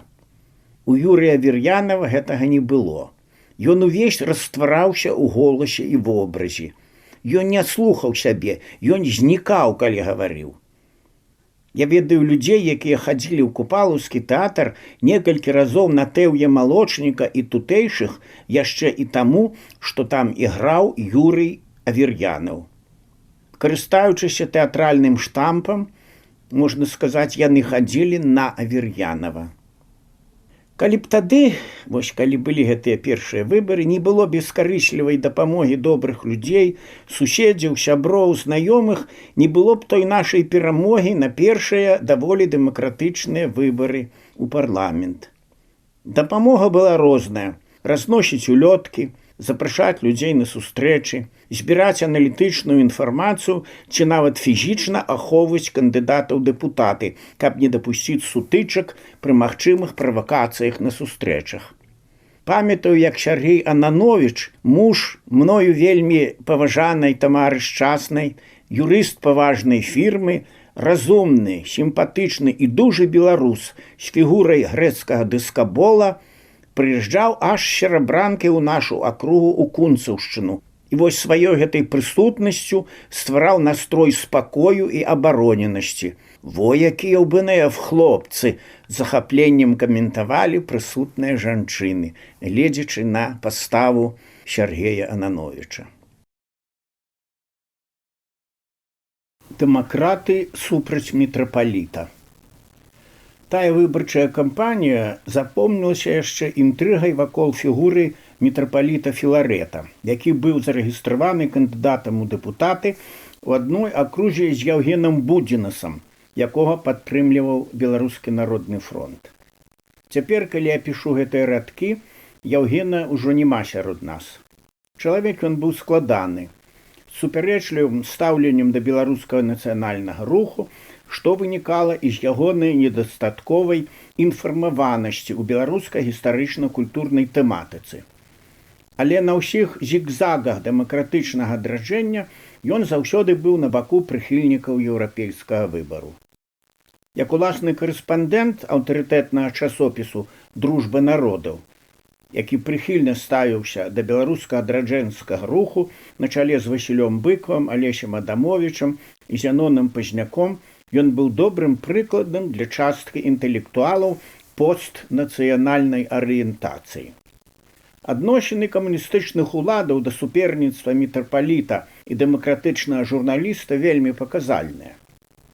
Напужаная хваляй дэмакратыі наменклатура у супрацьстаянні Філарэт-Будзінас безумоўна ўзяла бок царквы. Хаця Будзінас, як журналіст паводле сваіх публіцыстычных сімпатыяў, памяркоўна імкнуўся знайсці разумны пачатак у недрах савецкай рэчаіснасці, аналізуючы дзейнасць найбольш паспяховых фігур тагачаснай сістэмы. Ён шукаў рацыянальнае зерне ў гаспадарках калгасных старшыняў Бядулі і Калачыка, спрабаваў выйсці на перспектыўнае сістэмнае абагульненне ў публіцыстычным творы «Прамежкавы чалавек». Па-русски это называлось «прамежутачны чалавек». У пазнейшых аўтабіяграфічных «Дураках», это асобны такі раман «Дуракі», Яўген стаў ужо адкрытым праціўнікам сістэмы, па постмадэрністку бязлітасным і нават цынічным. Пішу гэта з поўнай адказнасцю, бо я ведаў Яўгена Будзінаса на працягу больш як 30 гадоў. Я пазнаёміўся з ім на студэнцкім агеньчыку, так з лёгкай рукі цэнтральнага тэлебачання СССР называлі публічныя вечарыны з элементамі камернасці. Было гэта ў інстытуце замежных моў, дзе вучылася Яўгенава першая жонка Наталля. Каб падтрымаць па-рэфарматарску настроенага журналіста, да беларускай грамадскасці і выбарцаў старавіленскай акругі Менску, дзе балятаваліся мітрапаліт Філарэт і Яўген Будзінац, група інтэлігенцыі звярнулася з адкрытым лістом. Яны, вось гэта група, выкладалі сваё бачанне ролі царквы, як цэзарапапіска інстытуту партыйнай дыктатуры пры савецкай уладзе, і выказвалі сумнеў адносна магчымых рэфарматарскіх памкненняў уладыкі Філарэта, калі яго выберуць у парламент. Як станоўчую альтэрнатыву царкоўнаму іерарху падпісанты ухвалялі кандыдатуры вядомага журналіста, які засведчыў прыхільнасць ідэям перабудовы грамадства і дастаткова кампетэнтны для дэпутацкага статусу. Той ліст падпісалі сярод іншых Глеб Якунін, маскоўскі святар, пазней адлучаны ад царквы і пазбаўлены святарскага сану. Таксама падпісаў Юрый Хашчавацкі, вядомы рэжысёр, дакументаліст, пазней аўтар фільмаў «Звычайны прэзідэнт», «Плошча» ды іншых, пісьменнік Канстанцін Тарасаў.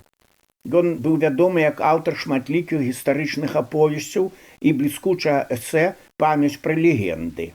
Сярод падпісантаў былі таксама, наколькі я памятаю, Уладзімір Арлоў, Валянцін Тарас і яшчэ там нехта. Баюся памыліцца, таму не буду пералічваць. Падпісаў той ліст і я, як чалавек, які доўгі час ведаў Яўгена Будзінаса. Ліст шырока абмяркоўваўся ў інтэлігенцкіх і царкоўных колах, бо Глеб Якунін пасля яшчэ даў інтэрв'ю папулярным саюзным выданням, дзе вінаваціў уладыку Філарэта ў супрацоўніцтве з КДБ. Тут, аднак, на мой погляд, ніякай сенсацыі не было, бо ўсе знешнія стасункі установаў і арганізацыяў у тыя гады кантралявалі спецслужбы. Праваслаўная царква, якая заўжды дэманстравала лаяльнасць уладам, не была выключэннем. Пэўныя стасункі з КДБ павінен быў мець і мітрапаліт Філарэт, які ўваходзіў у лік першых асобаў патрыярхату і адказваў за міжнародныя сувязі расейскай праваслаўнай царквы. Іншая рэч, як ён скарыстоўваў свае асабістыя магчымасці ў адносінах да сваіх царкоўных субратоў і паствы. Гэта ў час выбарчай кампаніі, я маю на ўвазе. Дзякуючы выкарыстанню адміністрацыйнага рэсурсу партыйнай наменклатуры, пераможцам у старавіленскай акрузе на тых выбарах выйшаў мітрапаліт Філарэт. Ну і сталася так, што ў зале пленарных пасяджэнняў Вярхоўнага Савету месцы дэпутата Вахрамеева, гэта свецкае прозвішча мітрапаліта, і маё месца аказаліся побач. Пры першай жа сустрэчы на пленарным пасяджэнні мы абмяняліся нейкімі завілымі прывітаннямі з элементам царкоўна-славянскай рыторыкі з іранічным падтэкстам, што сведчыла пра намер абодвух бакоў не заглыбляцца ў ідэалагічныя спрэчкі, а прытрымлівацца прыязнага нейтралітэту. Вось так і праседзеў я амаль 3 гады побач з уладыкам. Пры блізкім знаёмстве мітрапаліт Філарэт выявіўся як глыбока іранічны суразмоўца з выдатным пачуццём гумару.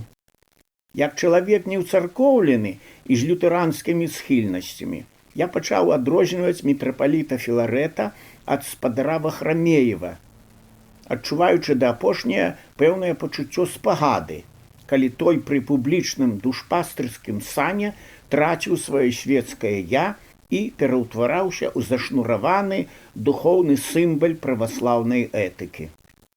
Відавочна, уладыка не меў патрэбы ў маёй спагадзе, бо сапраўдныя вернікі я не магу дапусціць думкі пра няшчырасць чалавека, які адмовіўся ад сямейнага жыцця дзеля службы Богу і цалкам прысвяціў сябе царкве. Я не магу дапусціць, што ён не перажыў у свой час свае тэафаніі і пакутае ў пошуках ісціны. Для мяне гэта было бясспрэчна, што ён шчыра нясе свой душпастырскі послуг. На заключэнне хачу дадаць ад сябе, што ў кніжку не ўвайшло, што мітрапаліт Філарэт ужо не сярод нас, ён памёр.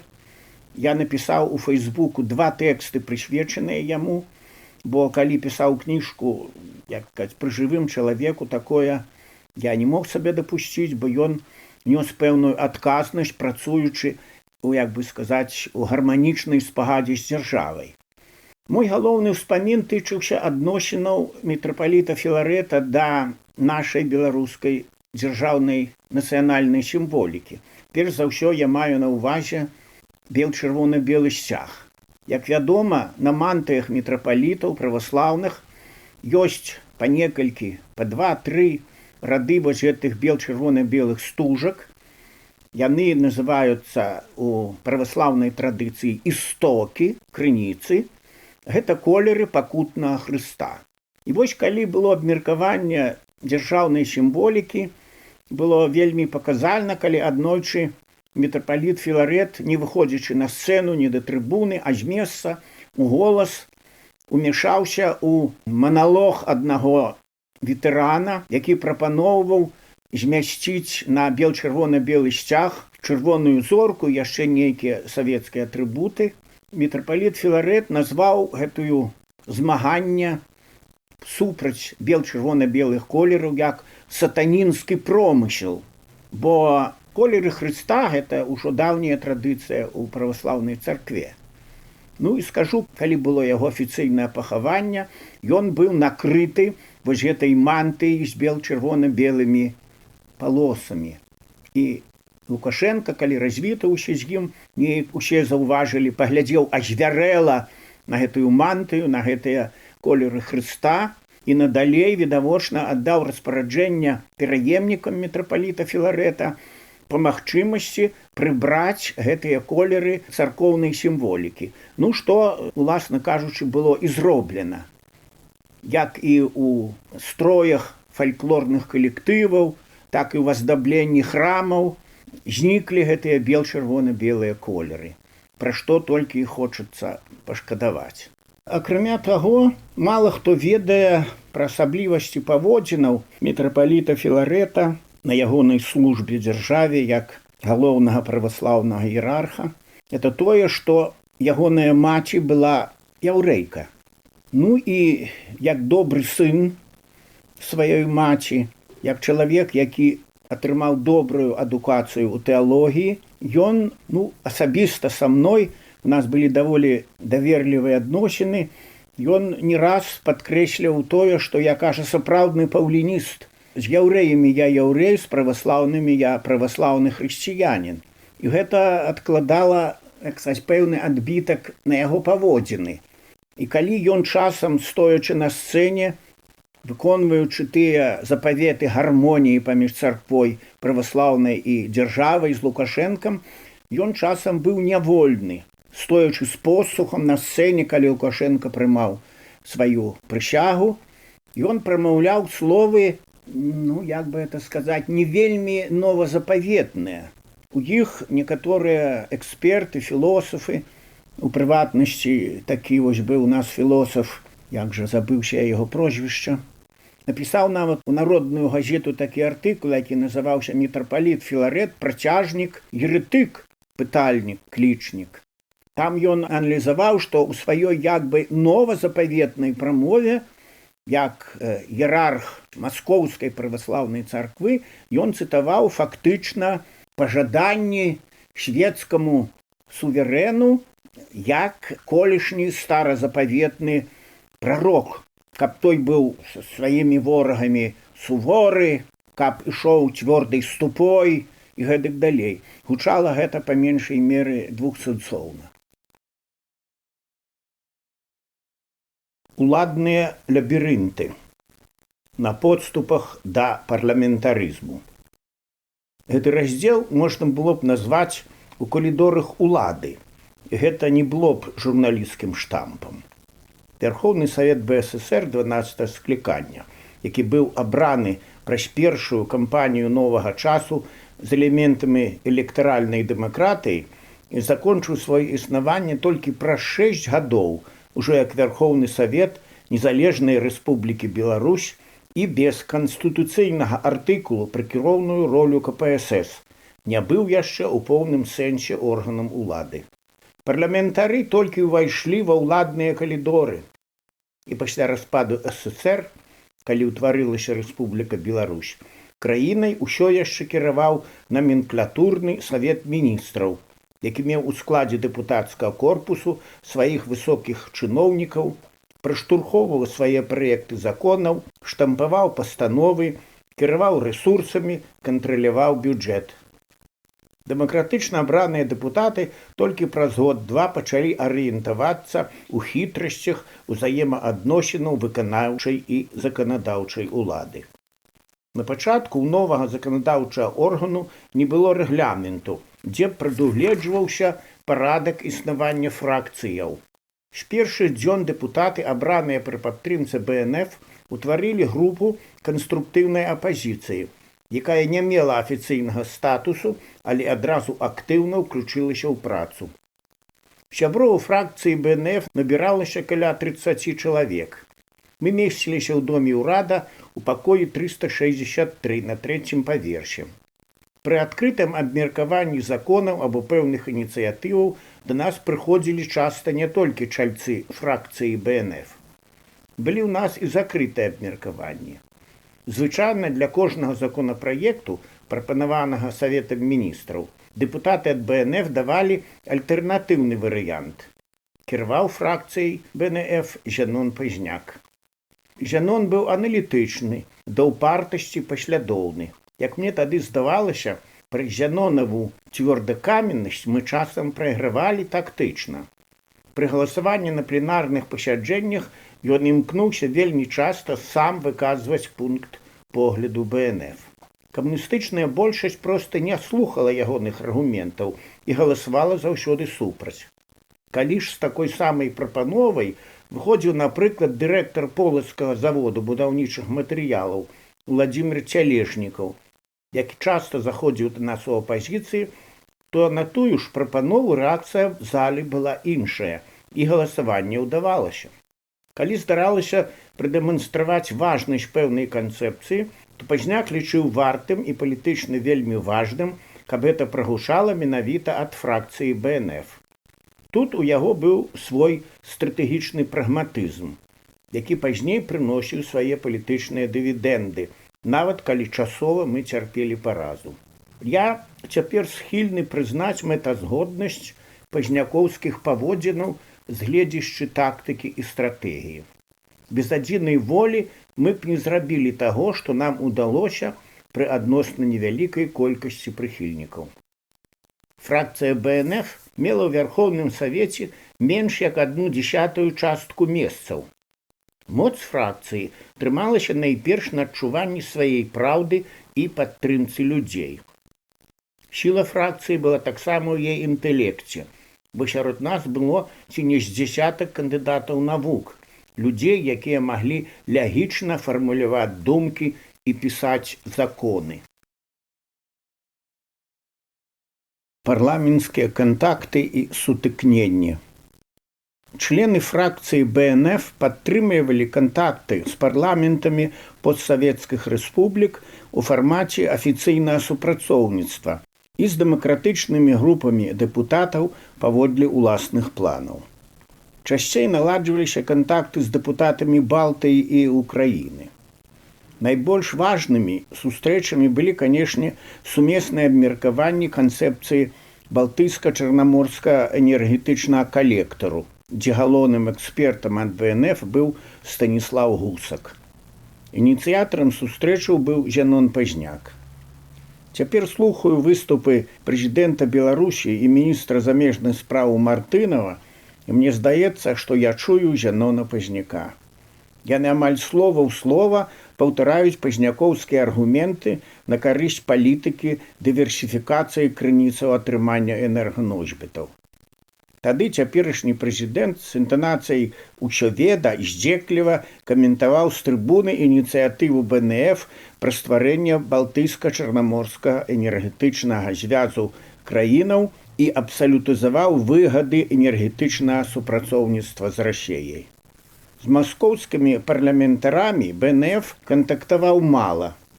Мне, напрыклад, давялося сустракацца з маскоўцамі толькі двойчы.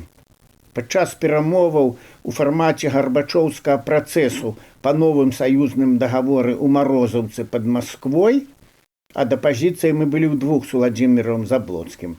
І другі раз я кантактаваў з маскоўскімі таварышамі пасля паразы жнівеньскага путчу 1991 года ў Дзярждуме з дэпутатамі дэмакратычнай апазіцыі.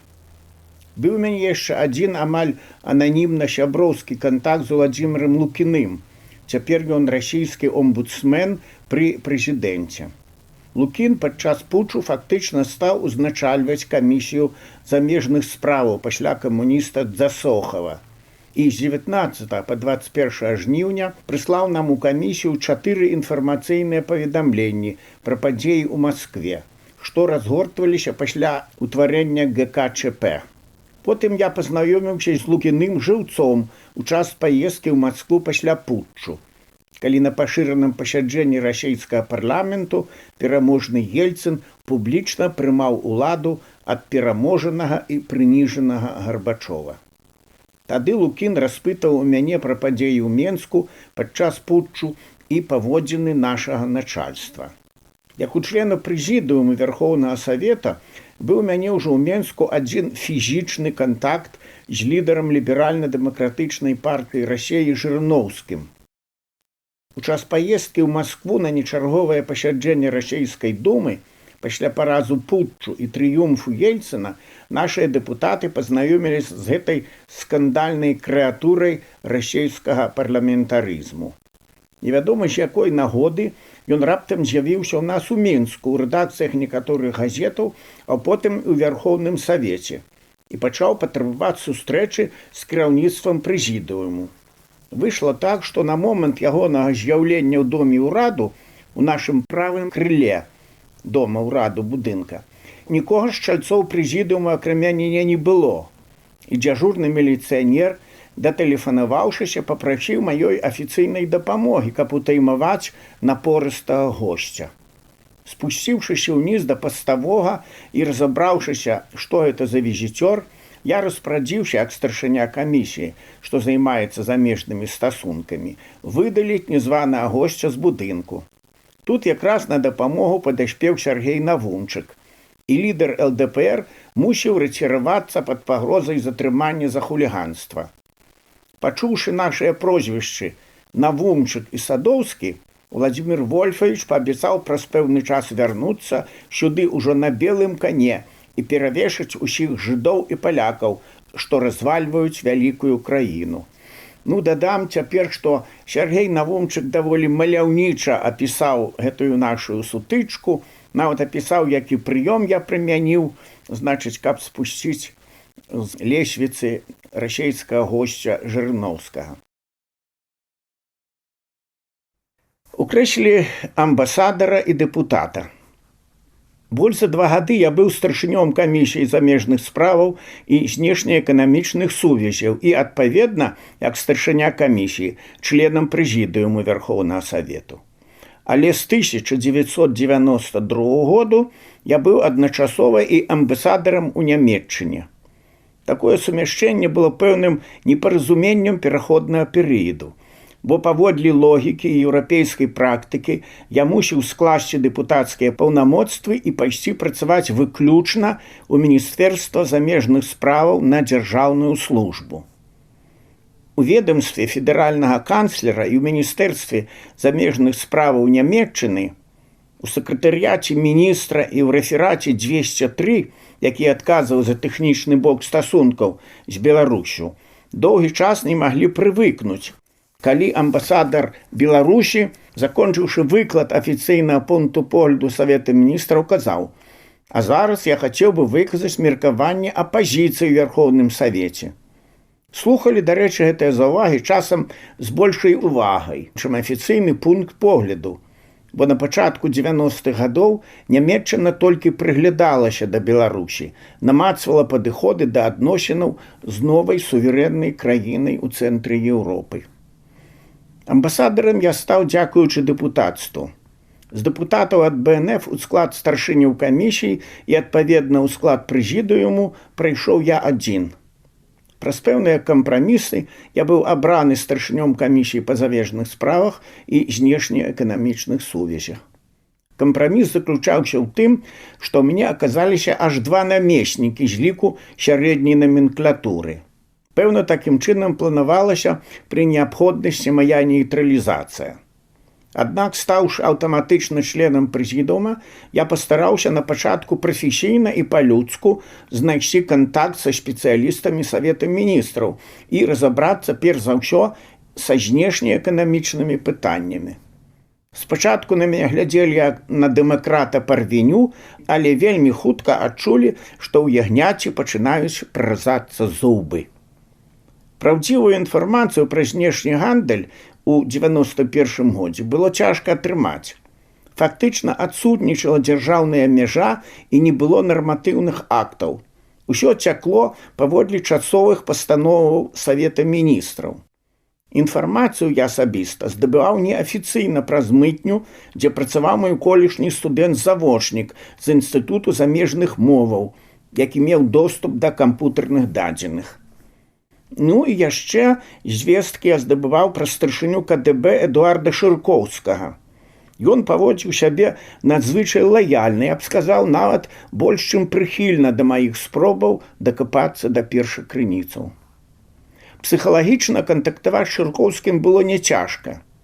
Я разумеў, што ён чалавек абсалютна закрыты, няшчыры, і таму я не абцяжарваў сябе спробамі зблізіцца ці разбудаваць сяброўскія адносіны. Для мяне было галоўнае атрымаць неабходную інфармацыю. Шляхам пэўных лагічных аперацыяў я зразумеў, што ў гутарках з Шыркоўскім Станіслаў Шушкевіч, як кіраўнік прэзідыуму, з нейкіх сваіх меркаванняў парушаў фармальна карпаратыўную этыку. І шэфу КДБ станавілася вядома, чаго ён не павінен быў ведаць.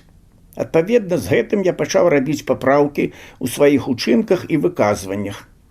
Фармальна нашы адносіны былі выдатныя. Памятаю на Дзень незалежнасці ўкраіны, што адзначаўся ў таварыстве дружбы, якім кіраваў тады Арсень Ваніцкі, пасля афіцыйнай часткі на сяброўскай вячэры Уладзімір Ягораў, міністр унутраных спраў тады, Шыркоўскі і я спявалі трыё беларускія народныя песні. Міністр Ягораў пры гэтым, як баяніст, забяспечваў музычны акампанемент. У свой час ён закончыў музычна-асветную вучэльню. У Шыркоўскага быў добры нізкі голас. У мяне нават была фатаграфія таго музычнага экспромту і мастацкага яднання парламентара Садоўскага з міністрамі КДБ і унутраных спраў. На жаль, яна згубілася разам з фотаздымкам, дзе каля помніка Купалу Вянцук і я спяваем куру шчабятуру, а Сяргей Шупа іграе на дудцы. У сваіх успамінах «Беларусь на распуці» Пётр Краўчанка піша, што Шыркоўскі вельмі не хацеў, каб я паехаў амбасадарам у Нямецчыну. Не ведаю, было гэта прадыктавана ягоным адмоўным стаўленнем да маёй асобы ці нечым іншым. Спадзяюся, што калі-небудзь Пётр Кузьміч раскажа мне падрабязнасці. Капітал з мутнай вады перабудовы. У той час ад Камітэту дзяржаўнай бяспекі я імкнуўся атрымаць перш за ўсё інфармацыю пра так званыя канцэрны ды іншыя аб'яднанні, створаныя на базе міністэрстваў, якія ведалі і мелі рэсурсы. Ад Савету міністраў такую інфармацыю атрымаць было немагчыма. У тыповыя прамысловыя творчыя аб'яднання, створаныя, напрыклад, у абласным цэнтры, маглі ўваходзіць першы намеснік старшыні Савета міністраў, сакратар абкаму партыі, загадчык валютнага аддзелу Савета міністраў, дырэктар буйнога банку і некалькі маленькіх мясцовых дзялкоў. Так акумуляваўся ў першыя дні самастойнай Беларусі прыватны капітал. У адпаведнай пастанове Саўміну дакладна вызначалася, якія памяшканні, аўтамабілі, узнагароджанні ў валюце з рэспубліканскага бюджэту могуць выдзяляцца такому і такому аб'яднанню. Кантролю не было ніякага, ні маскоўскага, ні мясцовага партыйнага. Памятаю, тады пры дапамозе Шыркоўскага мне давялося разбірацца з аб'яднаннем «Усход», зарэгістраваным ці то ў самім Магілёве, ці то недзе ў вобласці.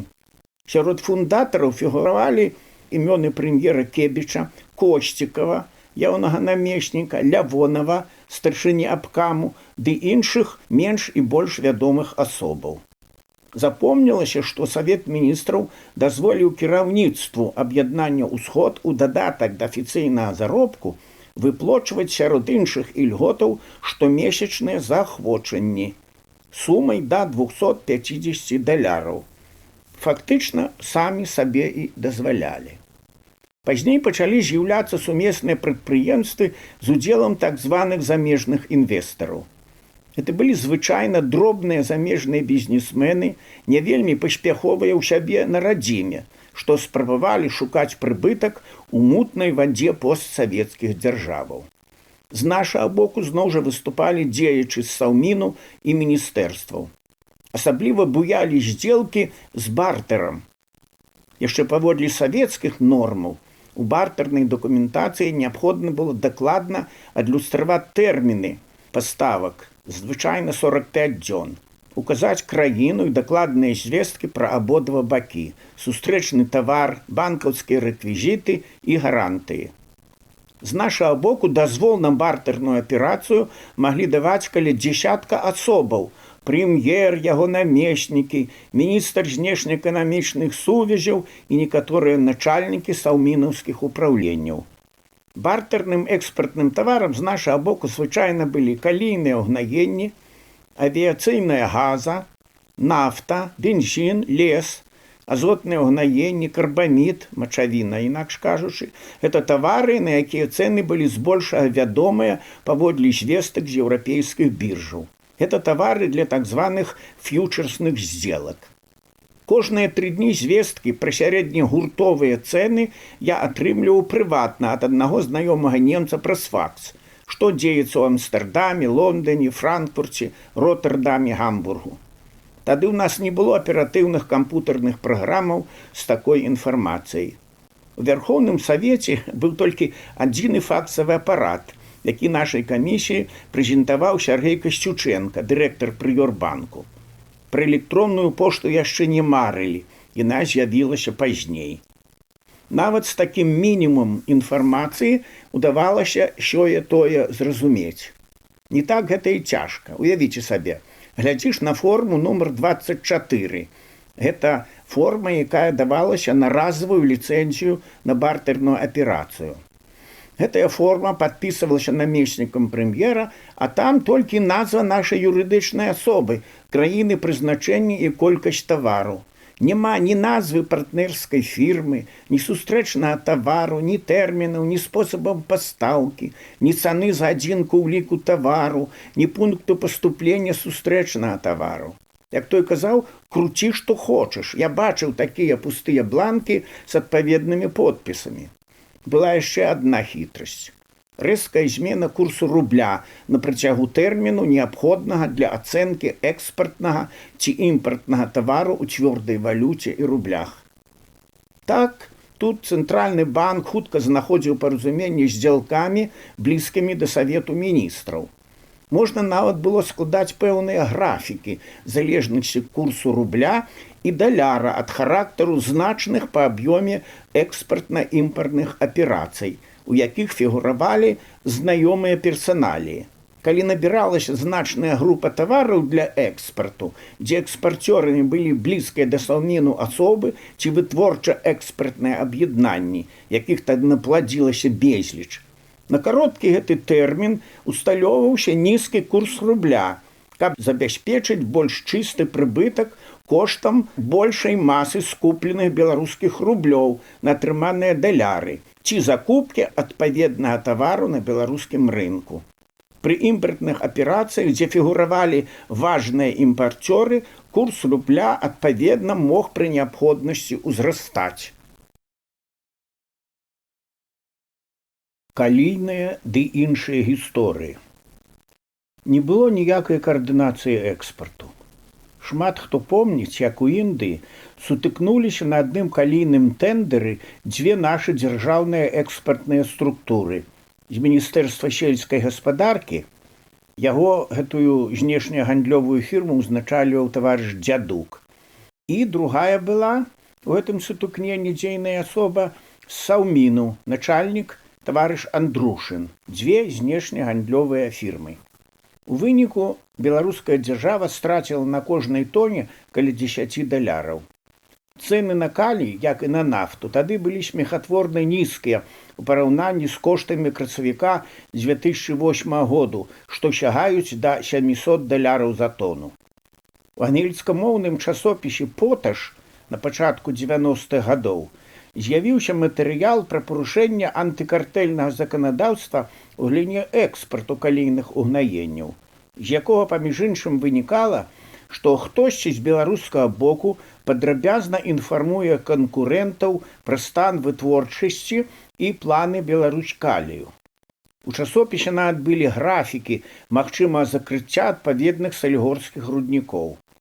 Ясна, што рабілася гэта не задарма. Меркавалі нават, што страйкі салігорскіх шахцёраў пад выглядам міжнароднай прафсаюзнай салідарнасці правакуюць прафсаюзы нашых замежных канкурэнтаў. Як вядома, калійныя ўгнаенні купляюць краіны, дзе шмат супясчанай, сугліністай ды падзолістай глебаў. Але на пачатку 90-х беларускія ўгнаенні па дэмпінгавых коштах не купляў толькі лянівы, рээкспарт буяў.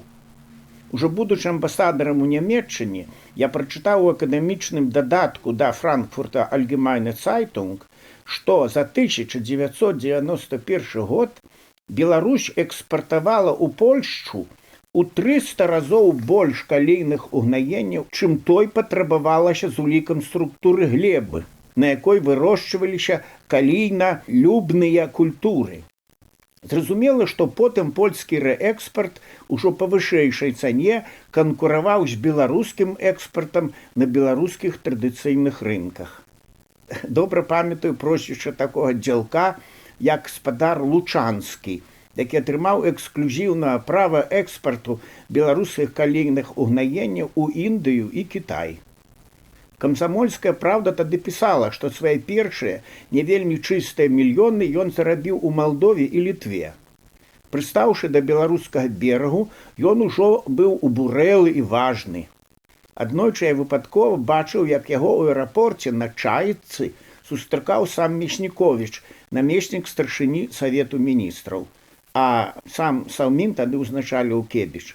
Пры калійным бізнесе быў на доўгі час прыстроіўся і намеснік міністра абароны БССР генерал-майор Тушынскі, які таксама меў пэўныя эксклюзіўныя правы. На заробленыя грошы нібыта куплялася новая тэхніка для войска. Ніхто тады нічога не кантраляваў. Памятаю, як я выпадкова стаў сведкам чыстага, бессаромнага махлярства з боку Міністэрства знешнеэканамічных сувязяў, калі начальнік управлення для экспарту тавару двайнога прызначэння, таварыш П, проста блытаў, я пішу блытаў у графе, цана за адзінку экспарту лічбы, перастаўляючы коску на адзін прабел улева, зніжаючы такім чынам памер выручанай сумы на матэматычны парадак у 10 разоў. Гэтае ўпраўленне фактычна займалася распродажам велізарных рэштак савецкага ўзбраення і часам атрымлівала дазвол экспартнуць трошкі і цывільных тавараў, як шырспажыў для аператыўных выдаткаў. Так побач з верталётам мог аказацца і карбамід. Вось у графе шырспажыву можна было пераблытаць коскі. Копіі накладных на тую ж здзелку я атрымаў канфідэнцыйна з берасцейскай мытні праз майго былога вучня, я ўжо расказваў, і папрасіў Саўмін даць пісьмовае тлумачэнне, прывёўшы звесткі пра цану карбаміду на еўрапейскіх біржах. Праз гадзіну мне пазваніў міністр Радкевіч і сказаў, што таварыш П, які пераблытаў гэтыя коскі, будзе пакараны за неахайнасць пры афармленні дакументацыі і прасіў не раздуваць скандалу. Потым да мяне ў кабінет прыбег таварыш П, расхваляваны да пачарнення. Прыблізна праз тыдзень патэлефанаваў Кебіч і прапанаваў мне пасаду, Кебіч старшыня Савета міністраў, і прапанаваў пасаду генеральнага сакратара СНД. Я адмовіўся. Гэтую пасаду потым на прапанову Шушкевіча заняў Каратчэня. Карачэні ўзначальваў камісію па сродках масавай інфармацыі і быў таксама як член прэзідыума, а раней працаваў сакратаром вілейскага райкама партыі. Пазней вельмі высокія асобы запрасілі мяне ў добрую лазню і першы раз прапанавалі паехаць амбасадарам у Нямецчыну або пайсці на пасаду прарэктара інстытуту замежных моваў, каб праз паўгоду заняць рэктарскую пасаду. Усё рабілася вельмі далікатна. Ніхто не пагражаў, нічым не папракаў. Я пачаў задумвацца пра свой далейшы лёс. Як я боўся з Саўмінам. Усё паскорыў адзін кур'ёзны выпадак, калі я пачаў разблытаваць справу з саўмінаўскай аферай Джузеппе Курцы, ганаровы амбасадар ва ўсе краіны свету.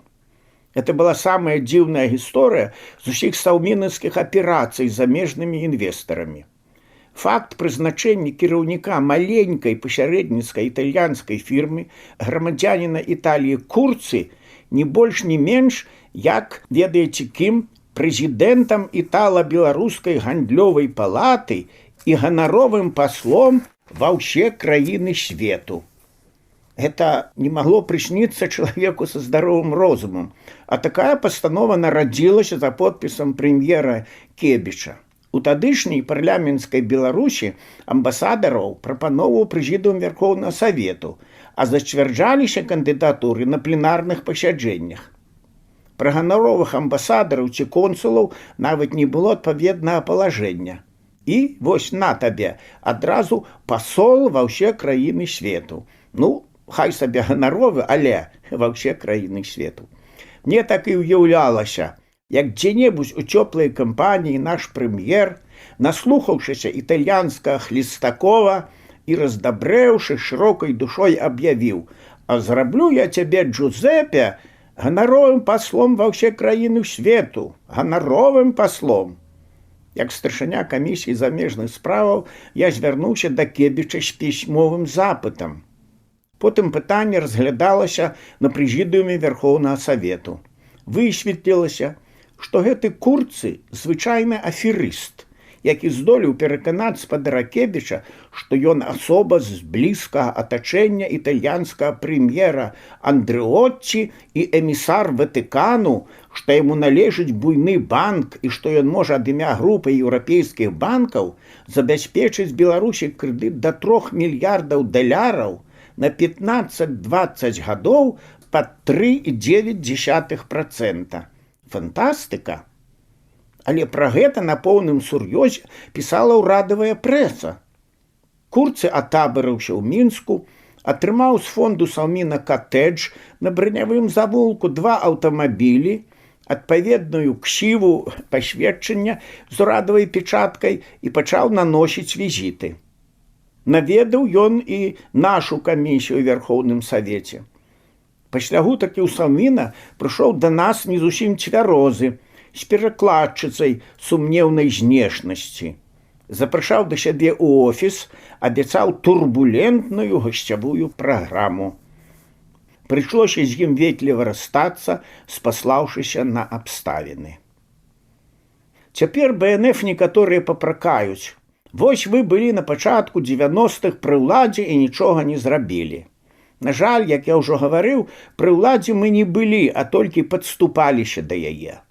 Праілюструю гэта на прыкладзе з гэтым італьянскім аферыстам Курцы і дзейнасць Саўміну пад кіраўніцтвам таварыша Кебіча і ягонай каманды.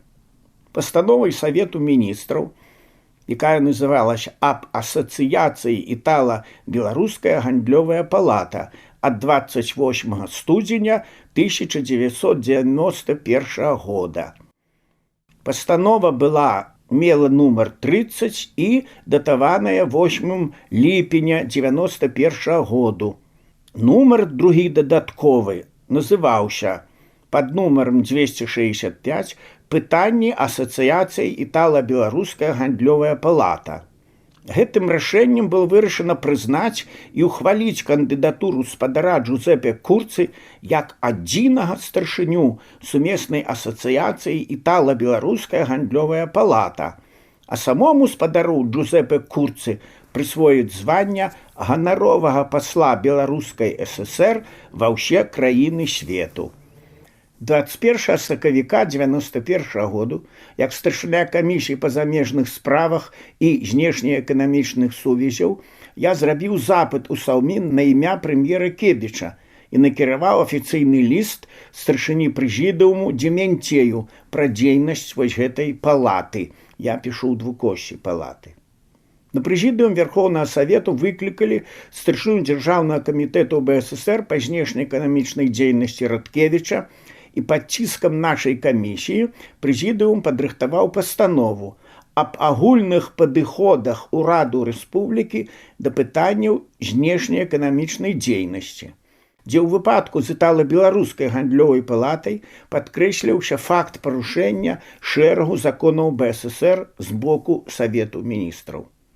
Таварыш Дементей, это ён узначальваў Верховны Савет, не захацеў псаваць адносінаў з Саветам міністраў і адмовіўся ставіць праект на галасаванне, а перадаў яго таварышу Кебічу як памятку, тыпу нейкай такой нон-пейпа без юрыдычных абавязацельстваў. Адпаведна, Савет міністраў амаль 4 месяцы не даваў нам ніякага адказу. І толькі на адным з чарговых пасяджэнняў прэзідыуму прэм'ер Кебіч перадаў мне, як някемнаму хлопчыку, адказ на мае 5 пісьмовых пунктаў на аркушыку з прэм'ерскага блокноту. Там было написано по-русски: «Уважаемый Петр Викентьевич, вы обратились ко мне с вопросом об экономических отношениях с коммерческими фирмами Италии. Это же коммерческая тайна. Господину Курци дано удостоверение почетного консула и только. Прошу доверять своему правительству. Кропка и подпись Кебіч». Бачите, урад займаецца камерцыйнымі фірмамі, мае камерцыйныя сакрэты і лічыць, што парламенту да гэтага няма справы. Заклікае толькі давяраць і ніякага кантролю. Пример недакладны ў сваёй запіскі. Паводле пастанову Саўмін гаспадар Курцы ганаровы пасол ва ўсе краіны свету. Праўду сказаць, хутка праблема з амбасадарам вырашылася сама сабою. Вялікі камбінатар Курцы знік, наеўшы і напіўшы за кошт Саўміну, значыць, на грошы нашых падаткаплатнікаў, на ладную суму.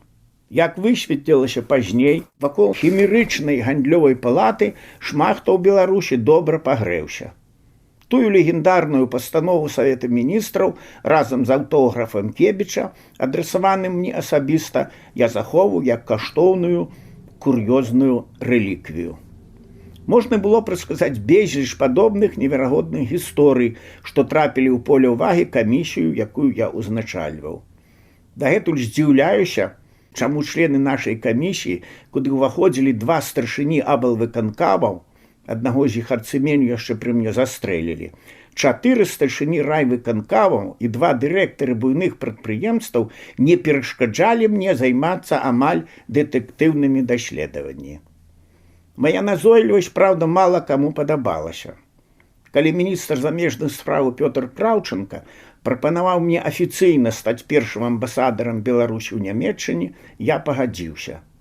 Я ўжо трохі быў стаміўся ад змаганняў з урадавымі чыноўнікамі. У маіх разборках з Саўмінам я адчуваў мала падтрымкі з боку прэзідыума Верховнага Савета пры старшынёўстве Мікалая Дементея і нават пры Станіславе Шушкевічу.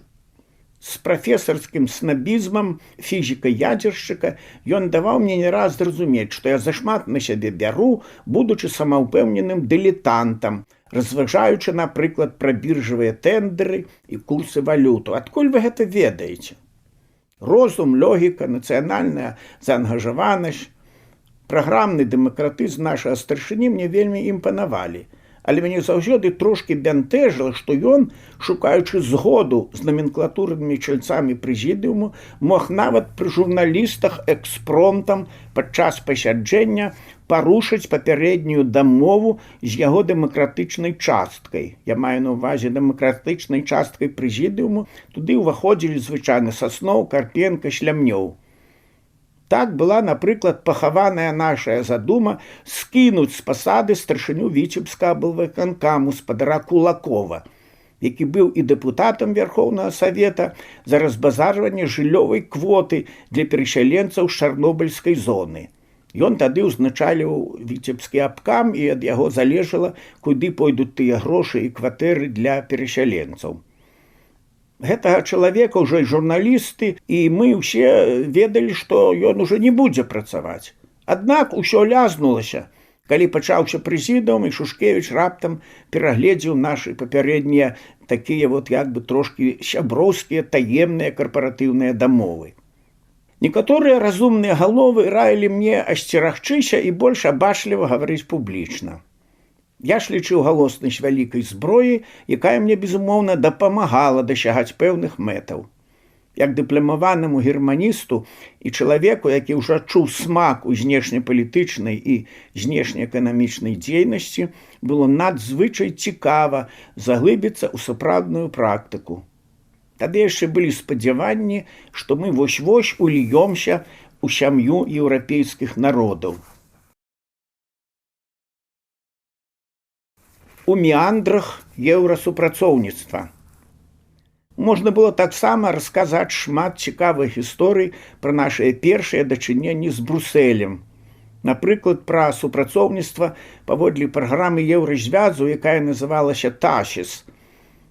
Тэхнічная дапамога садружнасці незалежных дзяржаваў. Так расшыфроўваецца гэта абрэвіятура. Большасць праектаў выглядала так. Група начальства з Беларусі едзе на рынкавыя курсы на захад. Лекцыі, банкеты, экскурсія, выданне выніковых брашураў, планаванне працягу вучобы. Працягу звычайна не было, бо канчаліся грошы менавіта на гэты праект. Ад такой працы нагульвалі тлушч асобныя чыноўнікі з Брусэлю, бо атрымлівалі адкат ад непасрэдных еўрапейскіх фірмаў, што арганізоўвалі гэтыя курсы, ды мелі свой кайф беларускія калясаўмінаўскія чыноўнікі, якія пападалі ў спіс курсантаў і вярталіся з-за мяжы з падарункамі для жонак і начальства, купленымі за сутачныя ад саўміну і ад фірмы арганізатара.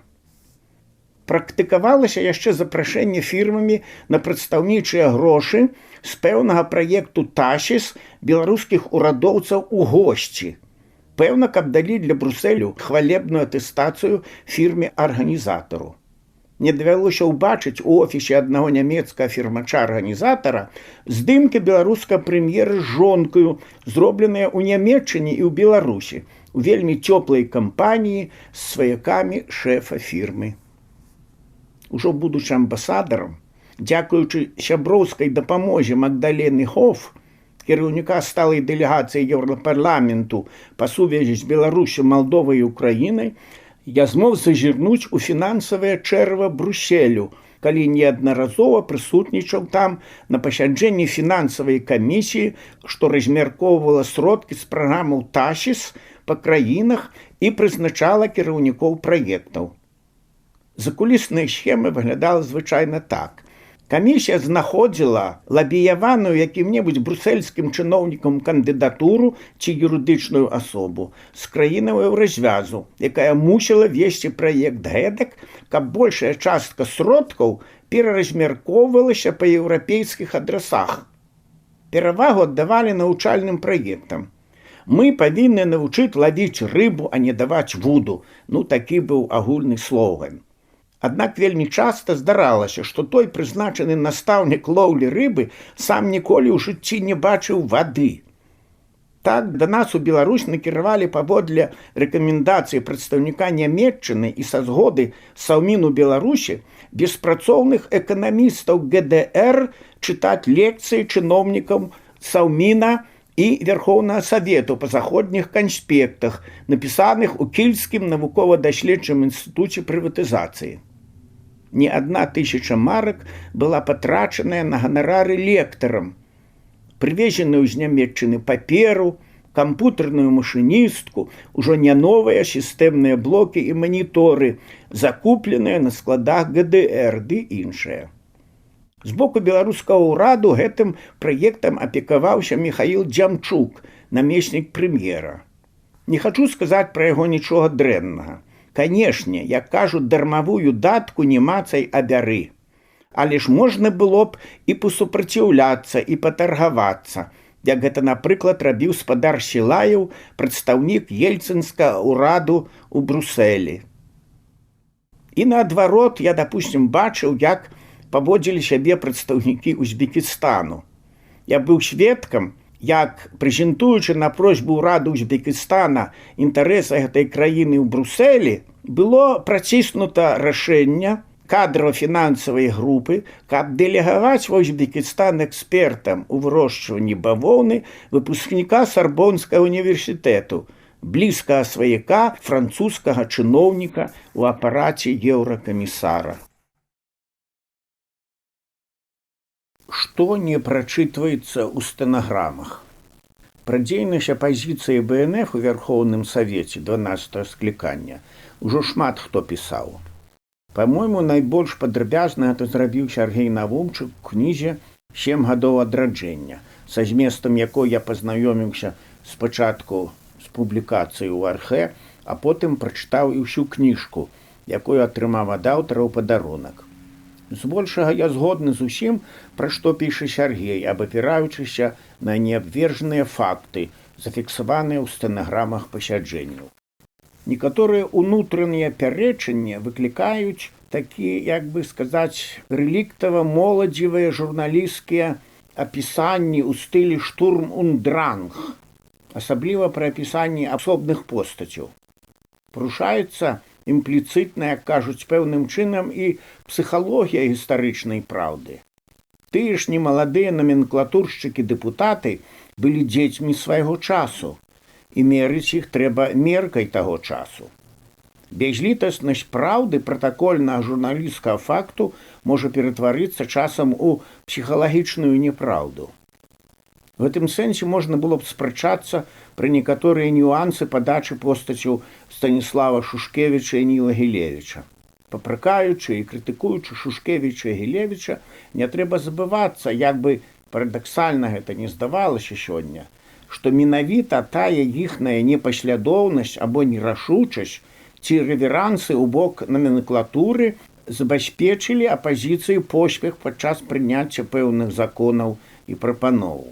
Калі, напрыклад, Гілевіч, прэзентуючы для галасавання ўвесь пакет законаў па адукацыі і культуры, напісаны практычна апазіцыяй, успрымаўся камуністычнай большасцю як напалову свой аб'ектыўны таварыш, шансы прыняцця гэтых законаў, безумоўна, ўзрасталі.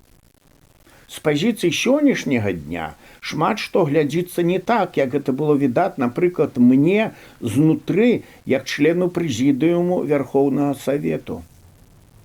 Застылыя тэксты стэнаграмаў не перадаюць атмасферы рэзанансу, які выклікала тое ці іншае выступленне. Найбольш каштоўныя былі тыя выступы дэпутатаў ад апазіцыі, якія прыводзілі да прыняцця неабходных рашэнняў, а не тыя, дзе проста агучваліся слушныя дэмакратычныя максімы. Добрым прыкладам для гэтай маёй заўвагі можа служыць публіцыстычна бліскучы, але тактычна неўдалы, сольны, это па выразу Навумчыка, даклад Гілевіча па нацыянальнай сімволіцы. Канешне, апазіцыя БНФ трэба было быць настойлівай і не сентыментальнай, але трэба таксама прызнацца, што пачуцця меры і кваліфікацыі некаторым з нас не хапала. Часта выступы некаторых нашых дэмакратычных прадстаўнікоў не спрыялі прыняццю адпаведнага рашэння. На мой погляд, хоць па пратаколах цяпер гэта выглядае прыгожа, некаторыя з гэтых прамоваў нават былі шкодныя. Звычайна пасля бездакорнага і ідэалагічна вытрыманага выступу Зянона Пазняка па пэўным пытанні ўжо нечага было рабіць на трыбуне з проста дэмакратычнай прамовай. Добра слухаліся канкрэтныя прафесійныя прапановы і заўвагі Уладзіміра Заблоцкага, Уладзіміра Новіка, Юрыся Беленькага, Лявонція Зданевіча. А вось, напрыклад, выступы Яўгена Новікава, які асабліва любіў гаварыць прыгожа І нераўнуючы дэпутат Лукашенка быў гатовы выказвацца па кожным пытанні. Такія выступы раздражнялі нават нашых прыхільных сяброў з дэмакратычнага клубу. Амбівалентнасць наменклатуры. Без таго ж Гілевіча, як каля наменклатурнага старшыні таварыства беларускай мовы, шмат хто з апазіцыі не стаў бы дэпутатам.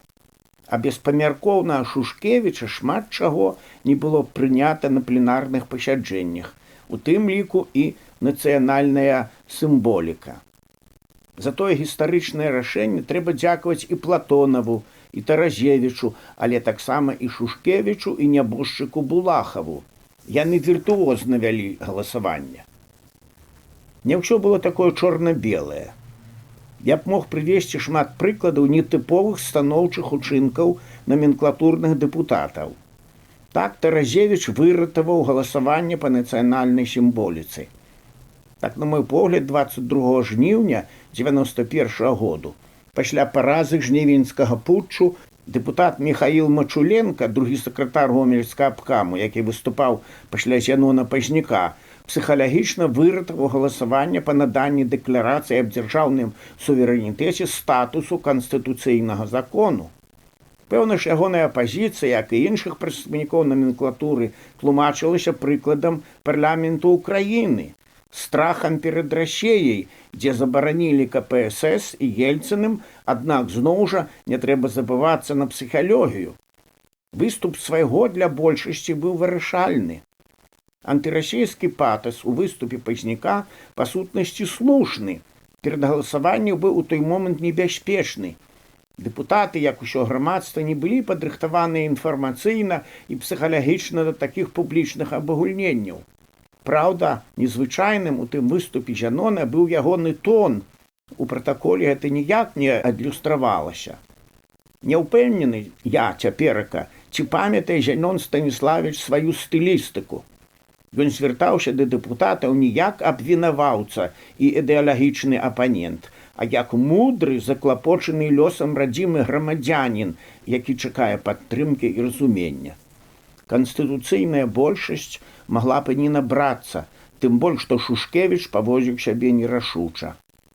Калі Мачуленка з месца, не выходзячы на трыбуну, заявіў, што 100% паддзержвае народнага дэпутата Пазняка, за ім з рэплікамі падтрымкі выступілі старшыня Віцебска аблвыканкаму Кулакоў і прэм'ер Кебіч, потым яшчэ нехта з раённых партыйных сакратароў.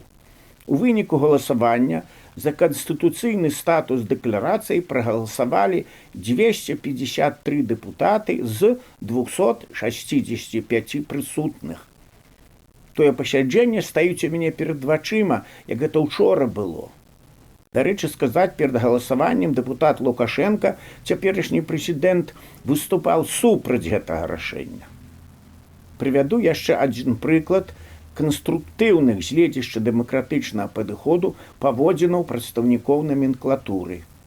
Так, дзякуючы намесніку старшыні Вярхоўнага Савету Васілю Шаладонаву, земля яму пухам ужо памёр даўно, які ўспрымаўся пазіцыяй як наменклатурная крэатура, не ўдалося правесці на пленарным пасяджэнні пункт аб продажы зямельных дзялак пад забудову для вытворчых аб'ектаў замежным інвестарам. Это прынцыповы пункт для паляпшэння рамачных умоў у інвестыцыйным заканадаўстве. Шаладонаў старшыняваў у зале, калі я прадстаўляў на пленарным пасяджэнні праект закону аб замежных інвестыцыях на стадыі паартыкульнага галасавання. Група дэпутатаў вакол старшыні аграрнай камісіі Гаркуна была па-бальшавіцку катэгарычна супраць гэтай пазіцыі. Пагаварыўшы папярэдне на прафесійным узроўні са спадаром Шаладонавым, я папрасіў яго ставіць на галасаванне для эканоміі часу, як бы гэта я бяру двукосця, артыкулы вось гэтыя важныя, не паводле парадкавых нумароў, а паводле ступені, так бы мовіць, гатоўнасці тэксту. Як толькі старшыня аграрнай камісіі Гаркун па нейкай патрэбе пакінуў залю, я па-змоўніцку са старшынём пасяджэння адразу ж прапанаваў для галасавання гэты сакраментальны пункт. Усё прайшло хутка і без праблемаў. Таварыш Гаркун пасля лямантаваў, але цягнік ужо быў пайшоў. На жаль, Савет міністраў зацягнуў распрацоўку механізму практычнай рэалізацыі закону. А потым праз 3 гады гэты пункт быў увогуле ануляваны указам кіраўніка дзяржавы як небяспечны для суверэнітэту краіны.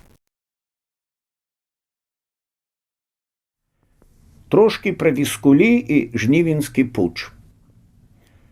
Дэпутаты Верховнага Савету 12-го склікання былі сведкамі і ў пэўнай меры удзельнікамі яшчэ 2 падзей, якія ўвайшлі ў новую гісторыю Беларусі. Жнівеньскага путчу 91-го года ў Маскве і віскулёўскіх пагадненняў, што былі падпісаныя ў Белавежскай пушчы. Пра гэта ўжо шмат хто пісаў: Краўченка, Шушкевіч, Дземянцей, Грыб, Навумчык ды іншыя. Кожны бачыць тыя падзеі па-свойму. Я хаця і належаў да кіраўніцтва Верховнага Савету, але ў гэтых падзеях мая роля была невялічкая. Я быў больш назіральнікам ды сціплым чальцом апазіцыі БНФ. Апошнім часам шмат хто з былых кіраўнікоў БССР, дзяржаўных і партыйных, якія шкадуюць былы ССР, згадваючы падзеі жніўня 91-го году, сцвярджаюць, што наша кіраўніцтва путч не падтрымала. Гэта не так. Яно падтрымала яго сваім маўчаннем і чаканнем. Некаторыя таварышы, як, напрыклад, адзін з галоўных лідараў беларускіх камуністаў Малафеяў, падтрымалі путч і ў публічнай заяве.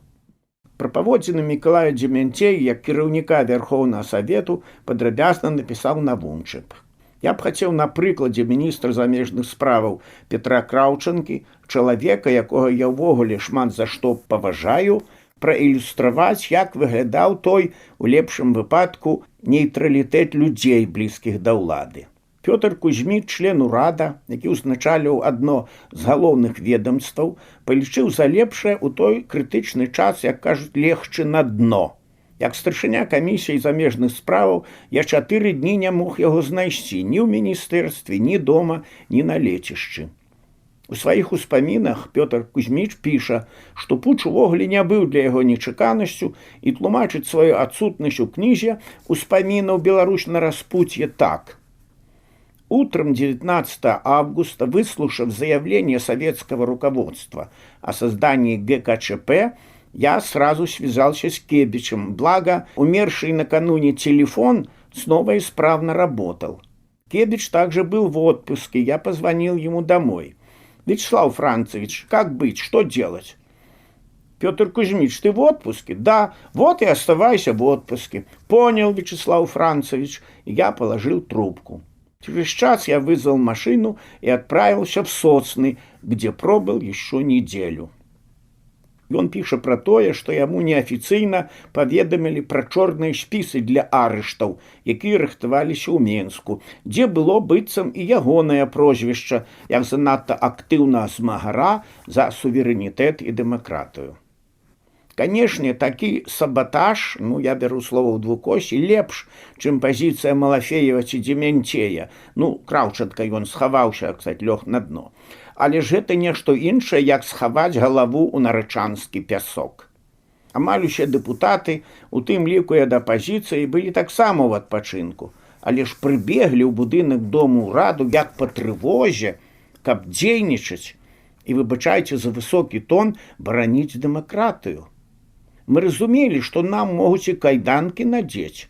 Памятаю, раніцай таго дня жонка знайшла мяне ў хвалях Чыжоўскага вадасховішча і з берагу крыкнула: «Бяжы хутчэй Верховны Савет, у Маскве дзяржаўны пераварот!» Не было ніякага сумневу, што трэба бегчы да сваіх і быць разам. Як цяпер памятаю, зларадныя позіркі дэпутатаў, камуністаў і ветэранаў, што стаялі кубкамі на калідоры і выглядалі з незачыненых дзвярэй, калі я праходзіў праз 4-й паверх да свайго кабінету. Што, галубок, нагуляўся ў дэмакратыю? Праз гадзіну пад кіраўніцтвам Пазняка апазіцыя БНФ падрыхтавала праект заявы для сродкаў масавай інфармацыі, дзе асудзіла дзеянні ГКЧП, заклікала грамадзянаў да салідарных дзеянняў і запатрабавала неадкладнага склікання надзвычайнай сесіі Верховнага Савету. Наш старшыня прэзідыуму Дземянцей таемна членаў прэзідыуму шматкроць кансультаваўся па тэлефоне з сваім маскоўскім калегам Лук'янавым, які горача падтрымаў пучыстаў. У першы дзень маскоўскіх закалотаў, 19 жніўня, ніхто з афіцыйных асобаў у Беларусі, акрамя дэпутатаў ад БНФ у Вярхоўным Савеце, не падаў голасу супраць дзяржаўнага перавароту ў Маскве. Камісія замежных справаў, якую я тады ўзначаліў, атрымала на наш запыт з Масквы 19 і 20 4 факсы ад нашага калегі Владзіміра Лукіна, які не прыняў перавароту і даваў нам інфармацыю пра падзеі ў Маскве. Калі я рабіў копіі факсаў і разносіў іх па камісіях, некаторыя старшыні камісіі і дэпутаты, нават тыя, што пазней сталі лібераламі і апазіцыянерамі, дэманстратыўна не хацелі браць у рукі гэтых папераў як нешта атручанае. Праз 2 дні, калі ў Маскве ўсё было фактычна закончана, колькасць нашых дэпутатаў, што асудзілі путч, вырасла да 60 з лішнім чалавек. Тады з'явілася адпаведная заява ад групы дэпутатаў ужо, а не толькі ад БНФ. Потым пад ціскам апазіцыі БНФ, якую падтрымлівала вялікая група дэмакратычных дэпутатаў, Мікалай Дземянцей быў зняты з пасады старшыні прэзідыуму Вярхоўнага Савета, і новым старшынём стаў ягоны першы намеснік Станіслаў Шушкевіч. Пазней, калі апазіцыя БНФ ініцыявала слуханні пра ацэнку дзеянняў кіраўніцтва рэспублікі ў час путчу, галоўным дакладнікам па справе на пашыраным пасяджэнні прэзідыуму быў генеральны пракурор Тарнаўскі, член ЦК КПБ, які, зразумела, не знайшоў ніякага злачынства ў дзеяннях беларускага кіраўніцтва. 2 слова пра Віскулі. Ніхто з Вярхоўнага Савету 12-го склікання, у тым ліку і камісія замежных справаў, не ведаў нічога пра тое, што плануецца на сустрэчы ў Віскулях. З пазнейшых публікацыях я даведаўся, што нібыта папярэдне 3 будучыя падпісанты з прэм'ерамі раіліся пра планавую важную нараду і мелі запрашэнне ад беларускіх кіраўнікоў правесці гэтую сустрэчу тут у нас. Розныя аўтары інтэрпрэтуюць гэта па-свойму. Не хачу разбірацца ў дэталях. Зразумела адно: нічога добрага ў такой манеры працы няма. Парламент нічога не ведае, што будзе рабіць кіраўнік парламенцкай рэспублікі разам з прэм'ер-міністрам. Можна ж было падпісаць і нешта горшае для Беларусі, чым тое пагадненне. Ельцын у Мінску перад Віскулямі. Па дарозе ў Белавежскую пушчу Ельцын, Бурбуліс, Козыраў і яшчэ некалькі асобаў наведалі пленарнае пасяджэнне Вярхоўнага Савету. Ельцын выступіў з не вельмі змястоўнай прамовай, дзе вітаў перамогу дэмакратыі і перадаў Станіславу Шушкевічу афіцыйны падарунак, гістарычны дакумент, ахоўную грамату Воршы 1664 году, ахарактарызаваўшы яе як сімвал вызвалення, якое расійскія войскі прынеслі беларускаму народу. Шушкевіч ветліва прыняў падарунак, адразу зарыентавацца было цяжка, не ведаю, як бы я сам зарэагаваў на такі жэст высокага госця. Але некаторыя дэпутаты, сярод якіх быў і наш выдатны гісторык Олег Трусаў, на знак абурэння пачалі пакідаць залю. Рэч у тым, што супраць маскоўцаў пад Воршай, Смаленскам і Полацкам у 17 стагоддзі за сваю этнічную і дзяржаўную тэрыторыю змагаліся нашы продкі, беларусы, якія страцілі ў той вайне амаль палову насельніцтва. На той час шмат хто з прысутных у зале ужо прачытаў навуковыя і мастацкія творы пра тую невядомую вайну. Ёсць такая кніжка «Невядомая вайна» Геннадзя Сагановіча. Я падышоў да міністра Козырава, это расійскі міністр замежных спраў, які стаяў у праходзе каля вакна разам з нашым міністрам Краўчанкам і паспрабаваў высветліць, што это такая за алегорыя. Козыраў не мог толкам нічога патлумачыць, толькі паціснуў плячыма і з расійскай непасрэднасцю адказаў: «Хер их знает, может, там Бурбулі со своими ребятами что-нибудь и напутали. Но мы ведь вас не раз от литовцев и поляков освобождали». Вось такая гісторыя з геаграфіяй. Пра гэты інцыдэнт піша і Краўчанка ў сваіх успамінах, толькі пра рэакцыю Козырава забыўся згадаць. Варта сказаць два словы пра ратыфікацыю віскулёўскага пагаднення. Калі ўсё адбылося, я, як беларус, не мог не вітаць гэтага. Аднак, як старшыня камісіі замежных справаў нацыянальнага парламенту, я не мог не разумець, што працэдура прыняцця такога рашэння не лезе ні ў якія вароты. Я не думаю, што Гарбачоў пачаў бы высаджваць у пушчы дэсант, калі б Ельцын і ягоныя калегі хаця б дзеля палітэсу аператыўна запрасілі ў Віскулі прадстаўнікоў парламентаў. Гэта не была пакрыўджаная амбіцыя старшыні камісіі замежных справаў. Я разумеў, што магло здарыцца нешта горшае, па чым, напрыклад, Кебіч, які разам з Шушкевічам быў там, маглі б паставіць свае подпісы. Як ішло галасаванне па ратыфікацыі, ўжо гаварылася шмат. Яшчэ раз нагадаю, што падчас закрытага галасавання супраць пагаднення галасаваў адзін дэпутат. Гэта быў сакратар ЦК КПБ Валерый Ціхіня, былы міністр юстыцыі, а пазней старшыня Канстытуцыйнага суду. Пра гэта ён гаварыў не раз публічна. Што я галасаваў супраць ратыфікацыі віскулёўскага пагаднення. Пішу гэта таму, што наш прэзідэнт Лукашенка ўжо некалькі гадоў настойліва стварае міт, што гэтым адзіным быў ён. Гэтая нахабная мана паўтаралася нават у шматсерыйным прапагандысцкім фільме беларускага тэлебачання «Найноўшая гісторыя».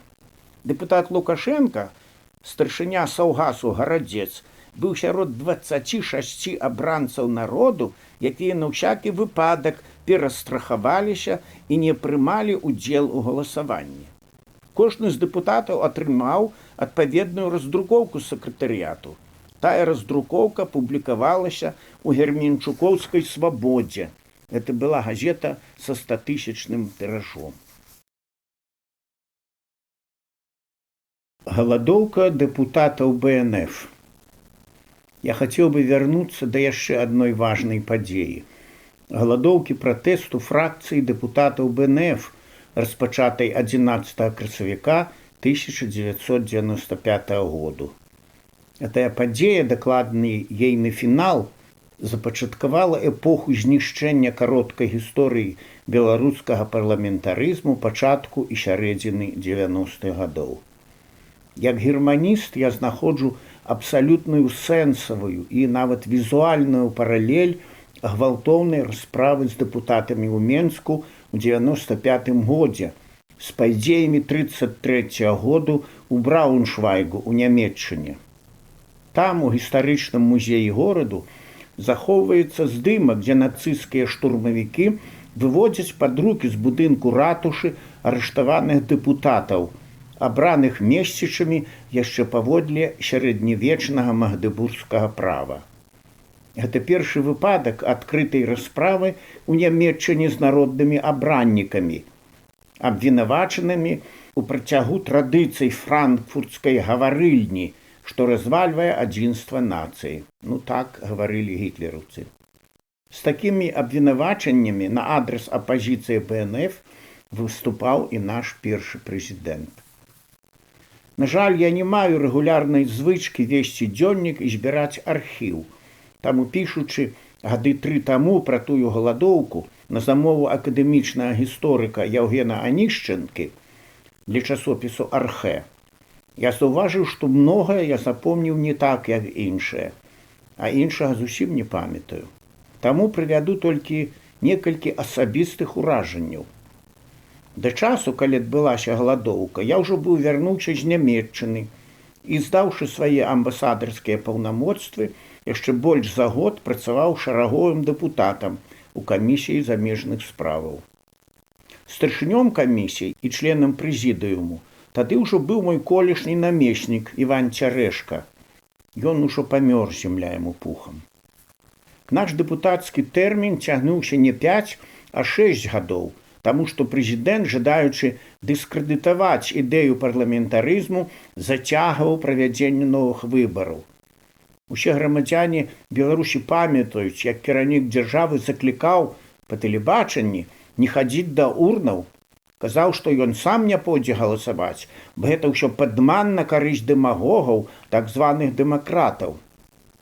Дэмакратычная супольнасць Вярхоўнага Савету кіравалася азначэннем Канстытуцыі, што Вярхоўны Савет з'яўляецца пастаянна дзейным найвышэйшым заканадаўчым органам дзяржавы і таму павінен існаваць да абрання новага складу дэпутацкага корпусу.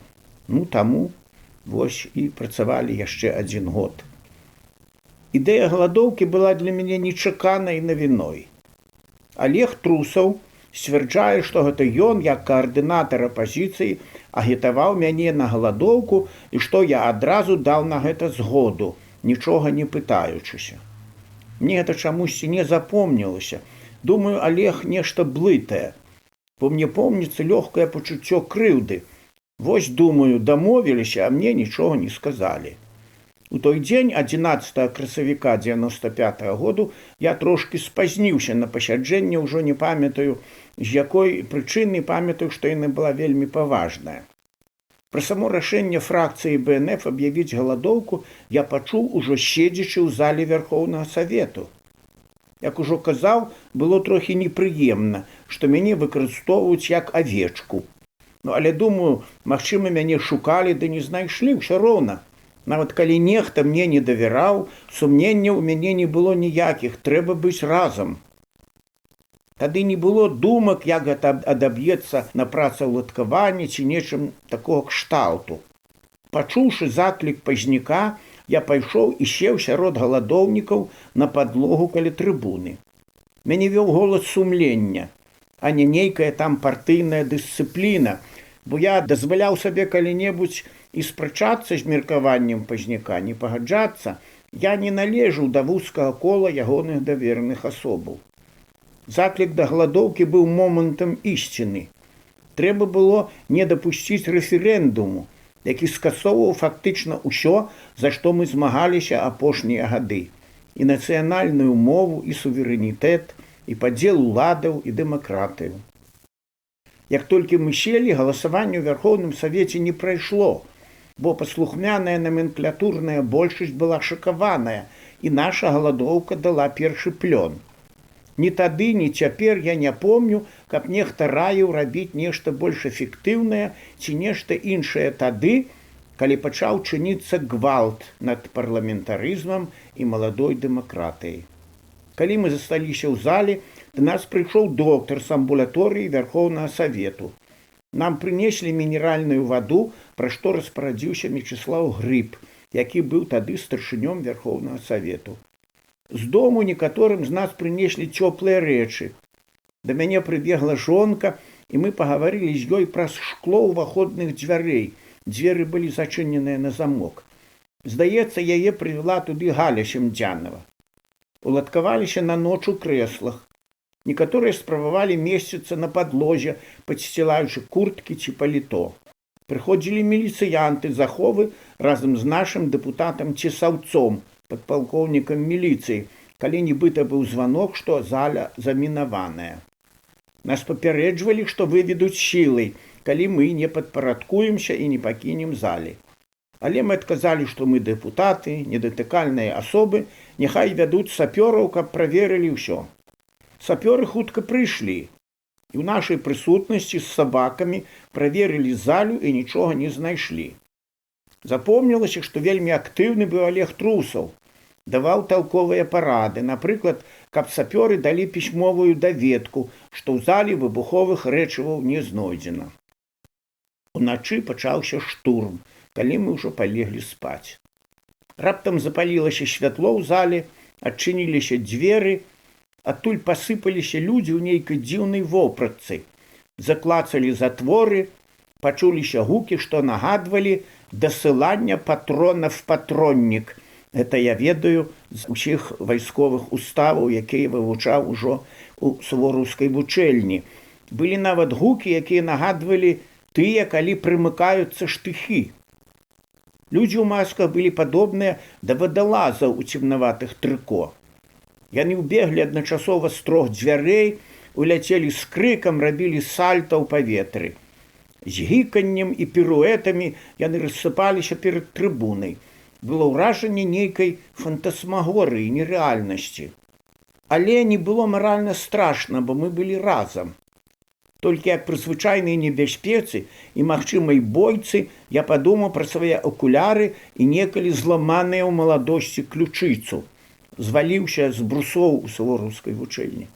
Мы паспелі сесці разам і ўчапіцца за рукі. З аднаго боку ад мяне быў Лявон Баршчэўскі, а з другога Уладзімір Заблоцкі. Нас пачалі разрываць, выцягваць па адным. Многія заявілі голасна, што парушаюцца Канстытуцыя, законы.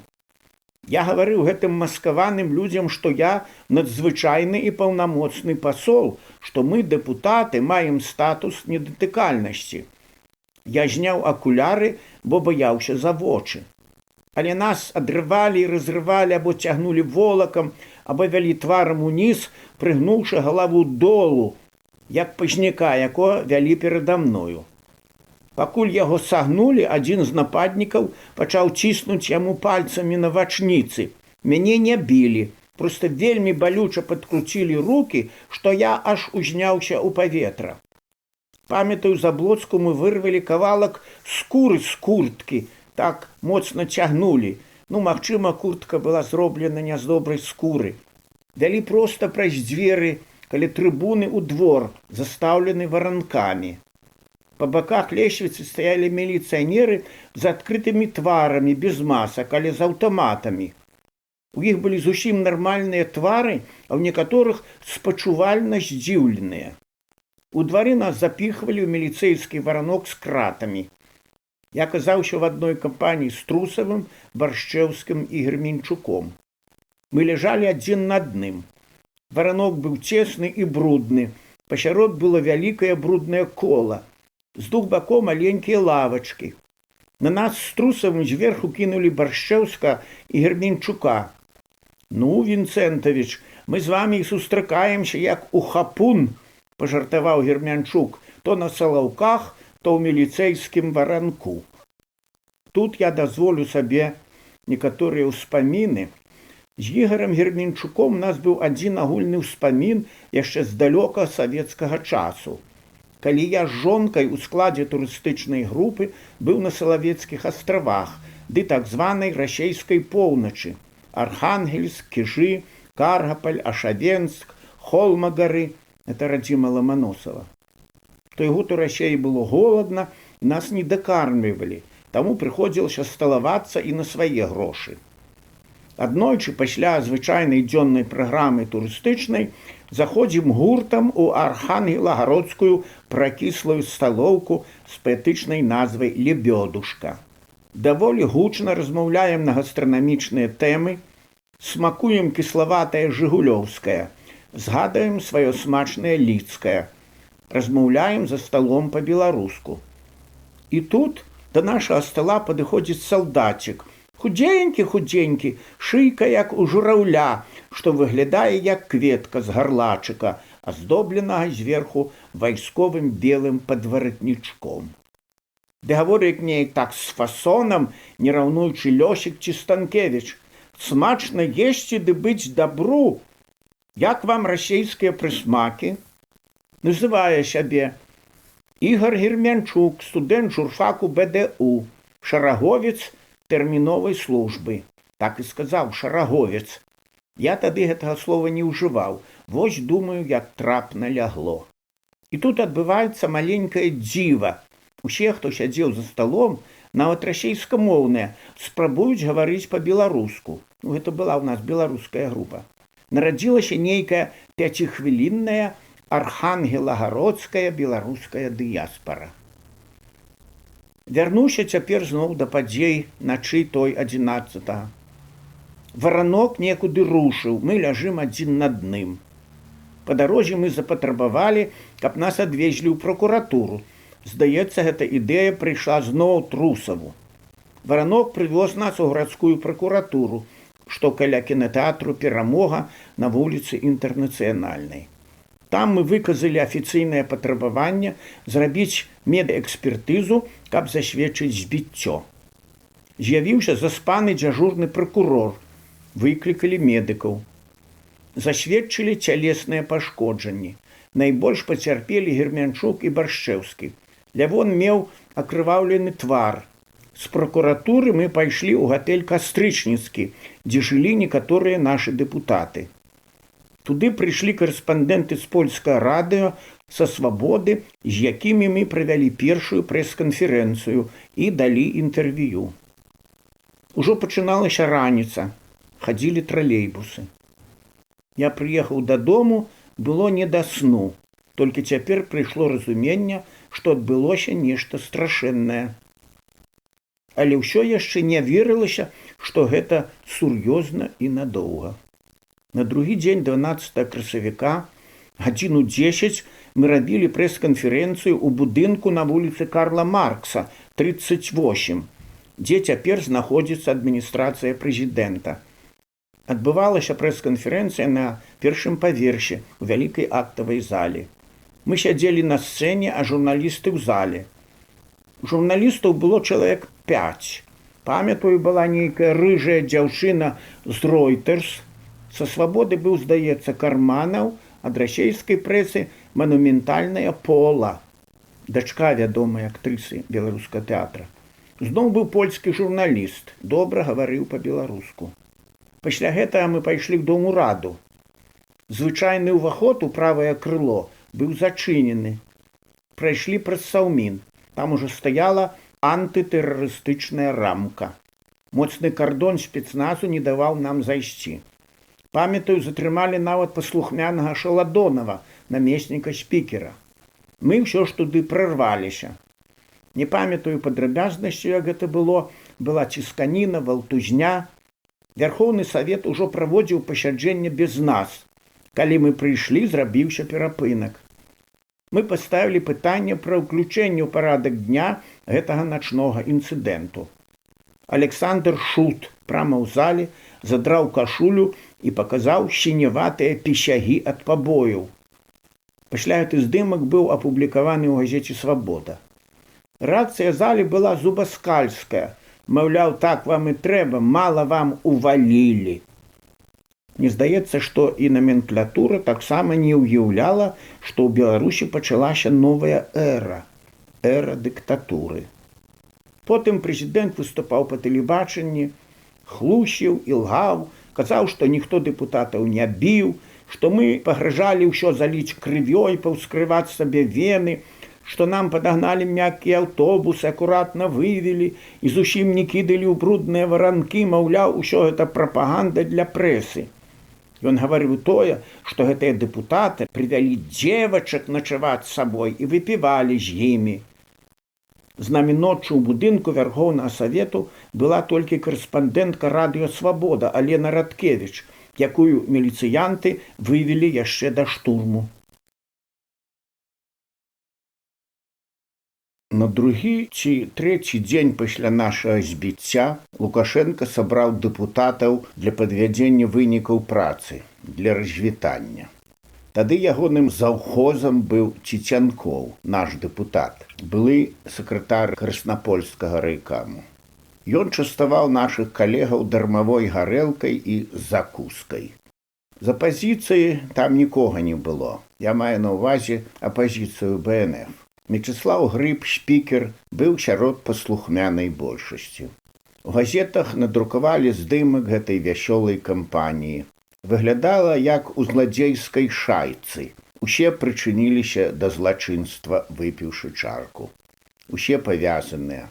Агідна было глядзець на гэтых людзей. Некаторыя з іх цяпер у апазіцыі Лукашэнку. Але гэта не забываецца.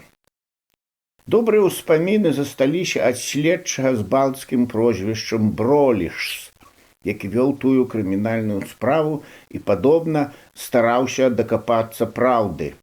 Што гэта за падраздзяленне біла дэпутатаў і на чый загад. На жаль, усё засталося нявысветленым, як і з пазней зніклымі Захарнкам, Ганчаром, Красоўскім ды Завадскім. Спадзяюся, некалі мы даведаемся пра ўсё гэта з падрабязнасцямі. На жаль, генеральны пракурор Шаладонаў, які быў узбудзіў крымінальную справу супраць адміністрацыі прэзідэнта, пазней быў звольнены і хутка загінуў пры вельмі трагічных абставінах.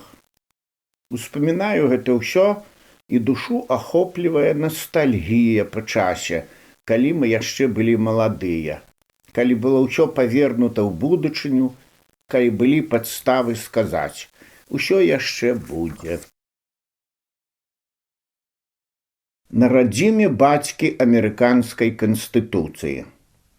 ЗША Беларусь. Чаканне новай тыпалогіі.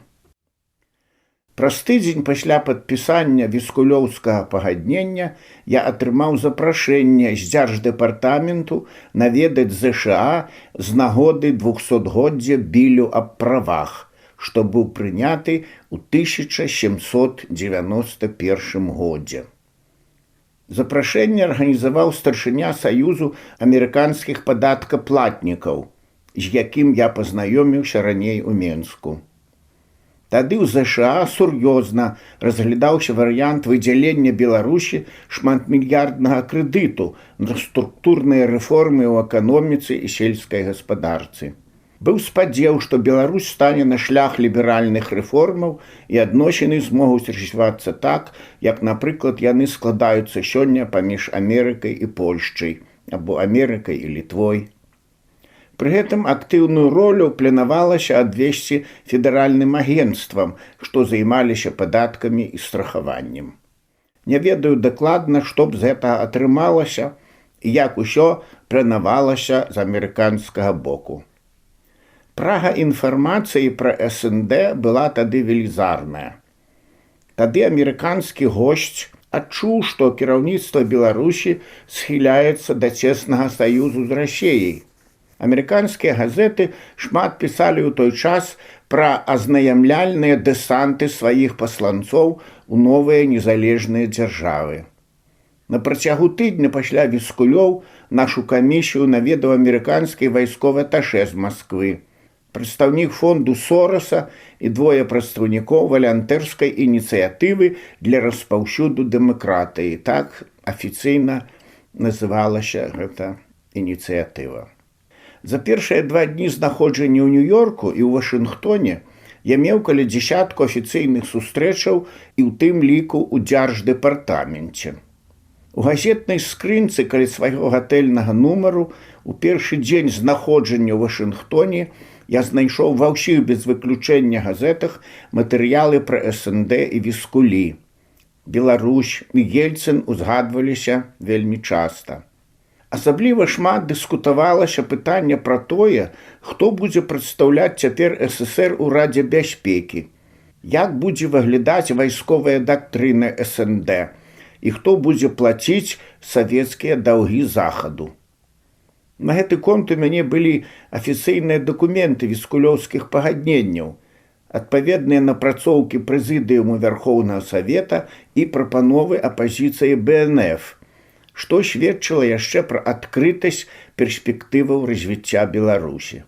Гэта надавала пэўную інтрыгу сустрэчам і выклікала цікавасць суразмоўнікаў і прэсы. На 3-й дзень я прысутнічаў як ганаровы госць у Манпелье у доме музеі колішняга амерыканскага прэзідэнта Джеймса Мэдысона, бацькі амерыканскай канстытуцыі. Манпелье знаходзіцца міляў за 70 на поўдзень ад Вашынгтону. Для мяне склалі асабістую праграму з пунктам «Сустрэча з прэзідэнтам Бушам да пачатку афіцыйных урачыстасцяў».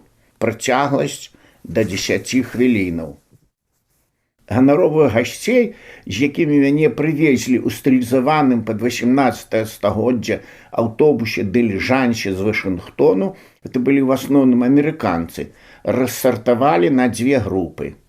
Я аказаўся ў кампаніі ўсяго з 2 мужчынамі сярэдніх гадоў, адзін з якіх добра гаварыў па-расейску. Падобна, што гэта былі людзі са спецслужбы. Пасля 2 праверак мне прымацавалі на пінжак жоўты ліпкі кружочак, каля ідэнтыфікацыйнага лейбла і запусцілі ў маленькі пакой прыёмную. Гэта ўсё адбывалася ў фамільным доме Мэдысонаў. Кожнаму з гасцей прынеслі чэры ў якасці аперытыву.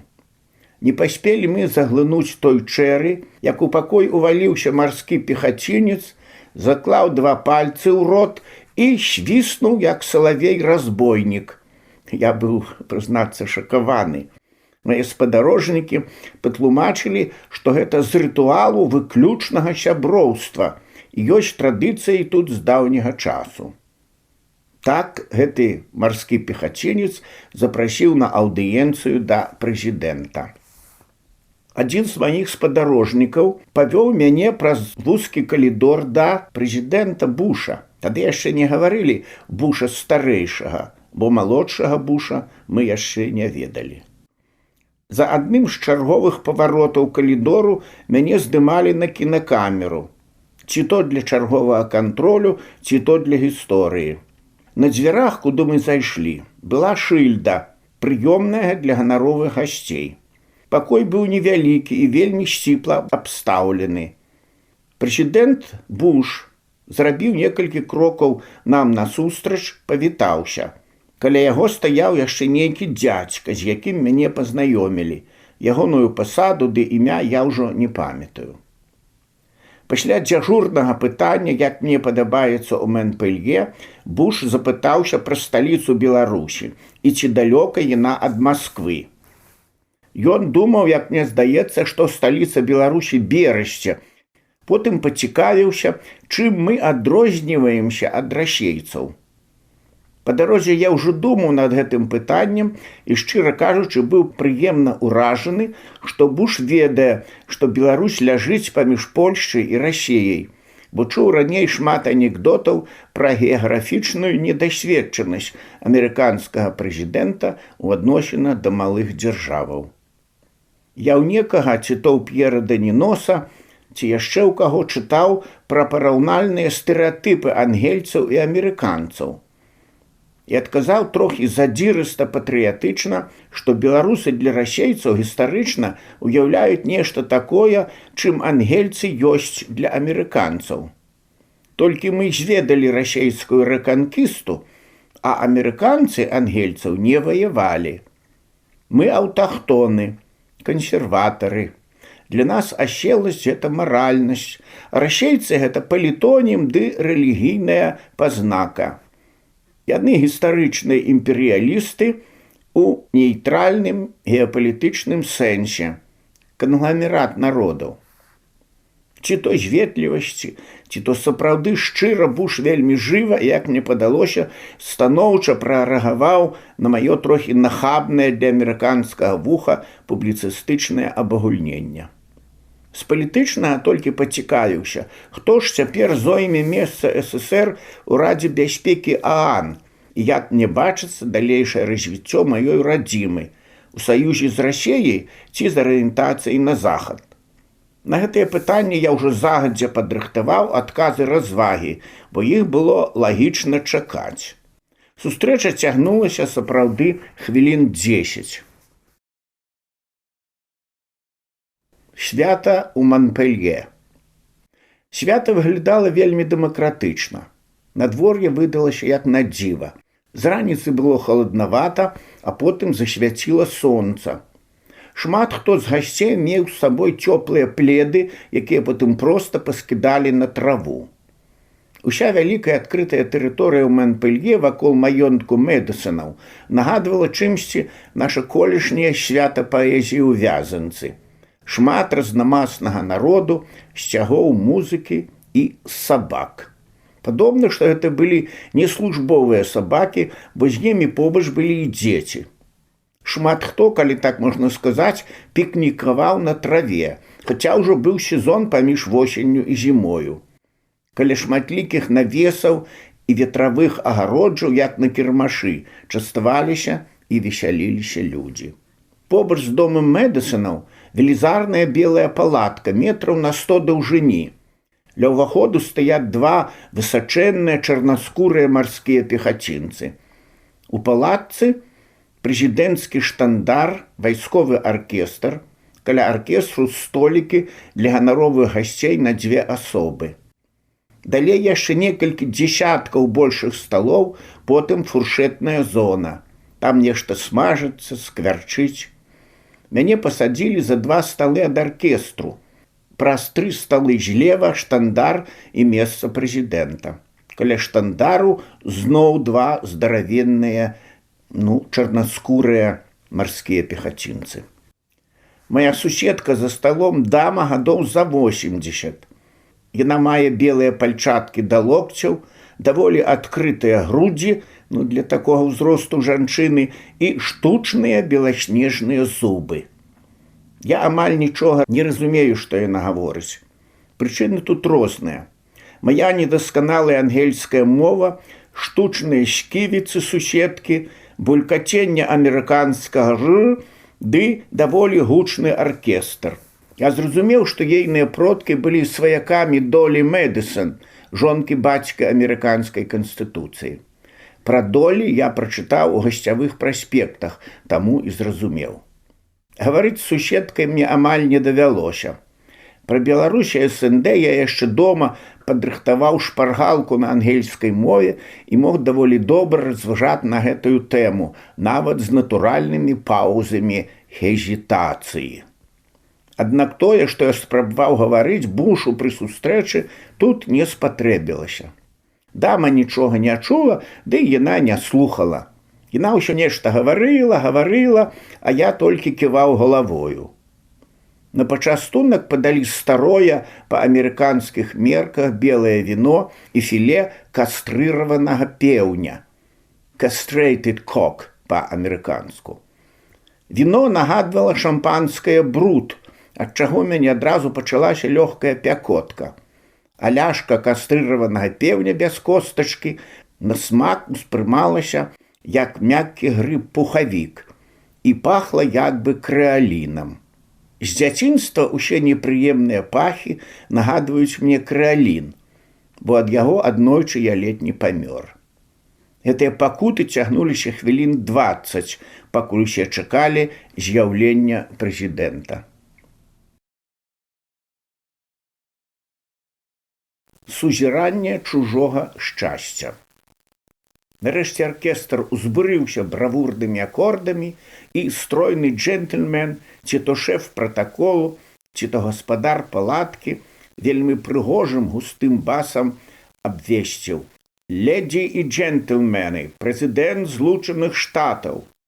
На змену маім недарэчным пакутам прыйшло сапраўднае захапленне ад велічы убачанага. З часу сувораўскай вучэльні я вельмі люблю маршы, гімны, царкоўныя харалы, хаця заўсёды баюся растварыцца ў іх і страціць сваю індывідуальнасць. Я глядзеў на твары амерыканцаў, што паклалі руку на сэрца і заспявалі. Яны не проста шавялілі вуснамі, як часта такое можна ўбачыць у нас ці ў Расіі. Усе ведалі словы. Это я выдзяляю курсівам. Прэзідэнт спяваў з усімі разам. Усе твары сталі прыгожыя. Моя суседка аж памаладзела. Я ледзь стрымліваў слёзы ад сузірання чужога шчасця. Нейкае падобнае пачуццё я зведаў у Рызе у 1988 годзе падчас міжнароднага фальклорнага фестывалю, калі працэсія удзельнікаў нацыянальных строях рухалася ад палацу спорту да Домскага сабору. А наша майстроўня ў канцы калоны, як сіротка, замыкала той еўрапейскі марш. Пасля спеву прэзідэнт сказаў кароткую прамову і прапанаваў тост за заснавальнікаў амерыканскай дэмакратыі. Пасля абышоў з кілішкам пярэднія сталы, гаворачы словы прыязнасці. Запыніўшыся каля нашага стала, ён пазнаў мяне, пэўна, па барадзе, бо я там быў адзін такі, і пажадаў поспехаў дэмакратыі ў Расіі, што мяне трошкі засмуціла. Пасля гэтай кароткай урачыстасці прэзідэнт пайшоў да народу. Можна было застацца ў палатцы, але я пайшоў паглядзець, як ён будзе размаўляць з пікнікоўцамі. Я магу паклясціся, што тое, што я ўбачыў, не было рэжысурай. Людзі стаялі купкамі, і кожная запрашала Буша да сябе. Запрашалі годна, з усмешкамі, некаторыя падыходзілі бліжэй. Ніхто нікога не адцісняў, не было нейкай бачнай аховы. Былі людзі нават каўбойскага выгляду. Нарэшце адна дзяўчына гадоў 10 ухапіла прэзідэнта за рукаў і пацягнула да свайго бунгала.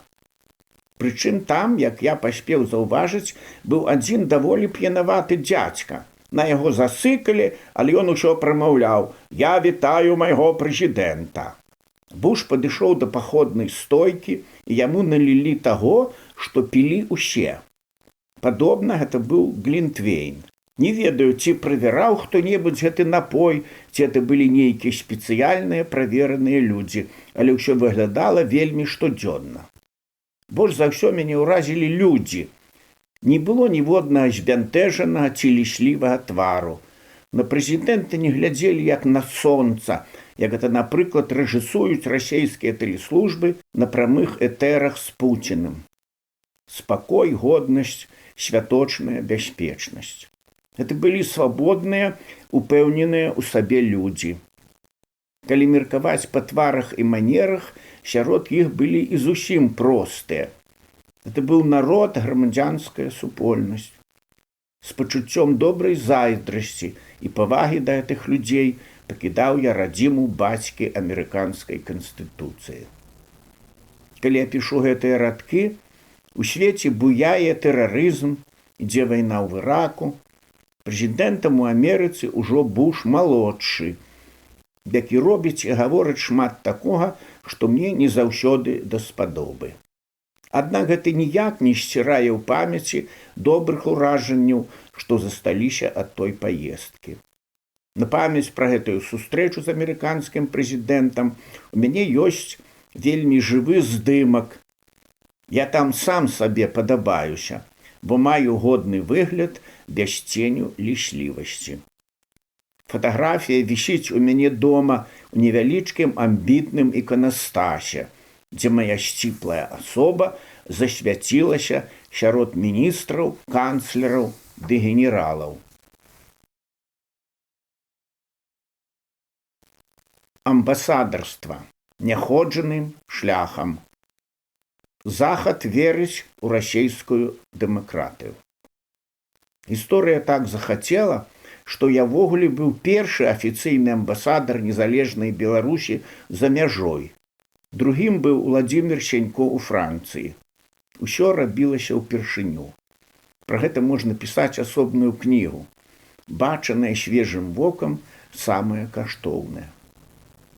Перш некалькі словаў пра агульную сітуацыю вакол прызнання Захадам суверэннасці былых савецкіх рэспублік, у тым ліку і Беларусі. З таго, што мне давялося чытаць на гэтую тэму у беларускай публіцыстыцы і ў іншых, найбольш адэкватнымі мне ўяўляюцца нататкі тагачаснага міністра замежных справаў Петра Краўчынкі з ужо згаданай кнігі «Беларусь на распуцье».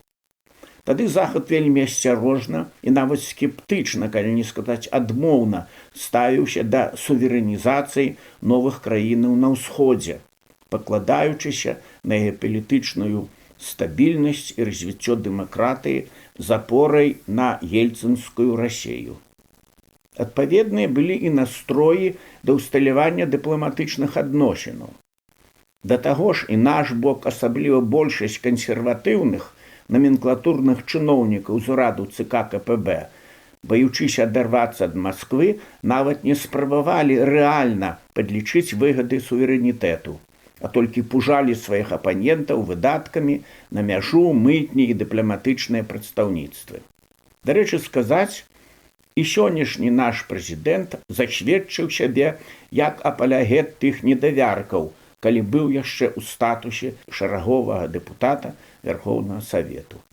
Калі я прыехаў праз 1,5 году працы амбасады ў Боне на чарговую сесію ў Мінск, сказаў прэзідэнту, што ягоныя ранейшыя страхі не пацвердзіліся, Амбасада зарабляе на консульскіх аперацыях больш як 1 000 000 марак за год, а на сябе траціць менш за палову заробленага, не лічачы дывідэндаў ад прамых кантактаў з нямецкім бокам. Кіраўнік дзяржавы фізіянамічна зрэагаваў адэкватна паводле свайго характару, не жадаючы прызнаваць свае ранейшыя памылкі. Гэты эпізод маёй першай сустрэчы з прэзідэнтам, калі я ўжо быў амбасадарам, запомніўся яшчэ і таму, што ў фае будынку Дому ўраду, дзе месціўся Вярхоўны Савет, моя зрокавая памяць сфатаграфавала непаўторны групавы партрэт новай эліты. Каля ўваходу ў залю пленарных пасяджэнняў глядзеліся манументальная пара Фядута і Даўгалёў. Гэта дэпутат-таварыш з каманды прэзідэнта на выбарах, так бы мовіць, малады воўк. Пасярод фае ладнай паставай прэзідэнт у атачэнні дробненькіх, тады яшчэ падхартаных маладых ваўчанят. Кучынскі, Марыскін, пазней член Канстытуцыйнага суду, Булахаў, Лябедзька. Забава для вока. Наш першы міністр замежных справаў. Трэба аддаць належнае Пятру Краўчынку. Як першы міністр замежных справаў незалежнай Беларусі, ён зрабіў шмат для закладкі падмурку нашых знешніх стасункаў. Пішу так не таму, што ў сваіх нататках пра першыя крокі беларускай дыпламатыі ва ўжо згаданай кніжцы Пётр Кузьміч не паскупіўся на станоўчыя эпітэты на мой адрас, як першы амбасадар у Нямецчыне. Паводле характару я не лідар, але добра разумею, колькі часу патрабуе падобная арганізацыйная праца, якую узваліў на сябе Краўчынка на пачатку 90-х гадоў.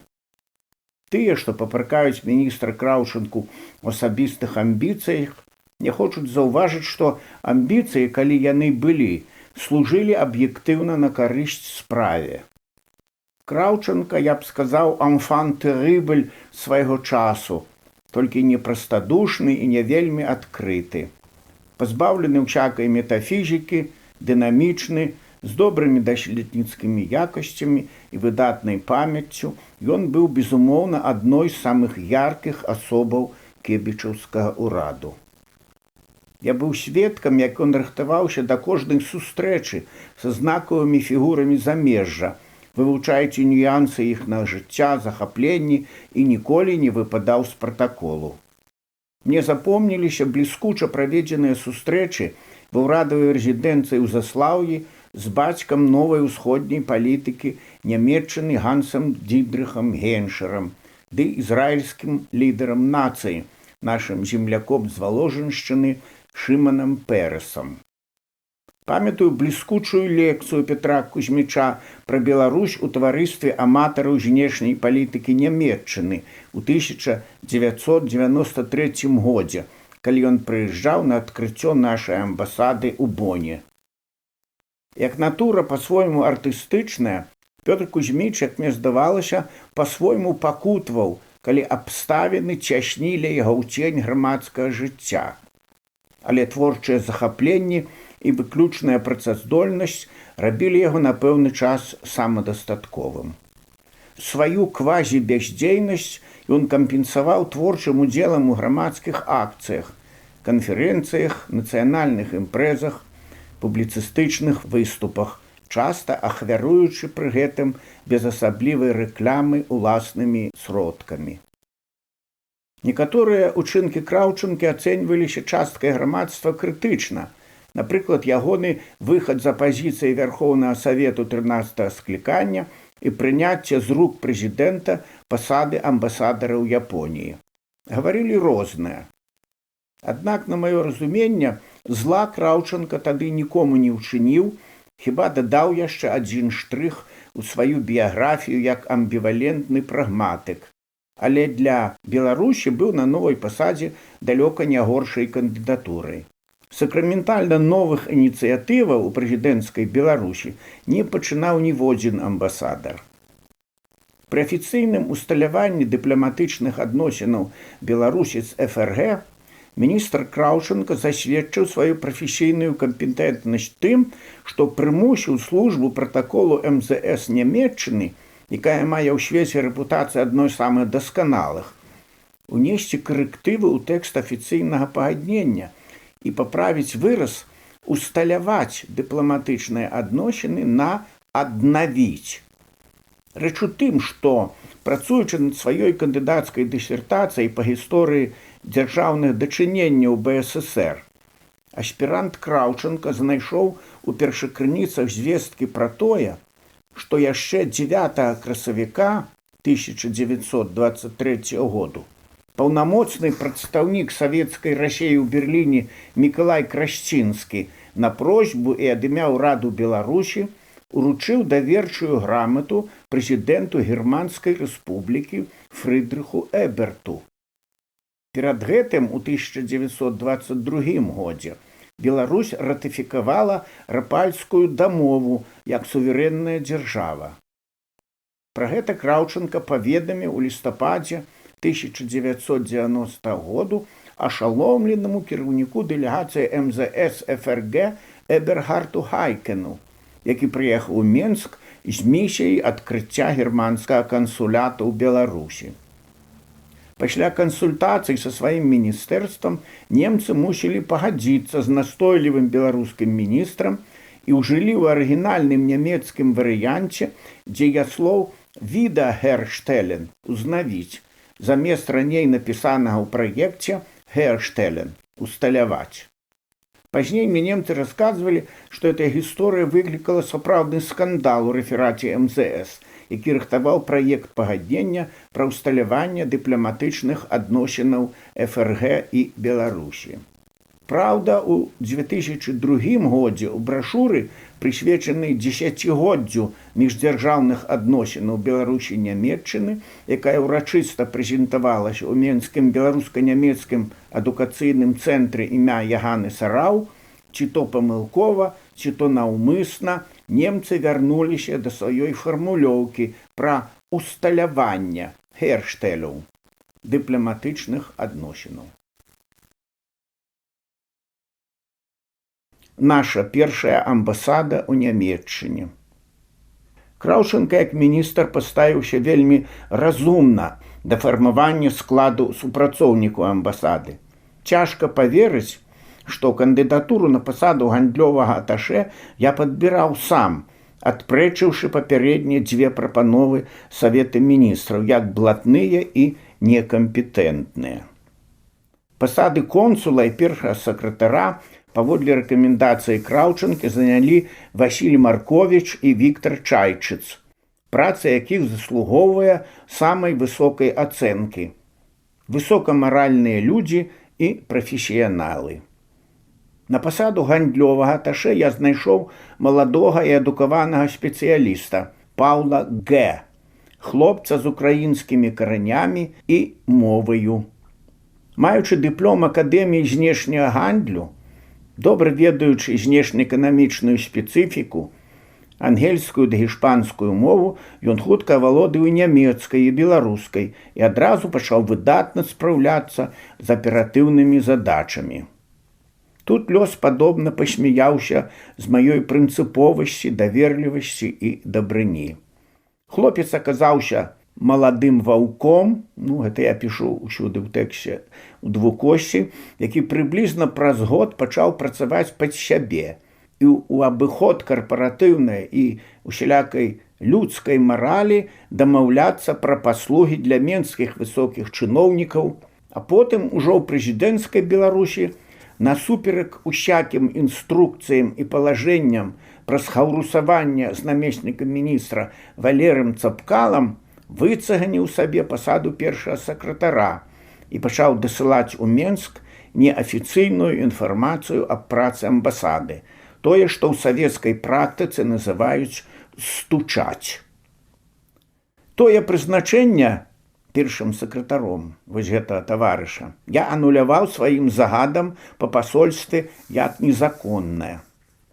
Пачалася канфліктная перапіска з міністэрствам, Уладзімір Сянько, як міністр, аказаўся мяккацелы, як авечка, і, падобна, ўжо баяўся прэзідэнцкага фаварыта Цапкалы, які перабег з каманды Шушкевіча да ягоных апанентаў і пачаў інтрыгаваць у апараце МЗС. Цяпер ён, дарэчы, завіхаецца галоўным менеджерам у беларускай сіліконавай даліне. Потым Сянько ад'ехаў амбасадарам у Францыю. Цікава, што пазней Павел Г., мой гандлёвы аташэ, вярнуўшыся з Нямецчыны ў Менск, заслужыў давер быць кансультантам па курсавой працы старэйшага прэзідэнтавага сына. Але ўсе гэтыя непрыемнасці прыйшлі потым. На пачатку нашы, як бы сказалі немцы, чатырохгаловае пасольства самааддана і дружна кінулася на асваенне германскіх тэрэнаў. Не маючы ні офісу, ні транспарту, ні бухгалтэрыі, а толькі невялічкі першасны запас фінансаў, наш дэсант высадзіўся ў Бон, як Робінзон Круза на сваю выспу. На першы час з пачуццём куртатай суверэннасці і усведамленнем, што расейцы аднаасобна завалодалі савецкай нерухомасцю за мяжой, мы знайшлі прытулак як падсуседзі ў іхнай амбасадзе, былой савецкай. Атрымаўшы за памяркоўную плату маленькі пакойчык і за 300 марак на месяц арэнды старенькі «Опель Кадет». Асноўнай крыніцай існавання для нас павінны былі стаць консульскія зборы. Мы штампавалі візы на шырокім падваконні расейскага консульства.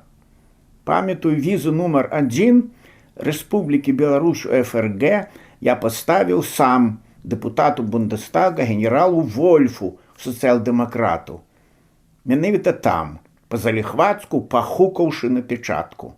Потым расейцы дазволілі нам паставіць у фае свайго консульскага аддзелу маленькі столік з таблічкай «Візы ў Беларусь», за якім сядзеў наш консул Васіль Марковіч. Тут адразу ва ўлоне афіцыйнага сяброўства з расейцамі узнікла элементарная канкурэнцыя за пагалоўе. Да нашага прыезду расейцы выдавалі візы і для Беларусі, у тым ліку і транзітныя. А цяпер штодня мы адбіралі ў іх значныя сумы. Бывалі дні, калі консульскія зборы перавышалі 2000 марак. Псіхалагічна было вельмі цяжка працаваць. Мы, калі-нікалі, былі згодны ісці насустрач немцам і працаваць пазней або ў выхадныя дні, асабліва, калі былі вялікія групы з чарнобыльскіх ініцыятываў ці прывязаныя да запланаваных у Беларусі падзеяў. Расейскі бок, аднак, на суботу і нядзелю закрываў тэрыторыю амбасады. Трэба было тэрмінова шукаць памяшкання, хаця б пад консульскія справы. Пра тое, як мы здабылі будынак для амбасады, я ўжо расказваў, калі згадваў пра свае песенныя захапленні. Усё прыходзілася рабіць, што называецца, на маршы. Імправізаваную бухгалтэрыю у выглядзе амбарнай кнігі для запісаў і 2 цэлафанавых пакетаў, дзе змяшчаліся копіі візавых чэкаў і чэкаў выдаткі на бягучыя патрэбы, а таксама тэрміновую дакументацыю для зносінаў з мясцовай гарадской адміністрацыяй, асабліва калі мы пачалі паступова абрастаць уласнай маёмасцю, набытай за консульскія зборы. Як амбасадар я ўзяў курс на беларускае справаводства, для чаго прывёз з Менску ўласную механічную друкавальную машынку з беларускім шрыфтам. Тут я павінен патлумачыць.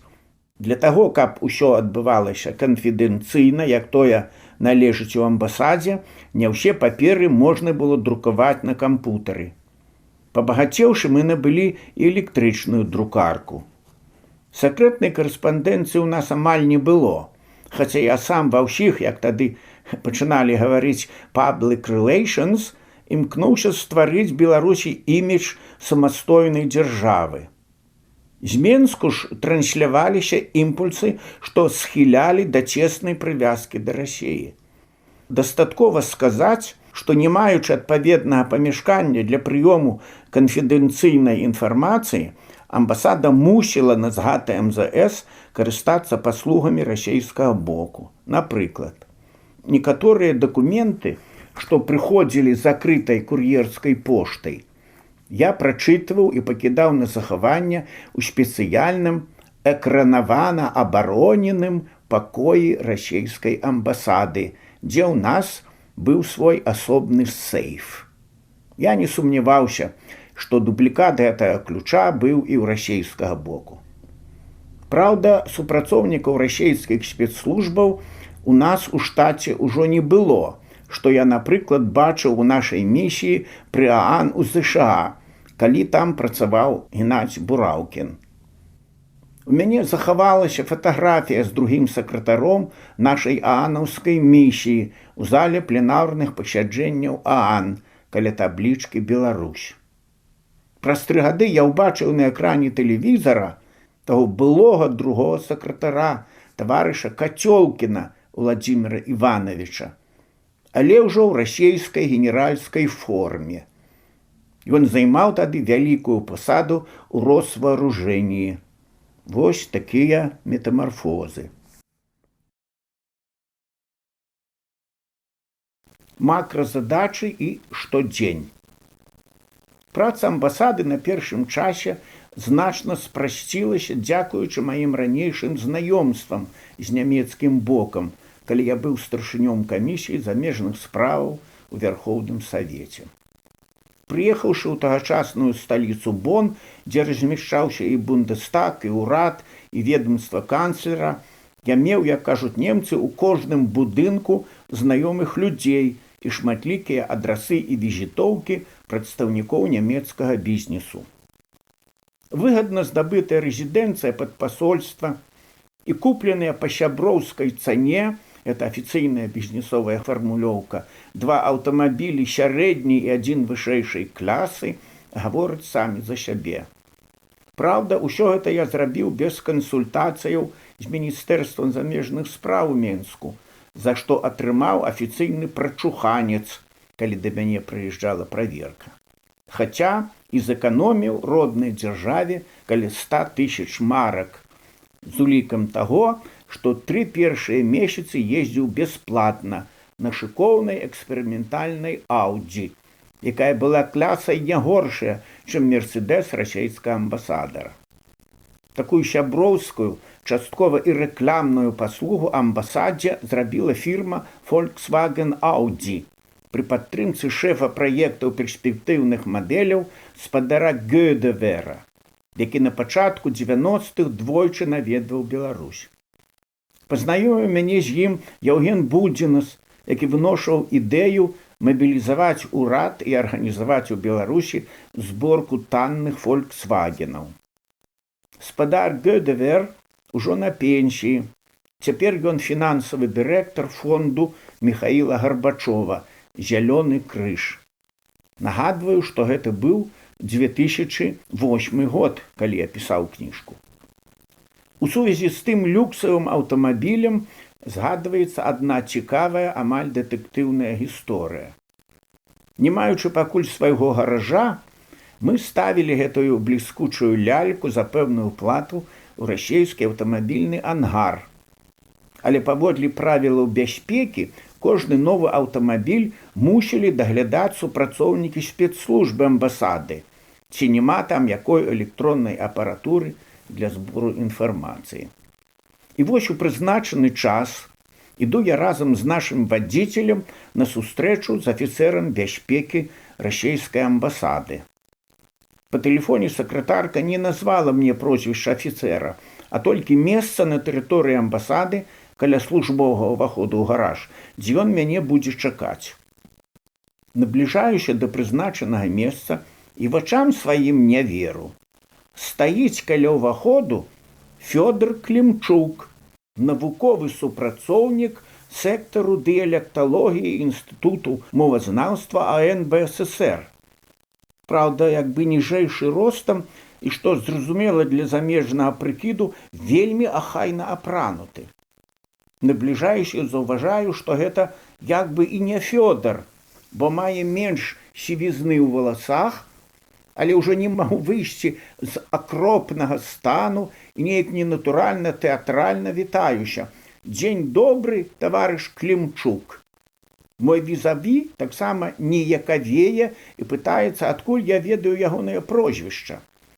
Я зноў пачынаю думаць, што гэта Фёдар, бо з ягоных вуснаў льюцца палеска-драгічынскія фанемы. У фанемах я спрактыкаваны не горш за прафесара Хіггінса. Вось гэта так, хаця гэты чалавек, падобны на Фёдора Клімчука, гаворыць па-расейску.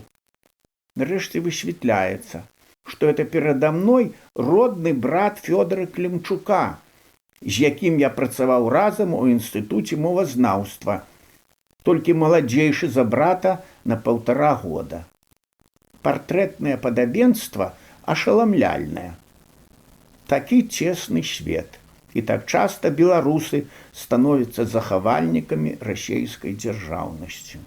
Аднак гэты факт, што запаў у маю падсвядомасць з пэўнымі гістарычнымі ремінісцэнцыямі, не перашкодзіў у нашых далейшых прыязных адносінах з шэфам бяспекі расейскай амбасады ў Боне, народжаным у Драгічынскім раёне Беларусі. Калі мы ўжо мелі амбасаду і нават лазню, я запрашаў яго некалькі разоў на земляцкія пасядзёнкі. На жаль, гэты сціплы беларус, брат Фёдора Клімчука, якога я ведаў з часу сваёй працы ў Акадэміі навук, які служыў расейскай дзяржаве, праз некалькі гадоў памёр ад раку страўніка. Праца амбасады і амбасадара складалася на пачатку з вырашэння бягучых праблемаў, што паціху перарасталі ў тактыку і стратэгію. Нямецчына мае 16 федэральных земляў. Паводле пратаколу амбасадар, акрамя візітаў да кіраўніцтва краіны, павінен наведаць усе федэральныя землі.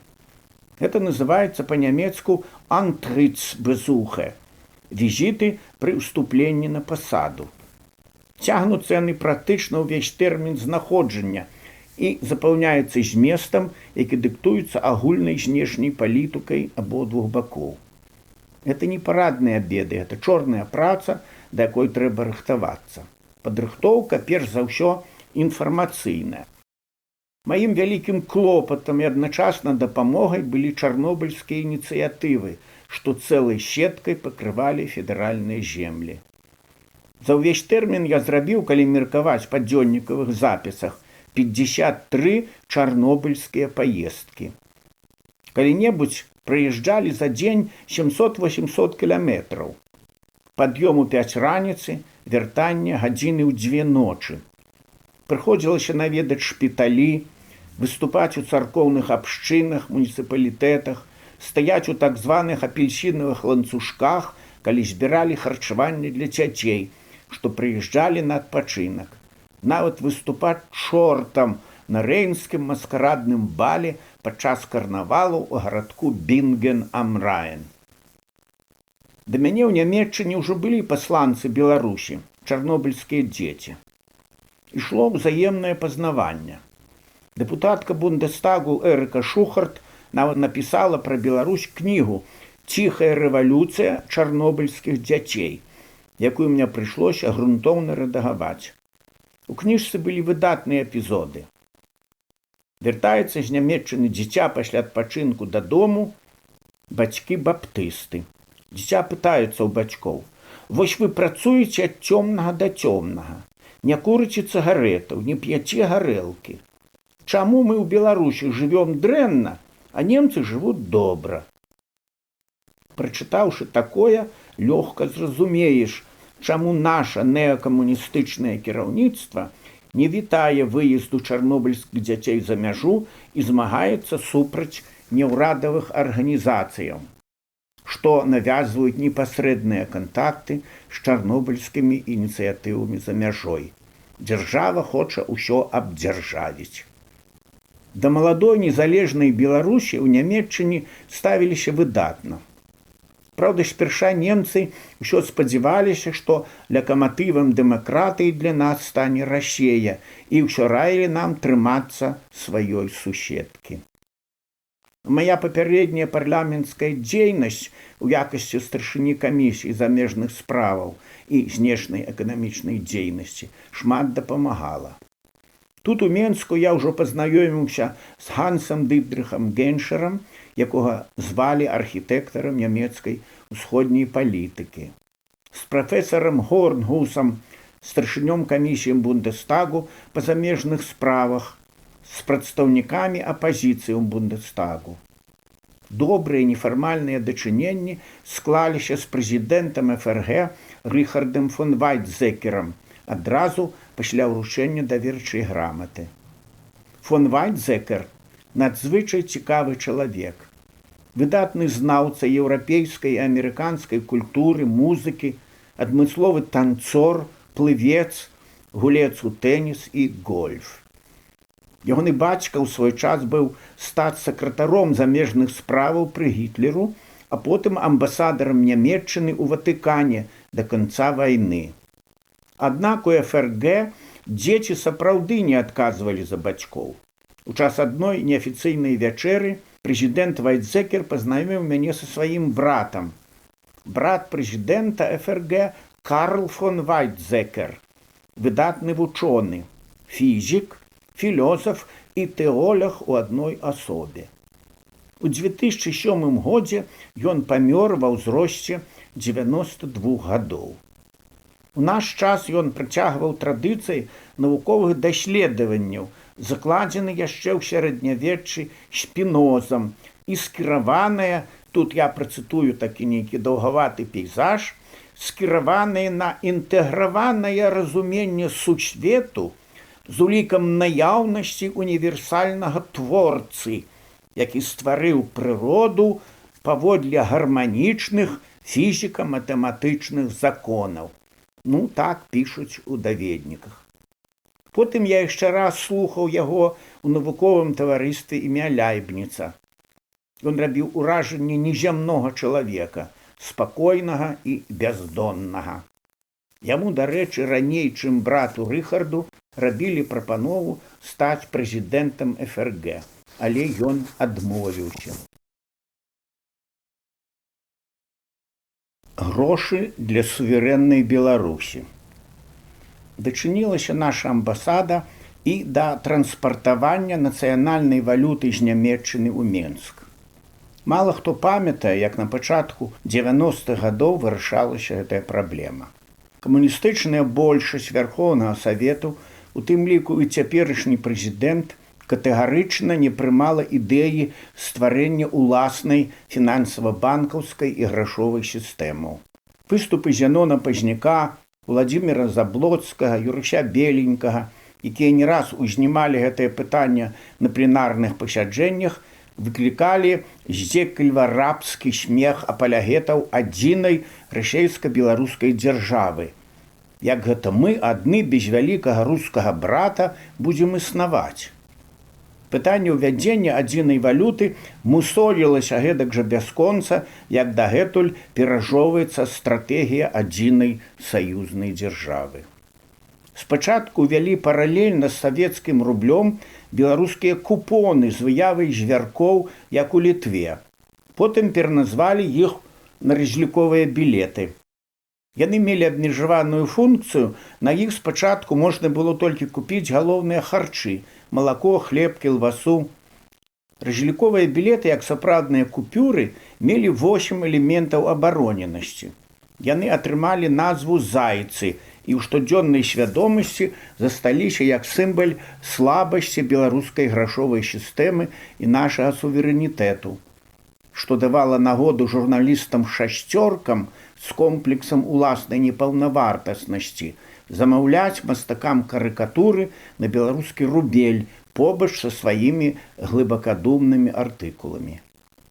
Калі не было яшчэ выразных памежных службаў Беларусі і фактычна адсутнічала савецкая мяжа, праз прыбалтыйскую дзірку увішныя хлопцы, блізкія да ўраду Кебіча, рабілі шалёныя грошы, мяняючы зайцы на расейска-савецкія купюры.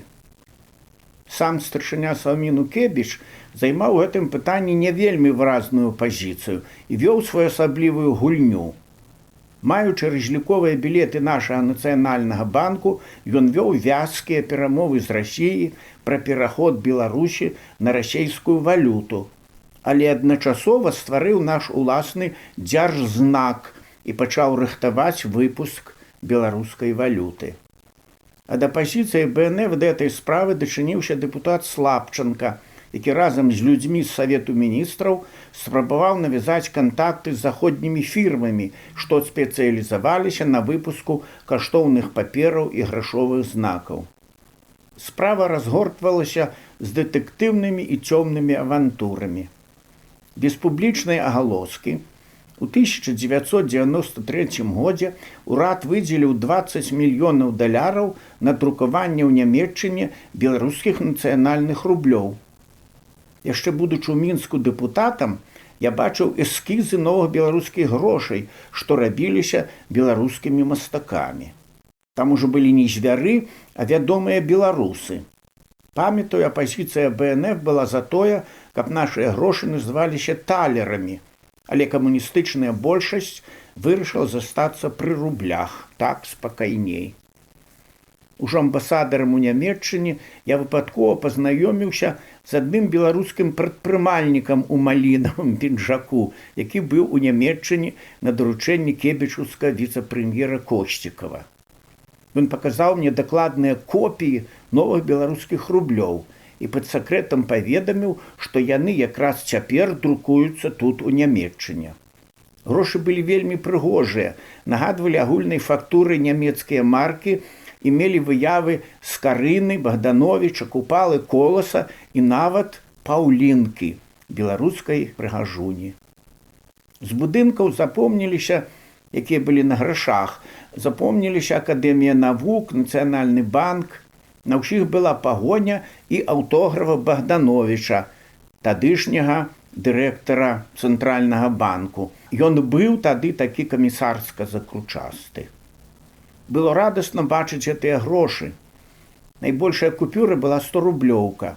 Той бізнесовец сказаў, што рэформа пойдзе, калі назапасіць валюты, каб прыраўняць рубель да даляра.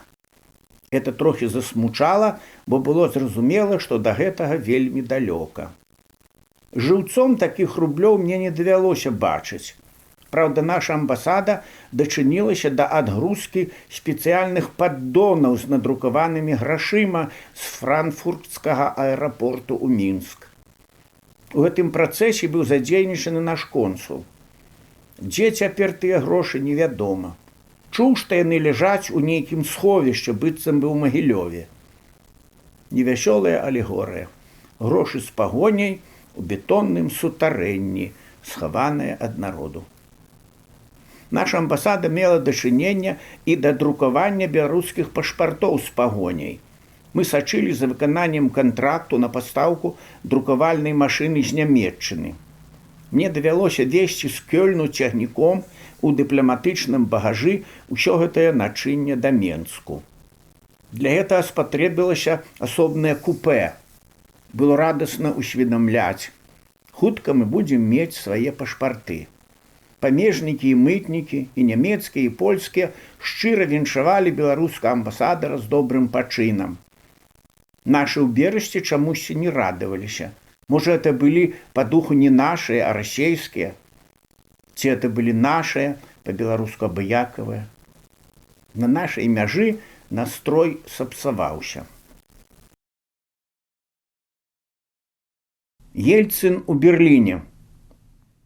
З германскіх сустрэчаў у мяне засталіся некаторыя асабістыя ўражанні ад Ельцына падчас ягонага берлінскага візіту ў траўні 1994 году, калі я там быў некалькі дзён у почаце высокіх гасцей, як амбасадар Беларусі на цырымоніі вываду савецкіх войскаў з Нямецчыны.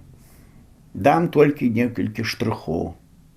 Супрацьстаянне Ельцына і былой савецкай наменклатуры з ліку высокіх вайсковых чыноў я адчуў эмацыйна ў Берліне і Пацдаме 5-9 траўня ў час цырыманіяльных мерапрыемстваў. Чаканы прыезд Ельцына, пра які шмат гаварылася ў нямецкіх медыях, адклаўся на 2 дні. Замест яго прыехаў прадстаўнік прэзідэнта Расійскай Федэрацыі, высокі хударлявы чалавек някідкай знешнасці, гадоў 45-50, з гладка зачасанымі назад валасамі, не вельмі усмешлівы, не вельмі маўклівы, ніякі. Такія звычайна бываюць у супрацоўнікаў КДБ. Прозвішча ягоныя назвалі на пачатку разы два, а потым звярталіся: «Таварыш прадстаўнік прэзідэнта Расійскай Федэрацыі». Ён усюды фігураваў як першая асоба. Ніхто з маіх знаёмых ягонага прозвішча таксама не запомніў. Генеральская світа крывілася ад ягонай прысутнасці і паміж сабою дазваляла колкія заўвагі на адрес Ельцына, разбуральніка Саюзу. Дэманстрацыяй незадаволенасці стаў пачатак урачыстага вечара ў Пацдаме, былым адміністрацыйным цэнтры зямлі Бранденбург у ГДР, дзе была размешчаная большасць савецкіх войскаў.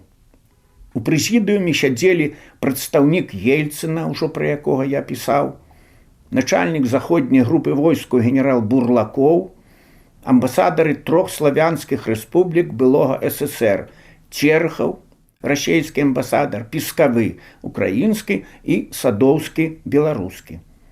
Побач з намі сядзела 11 маршалаў Савецкага Саюза, колішніх генералаў вайскаводаў заходняй групы войскаў, што былі стацыянаваныя ў ГДР. Маршалы ўсе сівыя, увешаныя баявымі ўзнагародамі.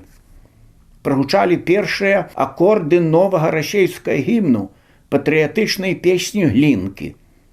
Большасць прысутных не ведалі мелодыі. Калі заля ўстала і маршалы зразумелі, што гэта гімн, двое пакінулі прэзідыум. Адзін іх стаў збоку ад заслоны, баковым зрокам я бачыў гэта з месца ў прэзідыуме, і заплакаў. Божа літасцівы, падумалася мне, што это будзе з Расіяй, калі ўсё так рушыцца. Гэтыя прыгожыя сівыя маршалы і гэты безаблічны прадстаўнік прэзідэнта.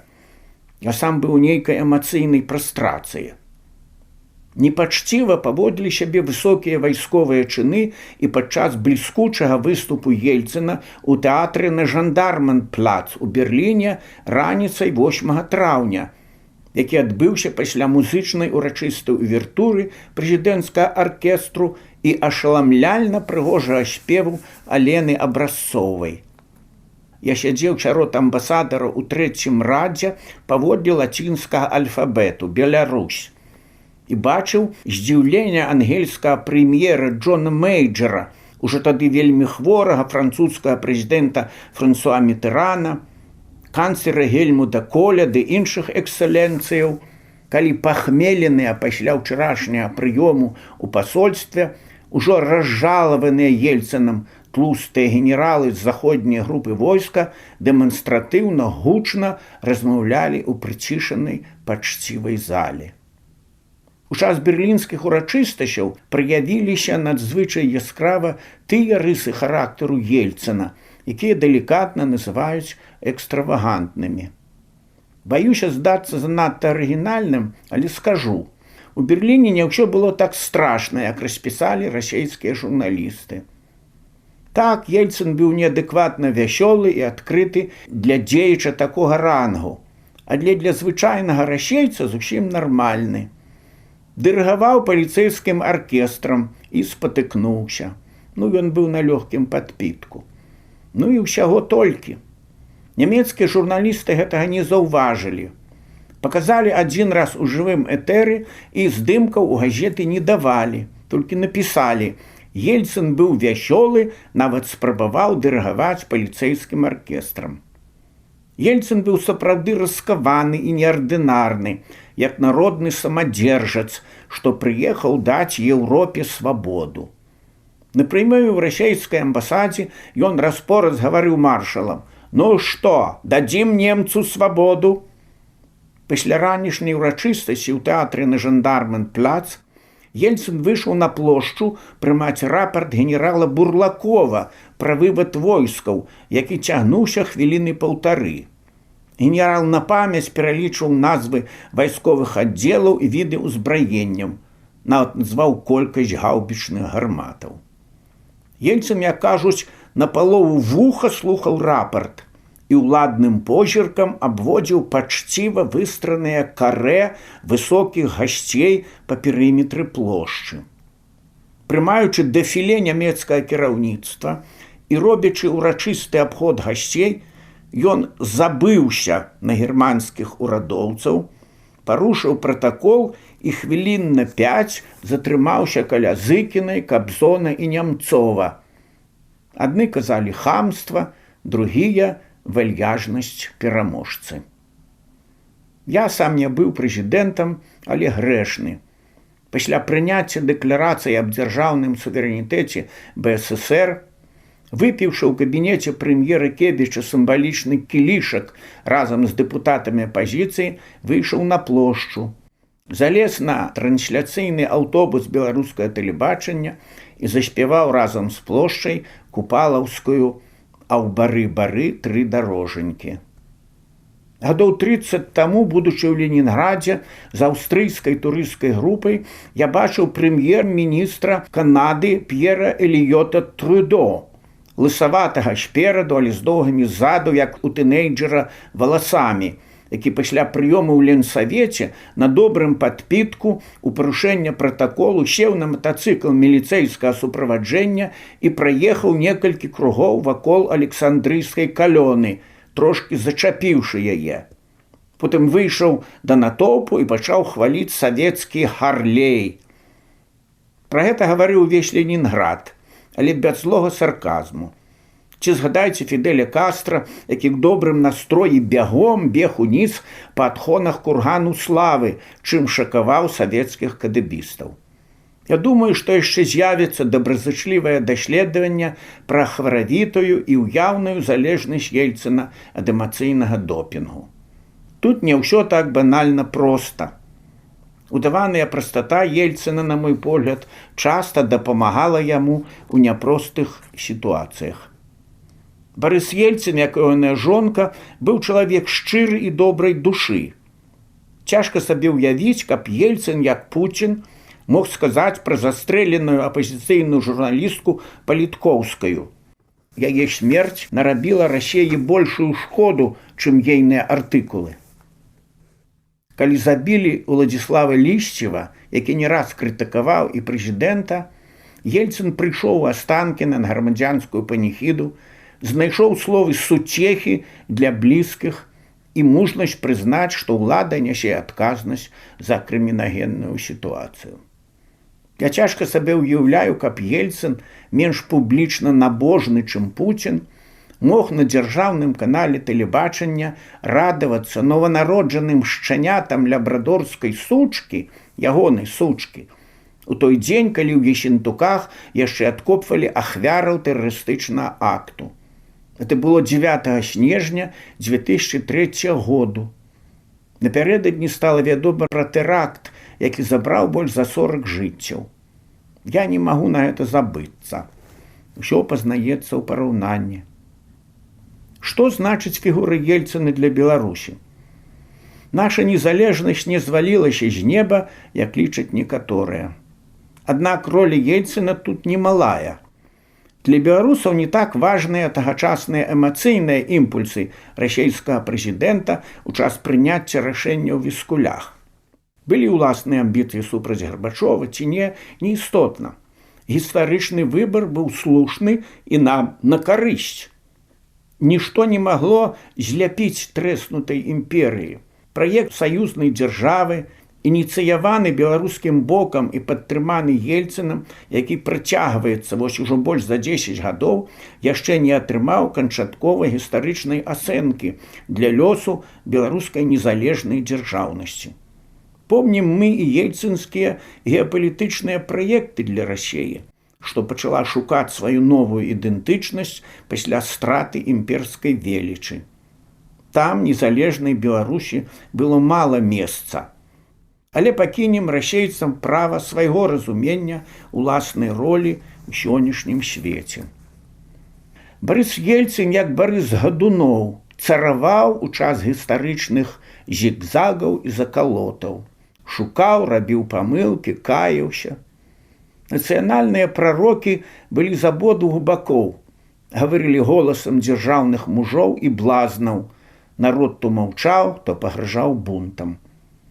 Праведнікі абодвых бакоў ішлі пад кулі і падымаліся на танкавыя вежы. Маэстр Растраповіч памяняў віяланчэль на аўтамат Калашнікава і стаў побач з Ельцыным. Гэта не была аперэта.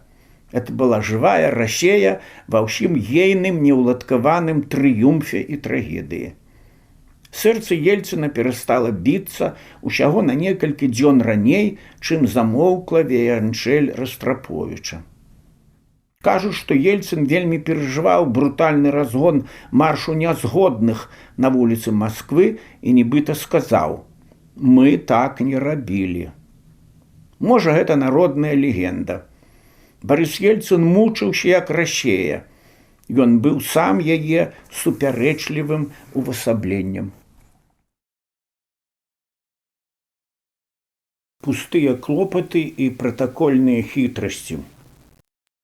Я не прыхільнік аўтарытарных метадаў кіравання, якімі карыстаецца наш першы прэзідэнт.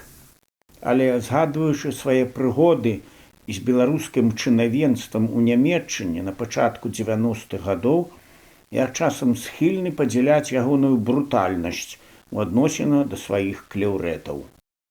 Не магу сабе ўявіць, каб такое было магчыма сёння, як тое было пры Кебічу ў той пераходны перыяд. Што б не казалі грамадзяне старой даты, канец СССР, дзяржаўны суверэнітэт былых рэспублік вольным хмелем напомніў сэрцы грамадзянаў.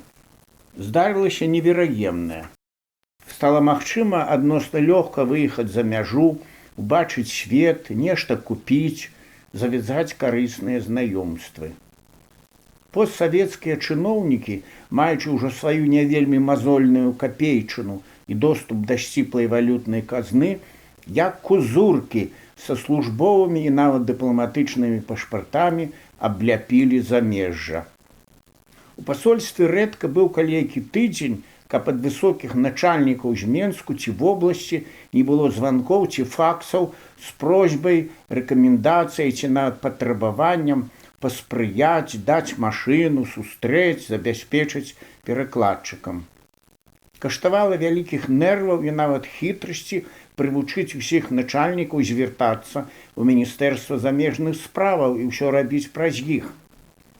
Начальнікі ўпраўлення Савету міністраў, не гаворачы ўжо пра міністраў і намеснікаў, ніяк не хацелі звяртацца ў МЗС.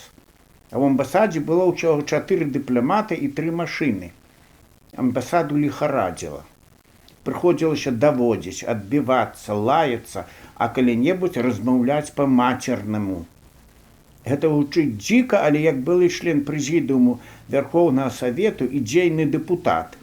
Я часам карыстаўся ў тэлефонных канфліктных размовах гэтай трэцяй мовай, прынятай у калідорах улады, і як ні дзіўна гэта дапамагала. Для мяне гэта не было надзвычайным здарэннем, бо падобнай музыкі я ўжо наслухаўся ва ўладных кабінетах у гутарках па тэлефоне з прадстаўнікамі Савета міністраў. Выпадкі былі самыя неверагодныя. Уявіце сабе сітуацыю. ТАСІС фінансуе навучанне тэхнічных спецыялістаў тэлекамунікацыяў у Берліне. З Менску прыязджае не інжынер, а новапрызначаны старшыня беларускага тэлебачання таварыш Кісель, фактычна міністр, ніякай мовай не валодае. Прыязджае на 2 дні раней, бо так лётае самалёт. Гатэлю няма, сваіх грошай траціць не хоча, ці не мае. Сядзіць галодны ў вестыбюлі ў Берліне. Прымаю гістэрычны званок з Менску з дзяржтэлерадыё. Вырашыце пытанне, вырашыце пытанне. Як? МЗС таксама адказвае: падумайце і дапамажыце. Званю ў Берлін Васілю Лявонаву. Ён лічыцца ў спісах пасольства, хаця фактычна прадстаўнік Кебіча ў Нямецчыне. Працуе паводле свайго плану, не ведаю, чым займаецца. Мае дакладныя запіскі ўспамін пра статус Лявонава закончыліся нічым.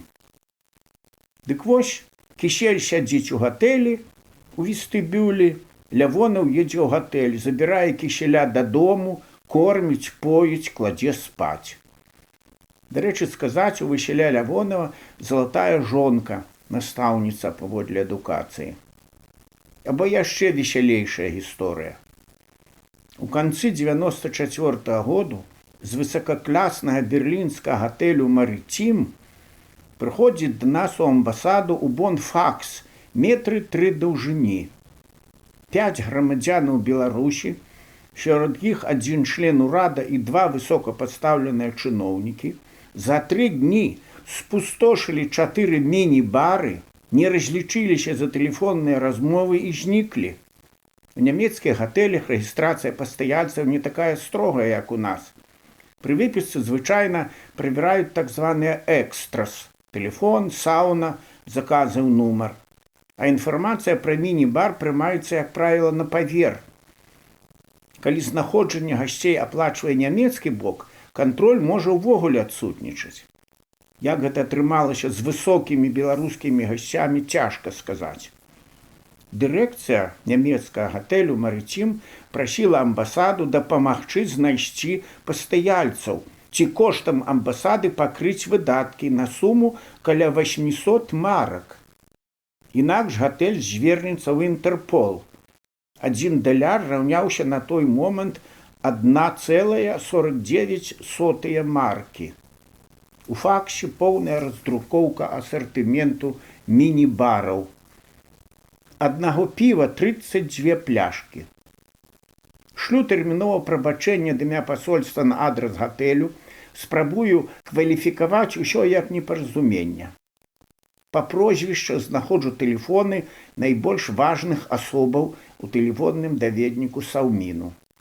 Адзін з іх віцэ-прэм'ер. Тэлефаную. Кажа, даў грошы аднаму члену дэлегацыі, былы старшыня былвыканкаму, для разліку, а той, пэўна, забыўся, бо быў не зусім цвярозы.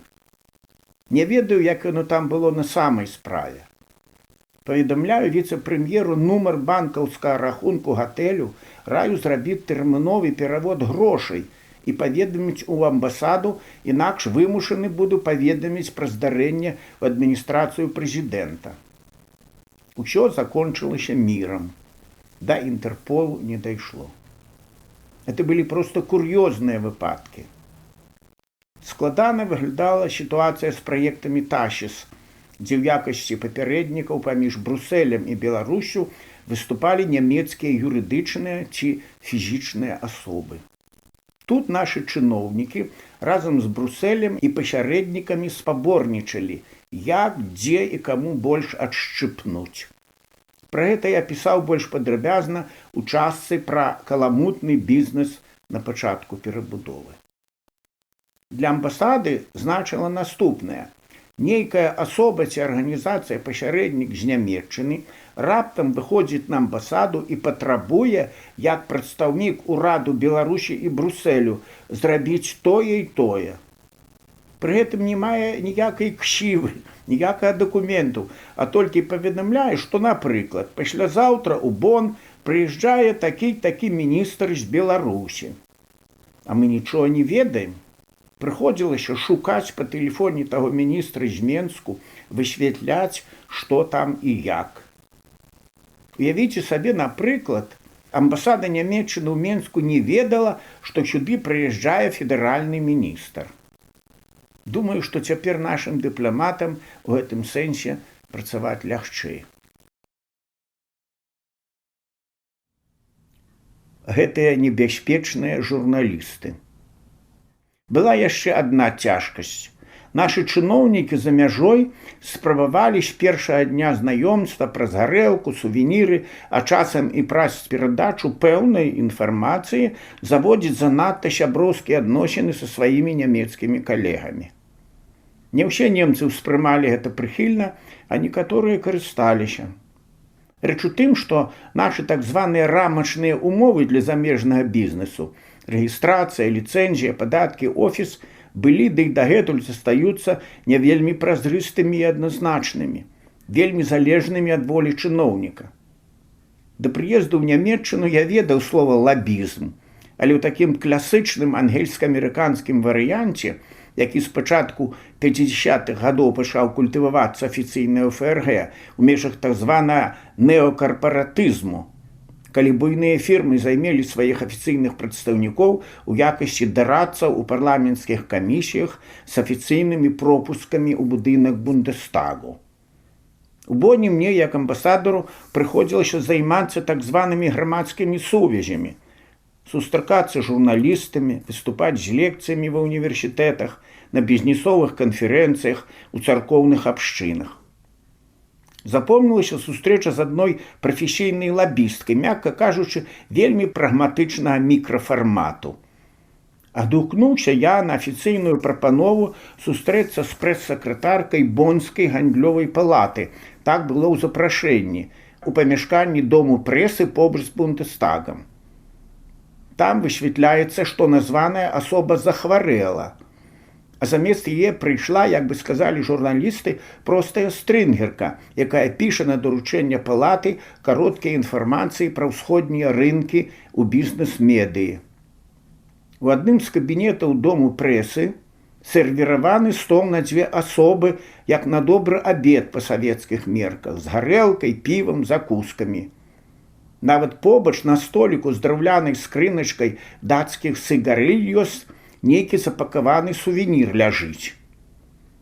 Пасля кароткага палітэснага ўступу з кампліментамі маёй добрай нямецкай мове журналістка дае сваю візітоўку, расчыняе ноутбук, выводзіць на манітор нейкую схему дрэва з прастакутнічкамі і просіць даць звесткі пра гомельскую фірму «Ратон», з якой маюць намер, ці можа ўжо супрацоўнічаць, не памятаю, нямецкія фірмы. Хто курыруе падобныя пытанні з Саўміну, якія законы рыхтуюцца ў беларускім парламенце пра сумесныя прадпрыемствы, якія перспектывы атрымаць падатковыя льготы для гэтай фірмы. Тады паводле журналісткі яе ўзначаліў наш цяперашні прэм'ер Сідорскі. З вуснай гэтай дамы я ўпершыню пачуў ягонае імя. Яе цікавіла, ці ведаю я асабіста Сідорскага, якія ў яго хобі, што я ведаю пра ягоную жонку. Закончыўшы сваё доўгае пытанне-пажадання, журналістка намалявала яшчэ адзін квадрацік на сваім дрэве і пытальна паглядзела на мяне, прапанаваўшы выпіць гарэлкі. Гэта быў час да абеду. Далікатна адмовіўшыся ад выпіўкі, я пацікавіўся, што за дрэва яна малюе на сваім маніторы на экране. О, гэта мы называем арганіграма. Тут у мяне інфармацыйныя дадаткі да структуры некаторых аддзелаў вашага Саўміну і камітэту знешнеэканамічных сувязяў. На жаль, вашы афіцыйныя даведнікі недасканалыя. Пры гэтым яна дастала з сумачкі поўны тэлефонны даведнік нашага Саўміну для службовага карыстання. Такі мы атрымалі перад ад'ездам для амбасады пад распіску ў Міністэрстве замежных справаў. Гутарка станавілася цікавай. Вашы калегі з міністэрства вельмі прыветлівыя людзі, прыцягвала дама. Яны падаравалі мне гэты даведнік. Я нават ужо ведаю, дзе хто сядзіць, чым цікавіцца. Вось начальнік управлення называе, любіць паляванне, а ягоная сакратарка вырошчвае хрызантэмы. А якое ў вас хобі? У кампутары стрынгеркі было сапраўды цэлае дасье. Яна без макулінкі няёмкасці працягвала. Гэта моя праца, я так раблю. Мяне часта запрашаюць у дарадцы тыя, хто едзе да вас, бо ў вас пакуль цяжка разабрацца без сувязяў. Можа, ваша амбасада пагадзілася адказаць пісьмова на некаторыя пытанні гэтай анкеты і працягвае 3 друкаваныя аркушы. Мне каштавала пэўных намаганняў і далікатнасці, каб закончыць гэтую даволі непрыемную сустрэчу і адбіцца ад сувеніраў. Журналістаў нельга раздражняць і крыўдзіць. Параю гэтай актыўнай даме, калі яна мае паўнамоцтвы, прыслаць на блянку гандлёвай палаты афіцыйны пісьмовы зварот у амбасаду разам з анкетай. На другі дзень па тэлефоне мы даведаліся, што гэтая журналістка не мела ніякага даручэння ад Боннскай гандлёвай палаты распаўсюджваць згаданую анкету. Гэта, пэўна, ейная ўласная ініцыятыва. Журналісты ў Нямецчыне, не толькі ў ёй, асабліва пачаткоўцы, часам пераступаюць этычныя межы дзеля кідкага матэрыялу, каб быць апублікаваным, каб зачапіцца ў газеце. Пры той гутарцы ў доме прэсы я быў пратакольна карэктны, бо ўжо меў адмоўны досвед з маладым нямецкім журналістам. Было это так. Яшчэ не меўшы так звана агрэману, як прызначаны амбасадар, дэзігніртер бotschafter і старшыня камісіі замежных справаў Вярхоўнага Савету Беларусі, я быў разам са Станіславам Шушкевічам у Дюссельдорфе. Выйшла так, што ў канцы адной прэсавай канферэнцыі мне задавалі шмат пытанняў пра наш беларускі закон аб замежных інвестыцыях. Я адказваў па-нямецку, як мне здаецца, даволі талкова, бо я сам прэзентаваў гэты закон для зацвярджэння ў Вярхоўным Савеце. Пратакол на той дзень падганяў, і я ўжо на хаду нешта адказваў журналістам, даганяючы нашага старшыню Вярхоўнага Савета, тады першую асобу дзяржавы. Мы ездзілі з ім у адной машыне у суправаджэнні яшчэ 2 з немцамі. У мітусні атрымалася так, што Шушкевіч ад'ехаў без мяне, ці не заўважыў маёй адсутнасці, ці, можа, раздражнёна зрабіў гэта наўмысна. Я гэта не высветляў і дагэтуль не ведаю, але да наступнага пункту пратаколу мне прыйшлося дабірацца на метро. Прытым за кошт нямецкага журналіста з Frankfurter Allgemeine Zeitung. Рэч у тым, што ў аўтамабілі засталася мая куртка, дзе ў кішэні быў партманет з грашыма і крэдытнай карткай. Пры сабе я меў толькі дыпламатычны пашпарт як дэпутат парламенту Беларусі. Я расказаў журналісту проста, як усё было. На наступную сустрэчу я спазніўся хвілін на 10 і прыйшоў туды разам з журналістам. Пасля ён адмовіўся ўзяць грошы за метро, і мы па-сяброўску з усмешкамі і спадзевам на будучыя сустрэчы развіталіся і абмяняліся візітоўкамі. Назаўтра я са здзіўленнем знайшоў у Frankfurter Allgemeine Zeitung кароткую, стылёва, даволі несяброўскую заметку пра ўчорашнюю прэсавую канферэнцыю, дзе ў падзагаловак быў вынесены сказ. Прызначаны амбасадар Беларусі ментарскім тонам разважае пра геапалітыку і даганяе свайго патрона на метро. Шушкевічу таго матэрыялу я не паказваў. Не ведаю, можа, немцы яму што і гаварылі. Было прыкра. Праўда, пазней той журналіст сказаў мне: «Ну што вы, я вам зрабіў такі піяр. Это ж Frankfurter Allgemeine Zeitung, самая уплывовая кансерватыўная газета, а падзагаловак дала рэдакцыя». Адзін трагічны і светлы ўспамін. На заканчэнне займальны і адначасна трагічны ўспамін. У працы амбасадара часам здараюцца сітуацыі, пры якія ні ў якім падручніку не знойдзеш адказу рабіць так ці гэтак. Канешне ж, агульная праца амбасады вызначаецца знешняй палітыкай абодвух бакоў. А вось поспех пры асабовых кантактах рэч тонкая. Тут няма дробязяў. Прыпамінаю візіт у Бон нашага генерала Яўгена Бачарова, начальніка ўправлення памежных войскаў, з 2 экспертамі, адным з якіх быў палкоўнік Нявыглас, цяпер генерал, нядаўні начальнік адміністрацыі прэзідэнта. Было гэта ў красавіку 94-го году. Мы тады мелі шанец першыя ў СНД выйсці на высокі ўзровень супрацоўніцтва з памежнай службай ФРГ. Было ўжо тады ясна, што Польшча хутка ўліецца ў Еўропу і прыйдзецца будаваць межы інакш. Сядзім з памочнікам генерала Хіца, шэфа памежнай службы ФРГ, абмяркоўваем дэталі прыезду нашай дэлегацыі. Ехаць беларусам у форме ці ў цывільным? У немцаў пратакол дазваляе і тое, і тое. Нашы не хочуць ехаць у форме. Зразумець можна. У форме не расслабішся, 3 дні хадзі, як кол праглынуўшы. Немцы чамусьці наадварот. Нарэшце, праз далікатнае тлумачэнне нямецкага боку да мяне даходзіць рэч не ў прусацкай любові да уніформы. Нямецкі генерал худзенькі і маленькі. Форма робіць яго больш прадстаўнічым. А ў праграме шмат пратакольных момантаў з карэспандэнтамі і фотасесіямі. Раз такая далікатнасць, тады ўжо цікаўлюся, што любіць генерал выпіць і закусіць, бо буду рабіць прыём у амбасадзе. Атрымліваю адказ. Меню пажадана спартанскае, на моцныя Генесі або Белантайн, піва, шпатен, сасіскі, берлінер, боквурст. Званю ў Менск і лгу, што нямецкі пратакол не дазваляе ехаць у цывільным. Прыязджайце абавязкова ў форме і вязіце па пляшцы Белавежскай. Візіт быў вельмі паспяховы. І не ў апошнюю чаргу дзякуючы гэтым дробязям. Вазілі нас на тым жа верталёце, што і ангельскую каралеву.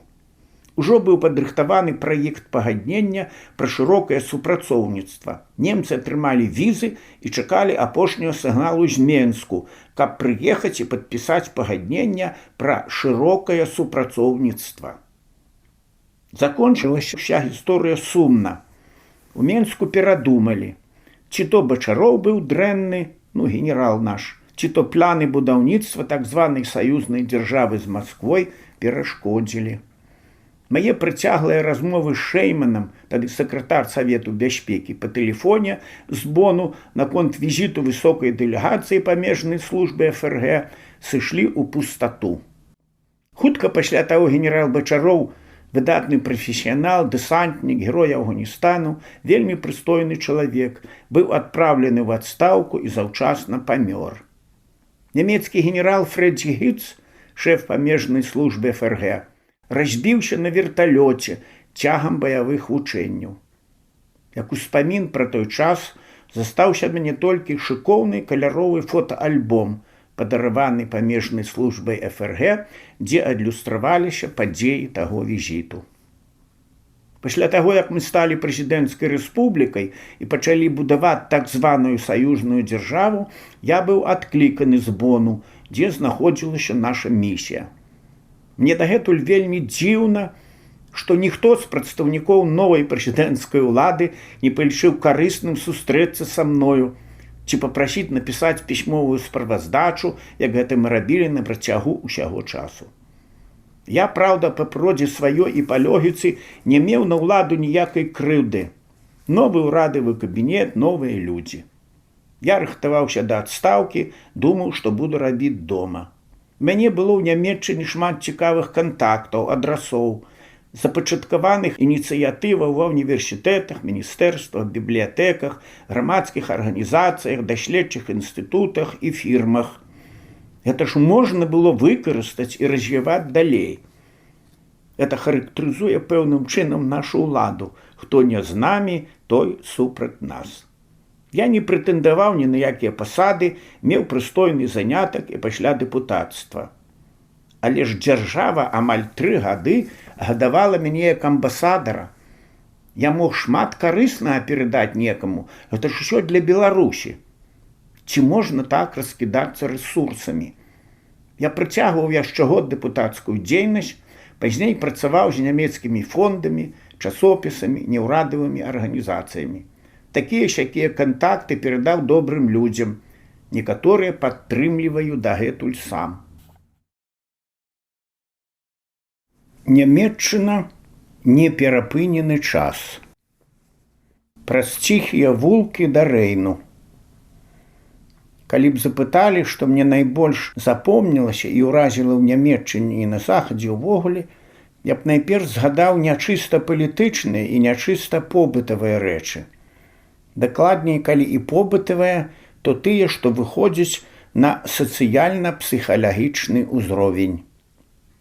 Хаця Нямецчына перажыла нацыянал-сацыялізм, ён не пакінуў нямецкім модус вівендзі такіх значных сістэмных пертурбацый, як, напрыклад, падзеі 17 года ў Расіі.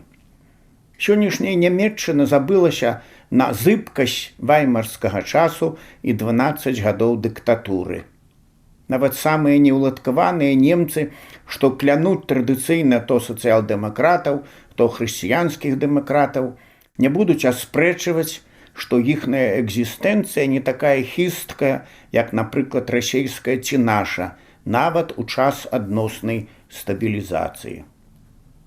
Для немца існуе больш глыбіннае, чым у нас, адчуванне неперапыннасці часу, нязменны рытм жыцця, спакой, што ўлада цябе не падмане, не абразіць, што з табой нічога не здарыцца такога, што зваліць цябе ў яму. Што ёсць пэўная сацыяльная сіла, якая абароніць цябе на законных падставах. Гэта пры ўсёй дынаміцы падзей і сацыяльных праблемаў.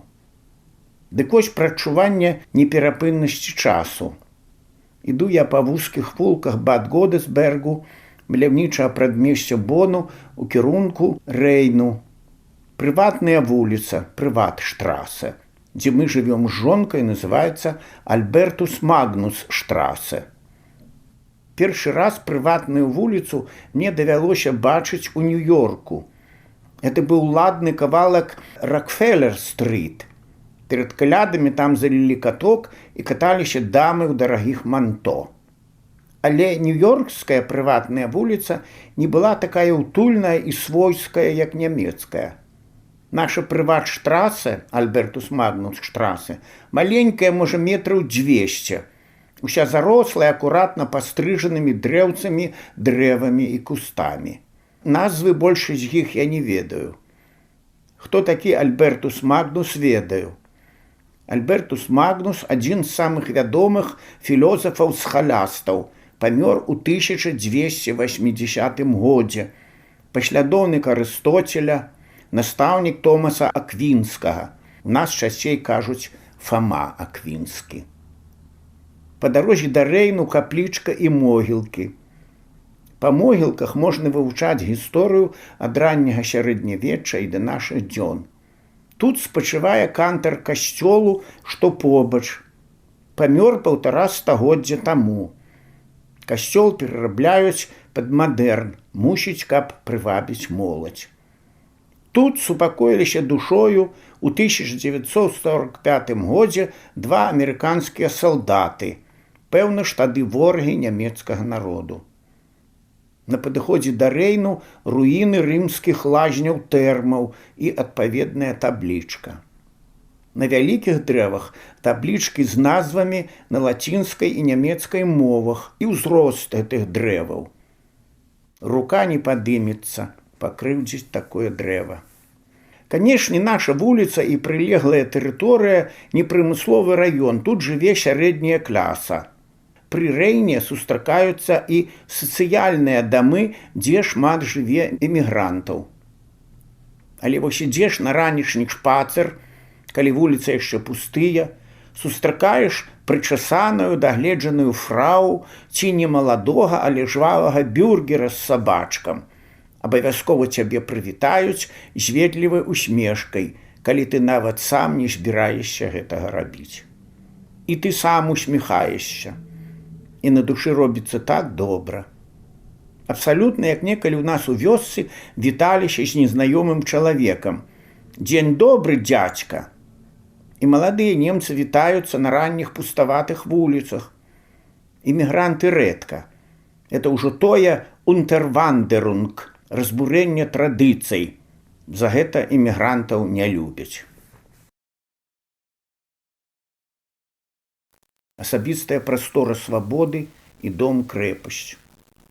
Немец тутэйшы, не эмігрант, не будзе дыхаць табе ў патыліцу і прыціскацца пузам нават на шматлюдных кірмашах. Некалькі разоў лавіў сябе на тым, што, задумаўшыся, штурхаю некага, але ніхто не лаецца, толькі аглянецца, ды калі-небудзь пахітае галавой.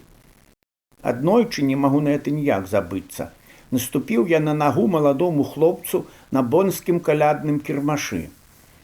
Замест таго, каб сказаць па-нашаму нешта кшталту «Ты што, стары казёл, аслеп?» Ён усміхнуўся і сказаў «Ах, entschuldigen Sie, ich war so plump». Прабачце, я такі няўклюда. Пры гэтым ён сказаў гэта без здзеку, сур'ёзна. Здаецца, пасля гэтага я ўжо ніколі нікому на ногі не наступаю, нават у Чыжоўцы ў Менску. Гэта не чыста побытавыя з'явы, гэта філасофія жыцця, дзе ў тваю асабістую прастору свабоды не ўваходзяць. Для немца, як і для ангельца, ягоны дом, ягоная крэпасць – гэта ўжо банальнасць. Праілюструю адным уласным прыкладам, як я, ведаючы гэта, усё ж паспрабаваў парушыць гэтае еўрапейскае правіла і трапіў у канфуз. Неўзабаве пасля заканчэння амбасадарскага тэрміну 1996 год прыйшлося мне ехаць па тэрміновых справах у Бон і заставацца там на 3 дні. У самым сярэднім гатэлі правесці 2 дні і 2 ночы каштавала б тады ў Боне каля 200 марак. Для нас грошы немалыя. Вырашыў я па-славянску зэканоміць і патэлефанаваў былым суседзям па Альбертус-Магнус-штрасе, сямейству Зыманаў. Ён былы амбасадар ФРГ ў Фінляндыі, яна жонка амбасадара. Фрау Зыман сябравала з маёй жонкай, хадзіла да нас з мужам у госці і хваліла нашы баршчы і дранікі. Зыман быў 3 гады ў савецкім палоне і нават не зусім забыўся расейскую мову. На развітанні яны сентыментальна перадалі нам фота з групавым партрэтам разам з унукамі і нявесткай. Мелі яны даволі імпазантны 2-павярховы дамок з 4 спальнямі, мансардай, гасцявымі пакоямі, залямі, туалетамі, 2 мерседесы і рэгулярна мянялі мэблю, выстаўляючы на вуліцы як буйнагабарытнае смецце, па-нямецку шпермюль. Паводле нашых мерак вельмі прыстойныя, ужо ўжываныя канапы і крэслы. Іх тут жа забіралі жыхары сацыяльных вуліц. Ну дык вось, жадаючы зэканоміць, тэлефаную я Зыманам пра сваю 3-дзённую паездку ў Бон і далікатна пытаюся пра кошты бонскіх гатэляў, правакуючы іх на думку пра нашы ранейшыя прыязныя сустрэчы ды імпульс гасціннасці. Да тэлефона падышла фрау Зыман. Як толькі закончыліся фонтаны радасці чуць голас нашага любімага беларускага суседа, і стала зразумела мая схільнасць не толькі забегчы на каву, але і пераспаць 2 ночы ў любімых суседзяў, галасы радасці на тым канцы дроту змяніліся заклапочанасцямі. Трэба глянуць у календар сустрэчаў, ці не накладаецца там што-небудзь на што-небудзь раней планаванае. Канешне ж, наклалася. Мы ўжо даўно абяцалі кузыне Гертрудзе, што жыве ў Берне, наведаць яе якраз у гэты уік-энд. Мы вельмі шкадуем, эксцэленцыя. Цяжка сабе ўявіць, каб такая рэакцыя была ў нас у падобным выпадку. У тое знаходжанне ў Боне я заходзіў па справах да нашага часовага паверанага ў ФРГ, што працягваў арандаваць наш дом на Альбертус-Магнус-штрасе па суседстве з Зыманамі. Ён сказаў мне, што ні ў якую Швайцарыю той уікенд яны не ездзілі. Шукаць прыстанішча на начлег у нашага амбасадарскага супрацоўніка я не хацеў. Ён мог бы потым мець непрыемнасці, што прыгрэў БНФаўца Садоўскага. Прыйшлося жыць у гатэлі. Цягнік на Розенхайм. Набліжэнне да чалавека і стварэнне настрою камфорту і задаволенасці дасягаецца ў немцаў праз разумную, я б сказаў, людскую арганізацыю. Вось едзем мы жонкай сустрэць Новы год у Розенхайм, сямейным маёнтку жонкі нямецкага амбасадара ў Беларусі спадара Альбрэхта. Ён быў першы амбасадар ужо калі Германія аб'ядналася. Ягоная жонка – швагерка Франца Йозефа Штрауса, баварскага прэм'ера, ужо нябожчыка. Едзем цягніком, бо ў канцы тыдня ехаць аўтамабілем рызыкоўна, можна засесці надоўга ў стаўку. Аўтамабільны затор па-нямецку называецца штау, ставок, тое, што стаіць, не цячэ. Едзем камфортна ў першай клясе, цягніком Бон-Мюнхен, але цягнік спазняецца хвілін на 13. А мы яшчэ павінны перасесці на іншы Мюнхен-Розенхайм. Там нас чакаюць, каб адвезці ў Рот-ам-Ін, дзе і знаходзіцца маёнтак туды, куды мы едзем. Это ўжо каля Альпаў. Настрой трывожны, як дабірацца далей ад Розенхайму, бо паміж цягнікамі ўсяго 2-3 хвіліны паўза. Мы спазняемся ўжо на цэлых 30 хвілін. Спачатку было аб'яўлена, што на 13. А я на няшчасце забыў хатні тэлефон спадара амбасадара Альбрехта. Гэта ўжо моя памылка. І тут адбываецца цуд. Чуем аб'яву. Увазе пасажыраў цягніка Бон-Мюнхен, якія робяць перасядку на Розенхайм. Просім вас не хвалявацца.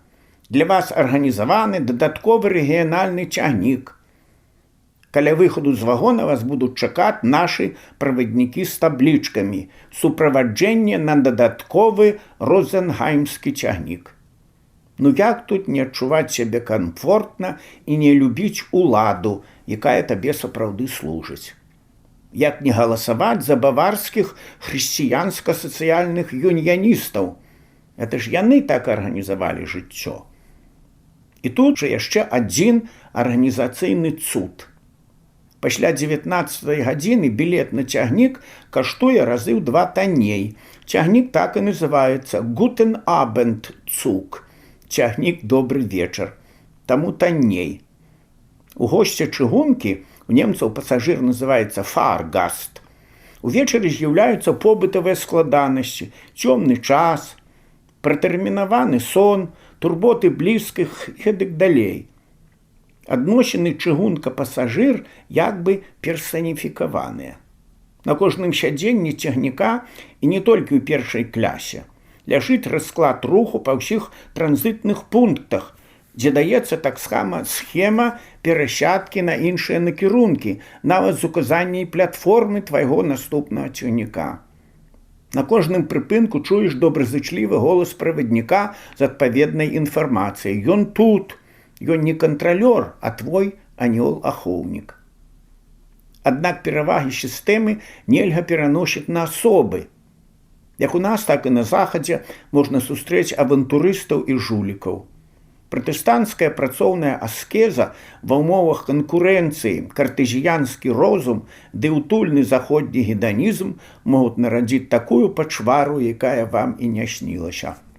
Сустракаліся мне такія сярод журналістаў, бізнесоўцаў, дэпутатаў, чыноўнікаў у фінансавай камісіі ТАСіС у Брусэлі і нават сярод актывістаў чарнобыльскіх ініцыятываў. Пра дрэннае пісаць не хочацца. Паліткарэктнасць без межаў. Як нямецчына з'ядае сама сябе. Як беларус, прадстаўнік краіны, якая з гістарычных прычынаў не сфармавалася своечасова як нацыя, як прафесійны германіст, я з трывогай назіраю за працэсамі, якія адбываюцца ў сучаснай нямецчыне, у галіне гістарычнай навукі, нацыянальнай самаідэнтыфікацыі і палітычнай культуры. Пасля нацыянальнай катастрофы 1945 году дэнацыфікацыі і дэмакратызацыі краіны пад амерыканскай эгідай, рэалізацыі амерыканскага плану Маршала і крытычнага асэнсавання на дзяржаўным узроўні злачынстваў нацыянал-сацыялізму Нямецчына стала рухавіком еўрапейскай інтэграцыі. Утварэнне еўразвязу як гістарычнага праекту французскія палітыкі ў свой час назвалі «Projet allemand» – нямецкі праект. Немцы як бы прызнаючы сваю гістарычную віну і не без уплыву ЗША, пачалі будаваць еўраатлантычную Еўропу без нацыяў, паступова выцесняючы з грамадзянскай свядомасці паняткі нацыянальнага патрыятызму, падмяняючы іх еўрасалідарнасцю, ці ў горшым выпадку нацыянальным інтарэсам і рэальнай палітыкай. Калі Дэ Голь, як прэзідэнт Францыі, гаварыў услед за Напалеонам пра будучы еўразвяз як пра Еўропу айчынаў, першыя нямецкія канцлеры стараліся паліткарэктна гаварыць толькі пра канстытуцыйны патрыятызм, адмаўляць неабходнасць вядучай культуры, прапагандаваць так званы мультыкультуралізм, разглядаць супрацьпастаўленне этнічнай большасці прышлым меншасцям як палітычна некарэктнае і састарэлае. Той, хто не пагаджаўся з такой трактоўкай, меў шанец у публічных дыскусіях набыць імідж правага радыкала. Грамадскія жарсці разгарэліся ў сярэдзіне 80-х гадоў, калі адзначалася 40-годдзе заканчэння Другой сусветнай вайны, і прэзідэнт Рыхард фон Вайцзекер назваў дзень 8 траўня днём вызвалення. Тады ж стартавала і працягваецца па сёння так званая спрэчка гісторыкаў, якая ў цэнтр увагі паставіла пытанне гістарыязацыі Халакосту. З'яўляецца вынішчэнне габрэяў рэжымам нацыянал-сацыялізму нечым выключным з увагі на спецыфіку гітлерскага антысемітызму ды індустрыялізацыю метадаў забойства. Або яго можна разглядаць як пэўную тыпалагічную з'яву ў шэрагу з іншымі нацыянальнымі ды класавымі генацыдамі. Ці не ёсць Галакост нейкай паталогіяй гістарычнага развіцця? Нацыі і гісторыкі раздзяліліся на два лягеры. Прыхільнікі гістарыязацыі Халакосту згадвалі генацыд армянаў туркамі, знішчана 1,5 мільёна. Крывавую класавую чыстку, якую ўчынілі чырвоныя кхмеры ў Камбоджы, 3 мільёны забітых. Сталінскі класавы гулаг, мільёны. Пры нацысцкім рэжыме, пры Гітлеры, знішчэнне славянаў, мільёны. Алжырцаў французамі, 1,5 мільёна. Украінскі галадамор і гэтак далей. Афіцыйная дзяржаўная пазіцыя ФРГ на баку тых, хто прызнае Халакост выключнай гістарычнай з'явай і ўскладае вечную гістарычную віну за гэта на ўсю нямецкую нацыю. Аднак паводле пытання ў 2006 году 68% немцаў, асабліва маладыя, не хочуць нічога чуць ні пра Халакост, ні пра вечную віну. Дыскусія абвастралася пад уплывам ісламізацыі Еўропы, калі ў Нямецчыне не без уплыву ісламскіх фундаменталістаў пачалі ўтварацца так званыя паралельныя грамадствы. І ў пэўных месцах мусульмане сталі выцясняць карэннае насельніцтва. Уся Нямецчына ведае трывожныя факты. У вялікіх гарадах больш за 50% жыхароў, якім 40 і менш гадоў, маюць міграцыйную анкету. У прадмесцях Берліна 4 школы, дзе няма ніводнага нямецкага вучня. Паводле дэмаграфічных прагнозаў, у 2050 годзе у малых гарадах Нямецчыны імігранты будуць складаць абсалютную большасць насельніцтва. Так званы еўраіслам, моўная інтэграцыя, павага да хрысціянскіх традыцыяў, казанне ў мячэтах па-нямецку, да якога заклікае нямецкая грамадскасць, пакуль не знаходзяць разумення ў мусульманскіх імігранцкіх лідараў. Напрыклад, мусульманскія суполкі, запрошаныя Ангелай Меркель на восеньскую нараду 2007 году для абмеркавання новага, больш строгага закону аб эміграцыі, на сустрэчу дэманстратыўна не з'явіліся.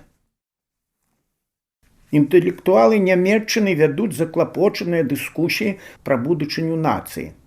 Дзяржаўны мультыкультуралізм нарадзіў цэлую кагорту правільных і паліткарэктных літаратурных, музычных ды іншых крытыкаў, якія без эўфемізмаў могуць указаць пастаноўшчыку оперы, дырыгенту аркестру або аўтару гістарычнага літаратурнага твору на ягонае саслізгванне ў небяспечную народнасць і нацыянальны патрыятызм.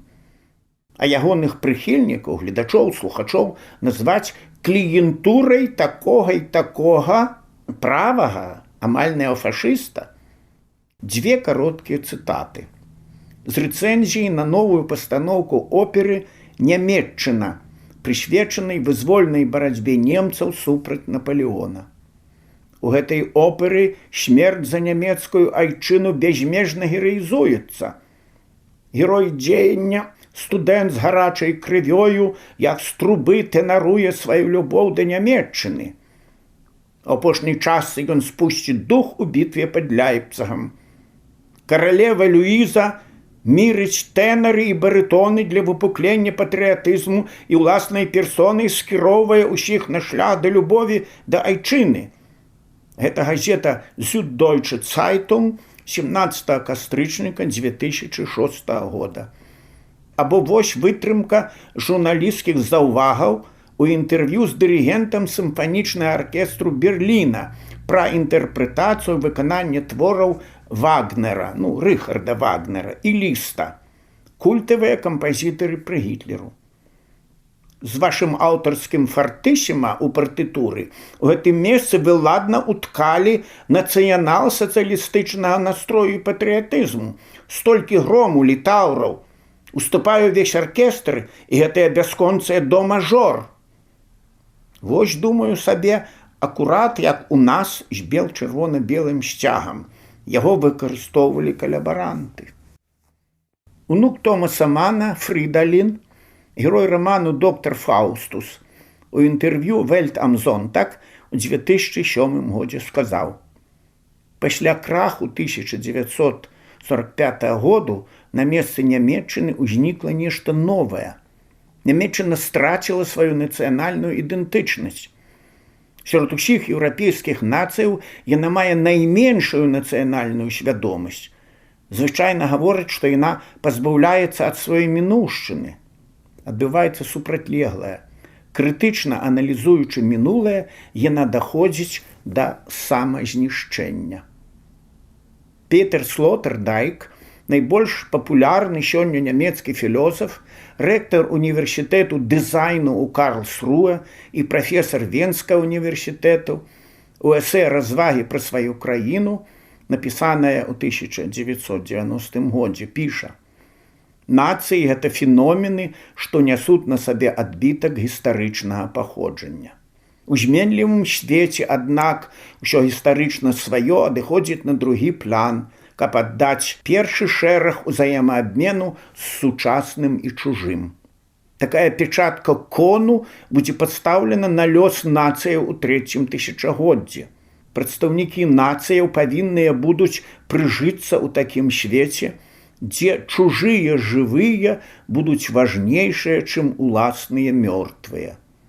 Аўтар канстатуе свой тэзіс адчужана нейтральна, не ўжываючы стылістычна афарбаванага слова «чужынцы».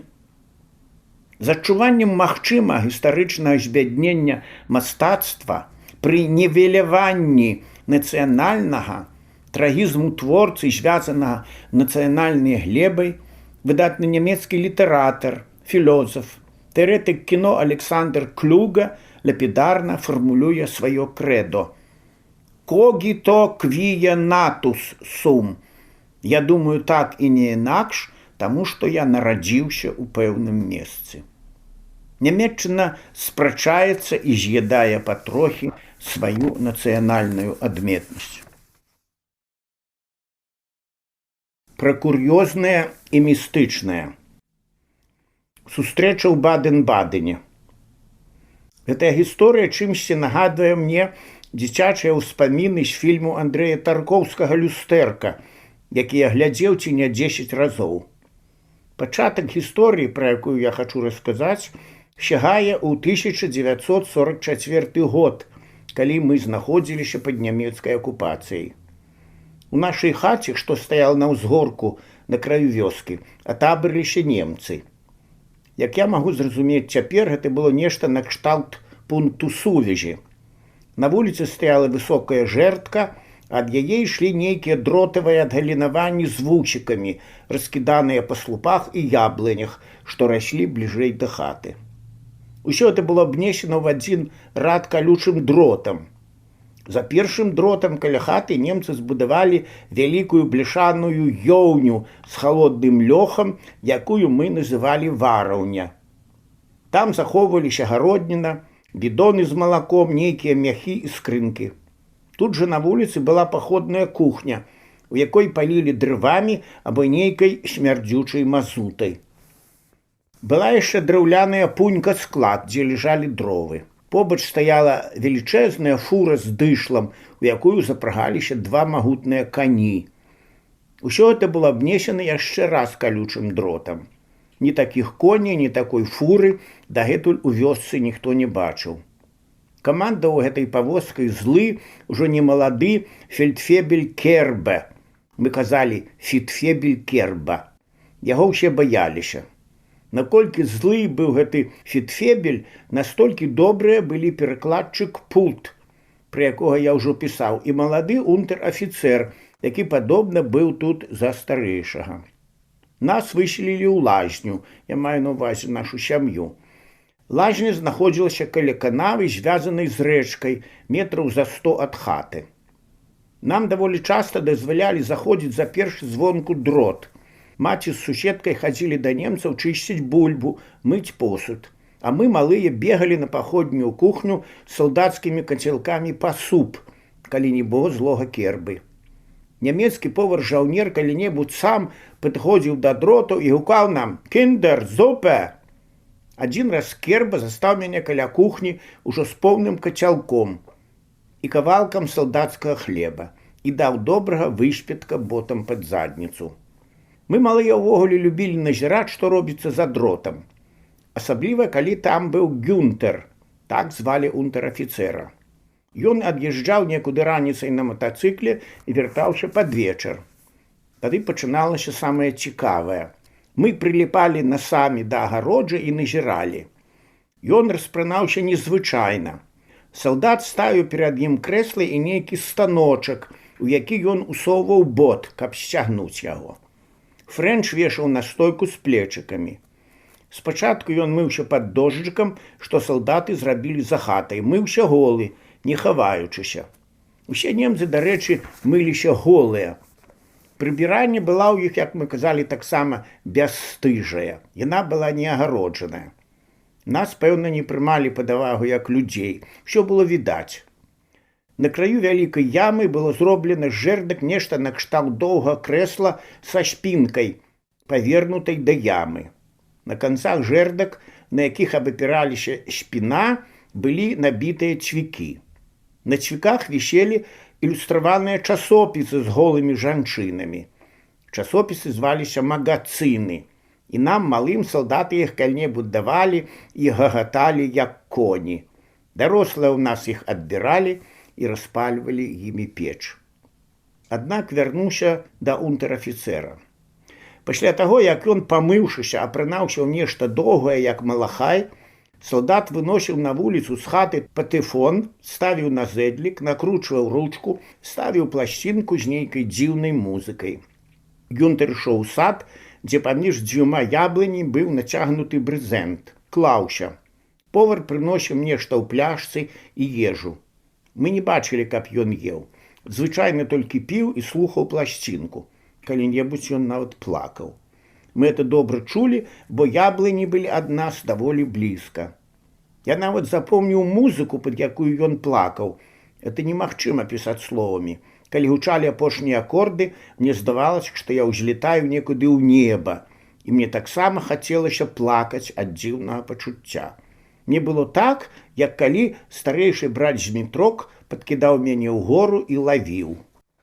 Калі-небудзь унтэр-афіцэр пасля ляжання на брызенце клікаў нас, калі мы стаялі за дротам, і кідаў праз дрот цукеркі ці жуйкі. Мы яго любілі і чамусьці шкадавалі. Потым ён адступіў разам з астатнімі. Больш мы яго не бачылі. Прайшлі гады, усё як бы сплыло ў забыццё. Я ўжо быў на 4-м курсе ім'язу, жыў у інтэрнаце на омскім завулку, калі тая дзіўная музыка нагадала пра сябе.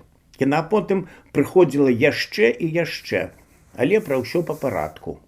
Быў у мяне знаёмы яшчэ з часу сувораўскай вучэльні Саша Чуланаў, земля яму пухам, памёр даўно, загінуў некалькі гадоў таму ў сябе дома пры загадкавых абставінах. Быў ён студэнтам журфаку БДУ, а я ў выпускной роце ў 11-й класе ў сувораўскай вучэльні. У нас з ім была агульная пасія. Яе звалі Лена. Яна мела тоўстую залацістую касу. Саша стаў журналістам на тэлебачанні, вёў праграму «Вецер вандраванняў». Сустрэліся мы з ім выпадкова на тэлестудыі, дзе я зарабляў 3 рублі за змену, калі здымаўся ў ролі нямецкага палкоўніка ў масоўках фільму «Трывожнае шчасце», які здымаў рэжысёр Гудковіч. Там ігралі Гарбук, Масюліс, Роман Філіпаў, Саранцаў. Гэта расейскія артысты. Саша прывёў на студыю свайго знаёмага немца, студэнта з ГДР, які быў стажорам у БДУ і таксама зарабляў нешта на карціне як кансультант. За сталом, дзе быў складзены арыгінальны рэквізіт са спецхрану, салдацкія кніжкі аўсвайсы, пісталеты, пагоны, кінжалі, ляжалі і нямецкія пласцінкі з Хорст Вессель, Лілі Марлен, «Салдаты маршыруюць» ды іншымі шлягерамі. Ахоўвала ўсё гэта дама са спецхрану, як цяпер памятаю ейнае імя – Паліна Абрамаўна Чарнухіна. Чуланаў усё хацеў паставіць якую-небудзь фашысцкую пласцінку, але спадарыня Чарнухіна, як цэрбер, не дазваляла. Аднойчык сказала: добра, паслухайце лепш сапраўдную музыку. Выцягнула цёмную зашмальцаваную пласцінку і паклала на дыск грамафона. Я як аслупянеў. Гэта была тая музыка, якую я чуў шмат разоў, пад якую плакаў наш добры немец Гюнтер, калі вісеў у брызентавым гамаку. Яна называлася «Прэлюды», «Прэлюды ліста». Фінальная частка прэлюдаў, як я даведаўся пазней, суправаджала ўсе пераможныя зводкі вермахту з усходняга фронту. У мяне аматара гэтая музыка стала любімай. Яна звязвала дзяцінства і маё дарослае захапленне нямецчынай. Потым аднойчы я нечакана пачуў яе ў гарадскім драмтэатры ў Гамбургу у п'есе Рольфа Хохута «Намеснік». А потым яшчэ адзін раз пры незвычайных абставінах у Баден-Бадене. Вось пра што я хачу зараз расказаць. Было гэта на пачатку 1991 году, калі ўжо, будучы старшынём камісіі замежных справаў у Вярхоўным Савеце, я быў з неафіцыйным візітам разам з галоўным канструктарам Белазу, акадэмікам Высоцкім, на еўрапейскай выставе аўтамабільнай тэхнікі недалёка ад Штутгарту. Ён прывёз на выставу фотакасету з новай канструктарскай распрацоўкай аўтазаводу, якая называлася папулярным тады на захадзе словам «перестройка». Гэта быў звычайны аўтапоезд са здымным грузавым модулем. Сенсацыі там ён, на жаль, не зрабіў. Час нам дазваляў, і на вік-энд гаспадары павезлі нас на экскурсію ў Баден-Баден. Савецкія людзі звычайна ведаюць Баден-Баден з расейскай класычнай літаратуры, дзе вядомыя расійскія пісьменнікі бавілі час у казіно. Нам сказалі, што ў казіно ёсць акцыянер, які турыстам з Расеі робіць вялікія зніжкі і сам часта любіць сустракаць гасцей. Куратар нашай групы, з паходжання паляк, рашуча скіраваў нас у гэтае гасціннае казіно. У казіно ўсё зіхацела. Нас запусцілі і далі кожнаму 8 бясплатных жэтонаў. Мы наведалі толькі чырвоную залю. Аднак я хачу згадаць падрабязна толькі тое, што было на пачатку. Мяне найбольш уразілі туалеты, дзе ў мужчынскім пакоі палова сценкі была занятая рознымі гатункамі парфумы, а пры кожнай былі дадзеныя адпаведнікі пейзажу, паэтычнай імпрэсіі і музычнага аналягу. Напрыклад, парфума «Поўная кішэня» мела паэтычным адпаведнікам вершы ў стылі пастараль, пейзаж з дзеткамі на лужку і моцартаўскую мелодыю «Маленькая начная музыка». Па-нямецку тут жа было напісана, што ўсе гатункі парфумы маюць вельмі тонкі пах, і ў пакоі выключна моцная вентыляцыя, таму не трэба баяцца паказацца непрыстойна моцна напарфумленым. Акрамя таго, карыстальнік атрымае ў якасці сувеніру флякончык любімай парфумы. Гатункаў было некалькі. З левага краю была ўжо згаданая мною парфума з моцартаўскай мелодыяй. Сярэднія мяне менш заінтрыгавалі, бо тут я проста не знайшоў нічога знаёмага. Крайні правы флакон меў назву «Прэлюды», суправаджаўся вершамі шылераўскага кубка і пейзажам з горнай цяснінай. Я націснуў адпаведную пімпачку і падставіў твар пад лёгкае воблачка парфумы. Словамі паху не апішаш. Я тады яшчэ не чытаў парфуму Патрыка Зюскінда, але адчуў сапраўды нешта фантастычна лёгкакрылае. Яно трымала мяне адно імгнення і потым знікла. Нешта як бы засталося толькі на вуснах. Я папраўдзе чакаў, што пры націсканні пімпачкі аўтамат разам з воблачкам парфумы выкіне абісаны сувенірны флякончык, што я ўжо раней назіраў у падобных аўтаматах. Аднак гэтага не адбылося. Думаю, падманулі. У рэцэпцыі, дзе правяралі нашыя пашпарты, было трое.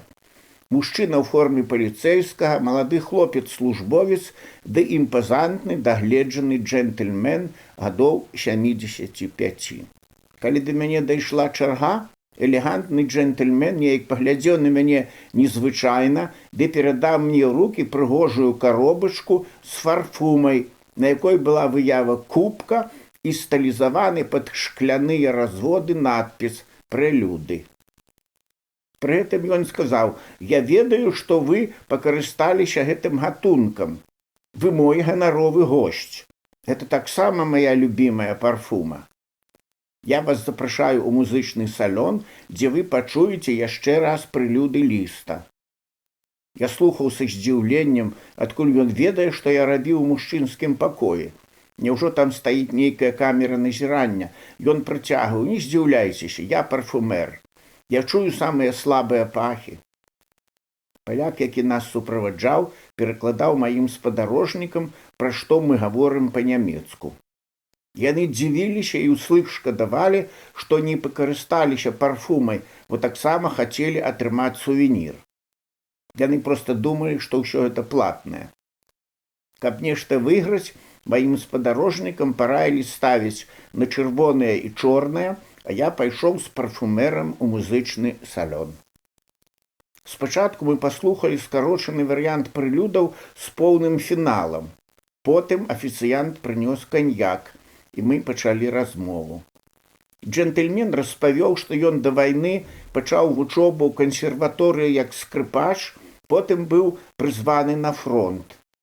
На вайне яго раніла ў смычковую руку, і ён не мог іграць на скрыпцы. Таму вывучыўся на парфумера-дызайнера пасля вайны. Ідэя з атракцыёнам у туалеце належыць яму. Ён не бедны, валодае часткай акцыяў у 3 казіно, 2 з іх у Францыі. Зіму праводзіць звычайна ў Нямецчыне. Ён запытаўся, што мы за група, адкуль прыехалі. Калі я сказаў, што я з Беларусі, ён надзвычай ажывіўся і сказаў, што ў час вайны я быў там салдатам. У немцаў салдатам можна назваць і генерала, так прынята. Я, натуральна, прыгадаў гісторыю з немцам, які слухаў прэлюды ў гамаку. Ён неяк змяніўся ў твары і перапытаў, як завецца мая вёска. Я назваў. Ён ускочыў, папрасіў паказаць мой пашпарт. Потым трохі фальшывічы вымавіў назвы некалькіх знаёмых мне з дзяцінства вёсак. Бабейнішчы, Бабынічы, Будкошына, Будькаўшчына. І дадаў: «Солдат in der Hängematt, das war ich». Салдат у гамаку — гэта быў я. Гэты джентльмен быў Гюнтер Штефан, наш добры унтэр-афіцэр з таго далёкага 1944 году. Тады яму было 27, у Баден-Бадене на пачатку 91-га 74 гады. На развітанне ён падарыў мне картку ганаровага госця казіно на 91 год з касетай жэтонаў. На падараваныя 8 я выйграў ці то 30, ці то 40 марак, не памятаю ўжо, тут жа у музычным салоне за маленькім гульнёвым сталом. ставячы на чырвонае і чорнае. Фактычна гэта такі бяспройгрышны прыём. Справы не дазволілі мне яшчэ раз наведаць гэтае казіно. Разы два я віншаваў спадара Штэфана з калядамі. Ён таксама. Пасля прыйшоў адказ, што на 77-м годзе жыцця ён пакінуў гэты свет. Пра гэтую гісторыю я коротка расказваў на старонках спецыяльнага беларускага выпуску нямецкага часопісу «Восток» у 1995 годзе. Нарыс называўся «Сёння 50 гадоў таму» і быў прысвечаны 50-годдзю заканчэння Другой усесветнай вайны. Дзве паштоўкі ад Штэфана, візітоўка, сувенірная картка для развага наведання казіно некуды прапалі ў цеснай менскай кватэры. Магчыма, я іх выкінуў пры чарговай меланхалічнай рэвізіі папяровай гаспадаркі. Засталася адна нітачка з таго ўспаміну. Візітоўка з адрасам сімпатычнай немкі з Баден-Бадену, таксама з прозвішчам Штэфан, з якой я ехаў праз гэты гарадок у маршрутным таксі вясною 96-го года з Франкфурта на Майне ў Страсбург. У таксі мы былі толькі двое. Пабачыўшы на візітоўцы прозвішча Штэфан, ды яшчэ з Баден-Бадену, я пацікавіўся, ці не сваяшка яна Гюнтера Штэфана, саўладальніка казіно, і расказаў дзіўную гісторыю. Аказалася, што не. Яна ні разу ў жыцці не была ў казіно і нічога такога пра спадара Штэфана і ягоныя парфумы не ведае. Тым не менш, яна паабяцала што-небудзь высветліць. На маё каляднае віншаванне яна адказала цёплым лістом, дзе пісала, што пакуль нічога цікавага не мае мне паведаміць. Болей мы з ёй не ліставаліся. Ліст ейны я захоўваю яшчэ таму, што там яна згадвае пра нашу дарожную размову. Яе вельмі замілаваў той факт, што ў нас бульбяныя жукі, па-нямецку картофелькефер, называюцца калярадскія. Яна піша, што расказвае пра гэта ўсім сваім сяброўкам. Гэта так прыгожа, колорадо-кефер. Пра жукоў мы загаварылі з нагоды летніх адпачынкаў, хто і як іх будзе праводзіць. Яна сказала, што паедзе ў Гішпанію да сяброўкі. А я, што буду змагацца з калярадскімі жукамі на сваім ранчо ў Крыжоўцы, што за 19 кіламетраў ад майго фамільнага дома ў Менску. Містычны покліч продкаў. У сувораўскай вучэльні перад выпускным годам я захандрыў. Пасля таго, як мы занялі першае месца сярод сувораўскіх вучэльняў Савецкага Саюзу па ўсіх паказчыках, в нас прыязджалі з урачыстым візітам Хрушчоў, генеральны сакратар ЦК КПСС, маршал Грэчка, начальнік вайскавод краінаў членаў Варшаўскага даговору і маршал Цімашэнка, начальнік беларускай вайсковай акругі. Пасля гэтага візіту нам яшчэ павялічылі колькасць заняткаў па замежнай мове, увялі ўрокі аўтамабільнай і пераплётнай справы і дадалі яшчэ 1 год дадатковых заняткаў. Зрабілі 11-годку, чаго яшчэ беларуская школа не ведала. А мы ўжо ў вучэльні амаль 6 гадоў. Наступіла дэпрэсія, некаторыя напісалі рапарты аб адлічэнні. Я таксама. Да таго ж, у мяне былі асабістыя матывы. Пра сваё неўдалае першае каханне я ўжо пісаў раней. Нас не хацелі адпускаць. У мяне хандра зацягнулася. Наш афіцэр-выхавальнік, сібірак, майор Лалецін Андрэй Афанасьевіч быў разумны і добры чалавек. Ён быў нам як бацька. Мне асабліва запомнілася, як ён штодня чытаў нам услых у апошнія паўгадзіны самападрыхтоўкі мастацкія творы. Мы стараліся як мага хутчэй зрабіць заданні на заўтра і прасілі пачынаць чытання. Чыталі ўслых і некаторыя з нас, у каго была добрая дыкцыя. За 3 гады, пакуль ён быў нашым афіцэрам-выхавальнікам, мы прачыталі шмат чаго з Горкага, Гаршына, Ганчарова, Ляскова, Чэхава, Караленкі. Больш за ўсё нам падабалася слухаць педагагічную паэму Макарынкі. Жыццё каляністаў нагадвала наша сувораўская. Андрэй Афанасьевич цудоўна іграў на балалайцы і шмат расказваў нам пра Васіля Андрэева, легендарнага пецярбургскага балалайчніка-віртуоза. Ад нашага майора Лаліціна я ўпершыню пачуў у майстэрскім выкананні пад балалайку чароўную сібірскую песню часу калектывізацыі «Пракаці нас, Петруша, на трактаре». Прачытаўшы мой рапарт з просьбай адлічыць з вучэльні, выклікае мяне маёр да сябе ды кажа: «Пётр, як цябе маці называла, калі была вельмі ласкавая?» «Пётра, кажу». Тады Андрэй Афанасьевич будзе гаварыць: «Пётр, родненькі, ты ж праз год загрыміш у армію ды без атэстату. Не раўняйся ты на гэтых дзетак багацеяў з афіцэрскіх сем'яў, што рапарты напісалі. Шкада мне цябе. Паедзь ты на тыдзень у сваю вёску, ператрыся, паглядзі, супакойся. Я начальніку вучэльні скажу, што ў цябе маці цяжка захварэла. Ты вернешся, я ўпэўнены. Потым дагоніш праграму». Я так і зрабіў. Атрымаў адпачынак на тыдзень па сямейных абставінах. Прыехаў у сваю Буцькаўшчыну. Было гэта ў канцы верасня, а хата наша пустая. Сярэдні брат Толік закончыў наргас, так тады звалі Інстытут народнай гаспадаркі імя Куйбышева, забраў сястру да сябе ў гарадзею на цукровы завод. Самы старэйшы брат Змітрок ажаніўся ды пераехаў з жонкай у суседнюю вёску Замошша, дзе лепшая земля, і забраў з сабой маці. Пабыў я ў Замошшы адзін дзень, а яно мне чужое, і лесу там блізка няма, як у нас у Буцькаўшчыне, і саду, і рэчкі з возерам. Нават чарназём гэты на гародзе нейкі непрыветны, халодны. І вада ў калодзежы прэсная і вельмі халодная.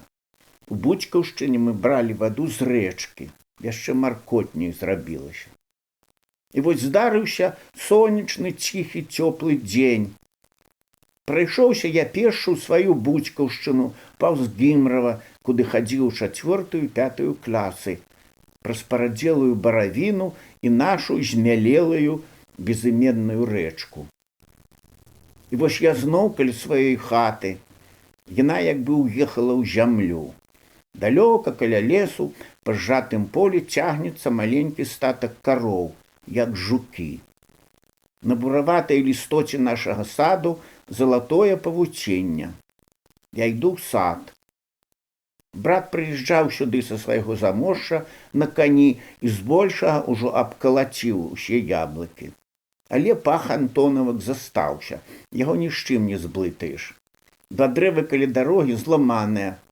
Сідаю бліжэй да хаты пад разлапістаю антонаўку, за якую некалі немцы прывязвалі біцюгоў з фурай.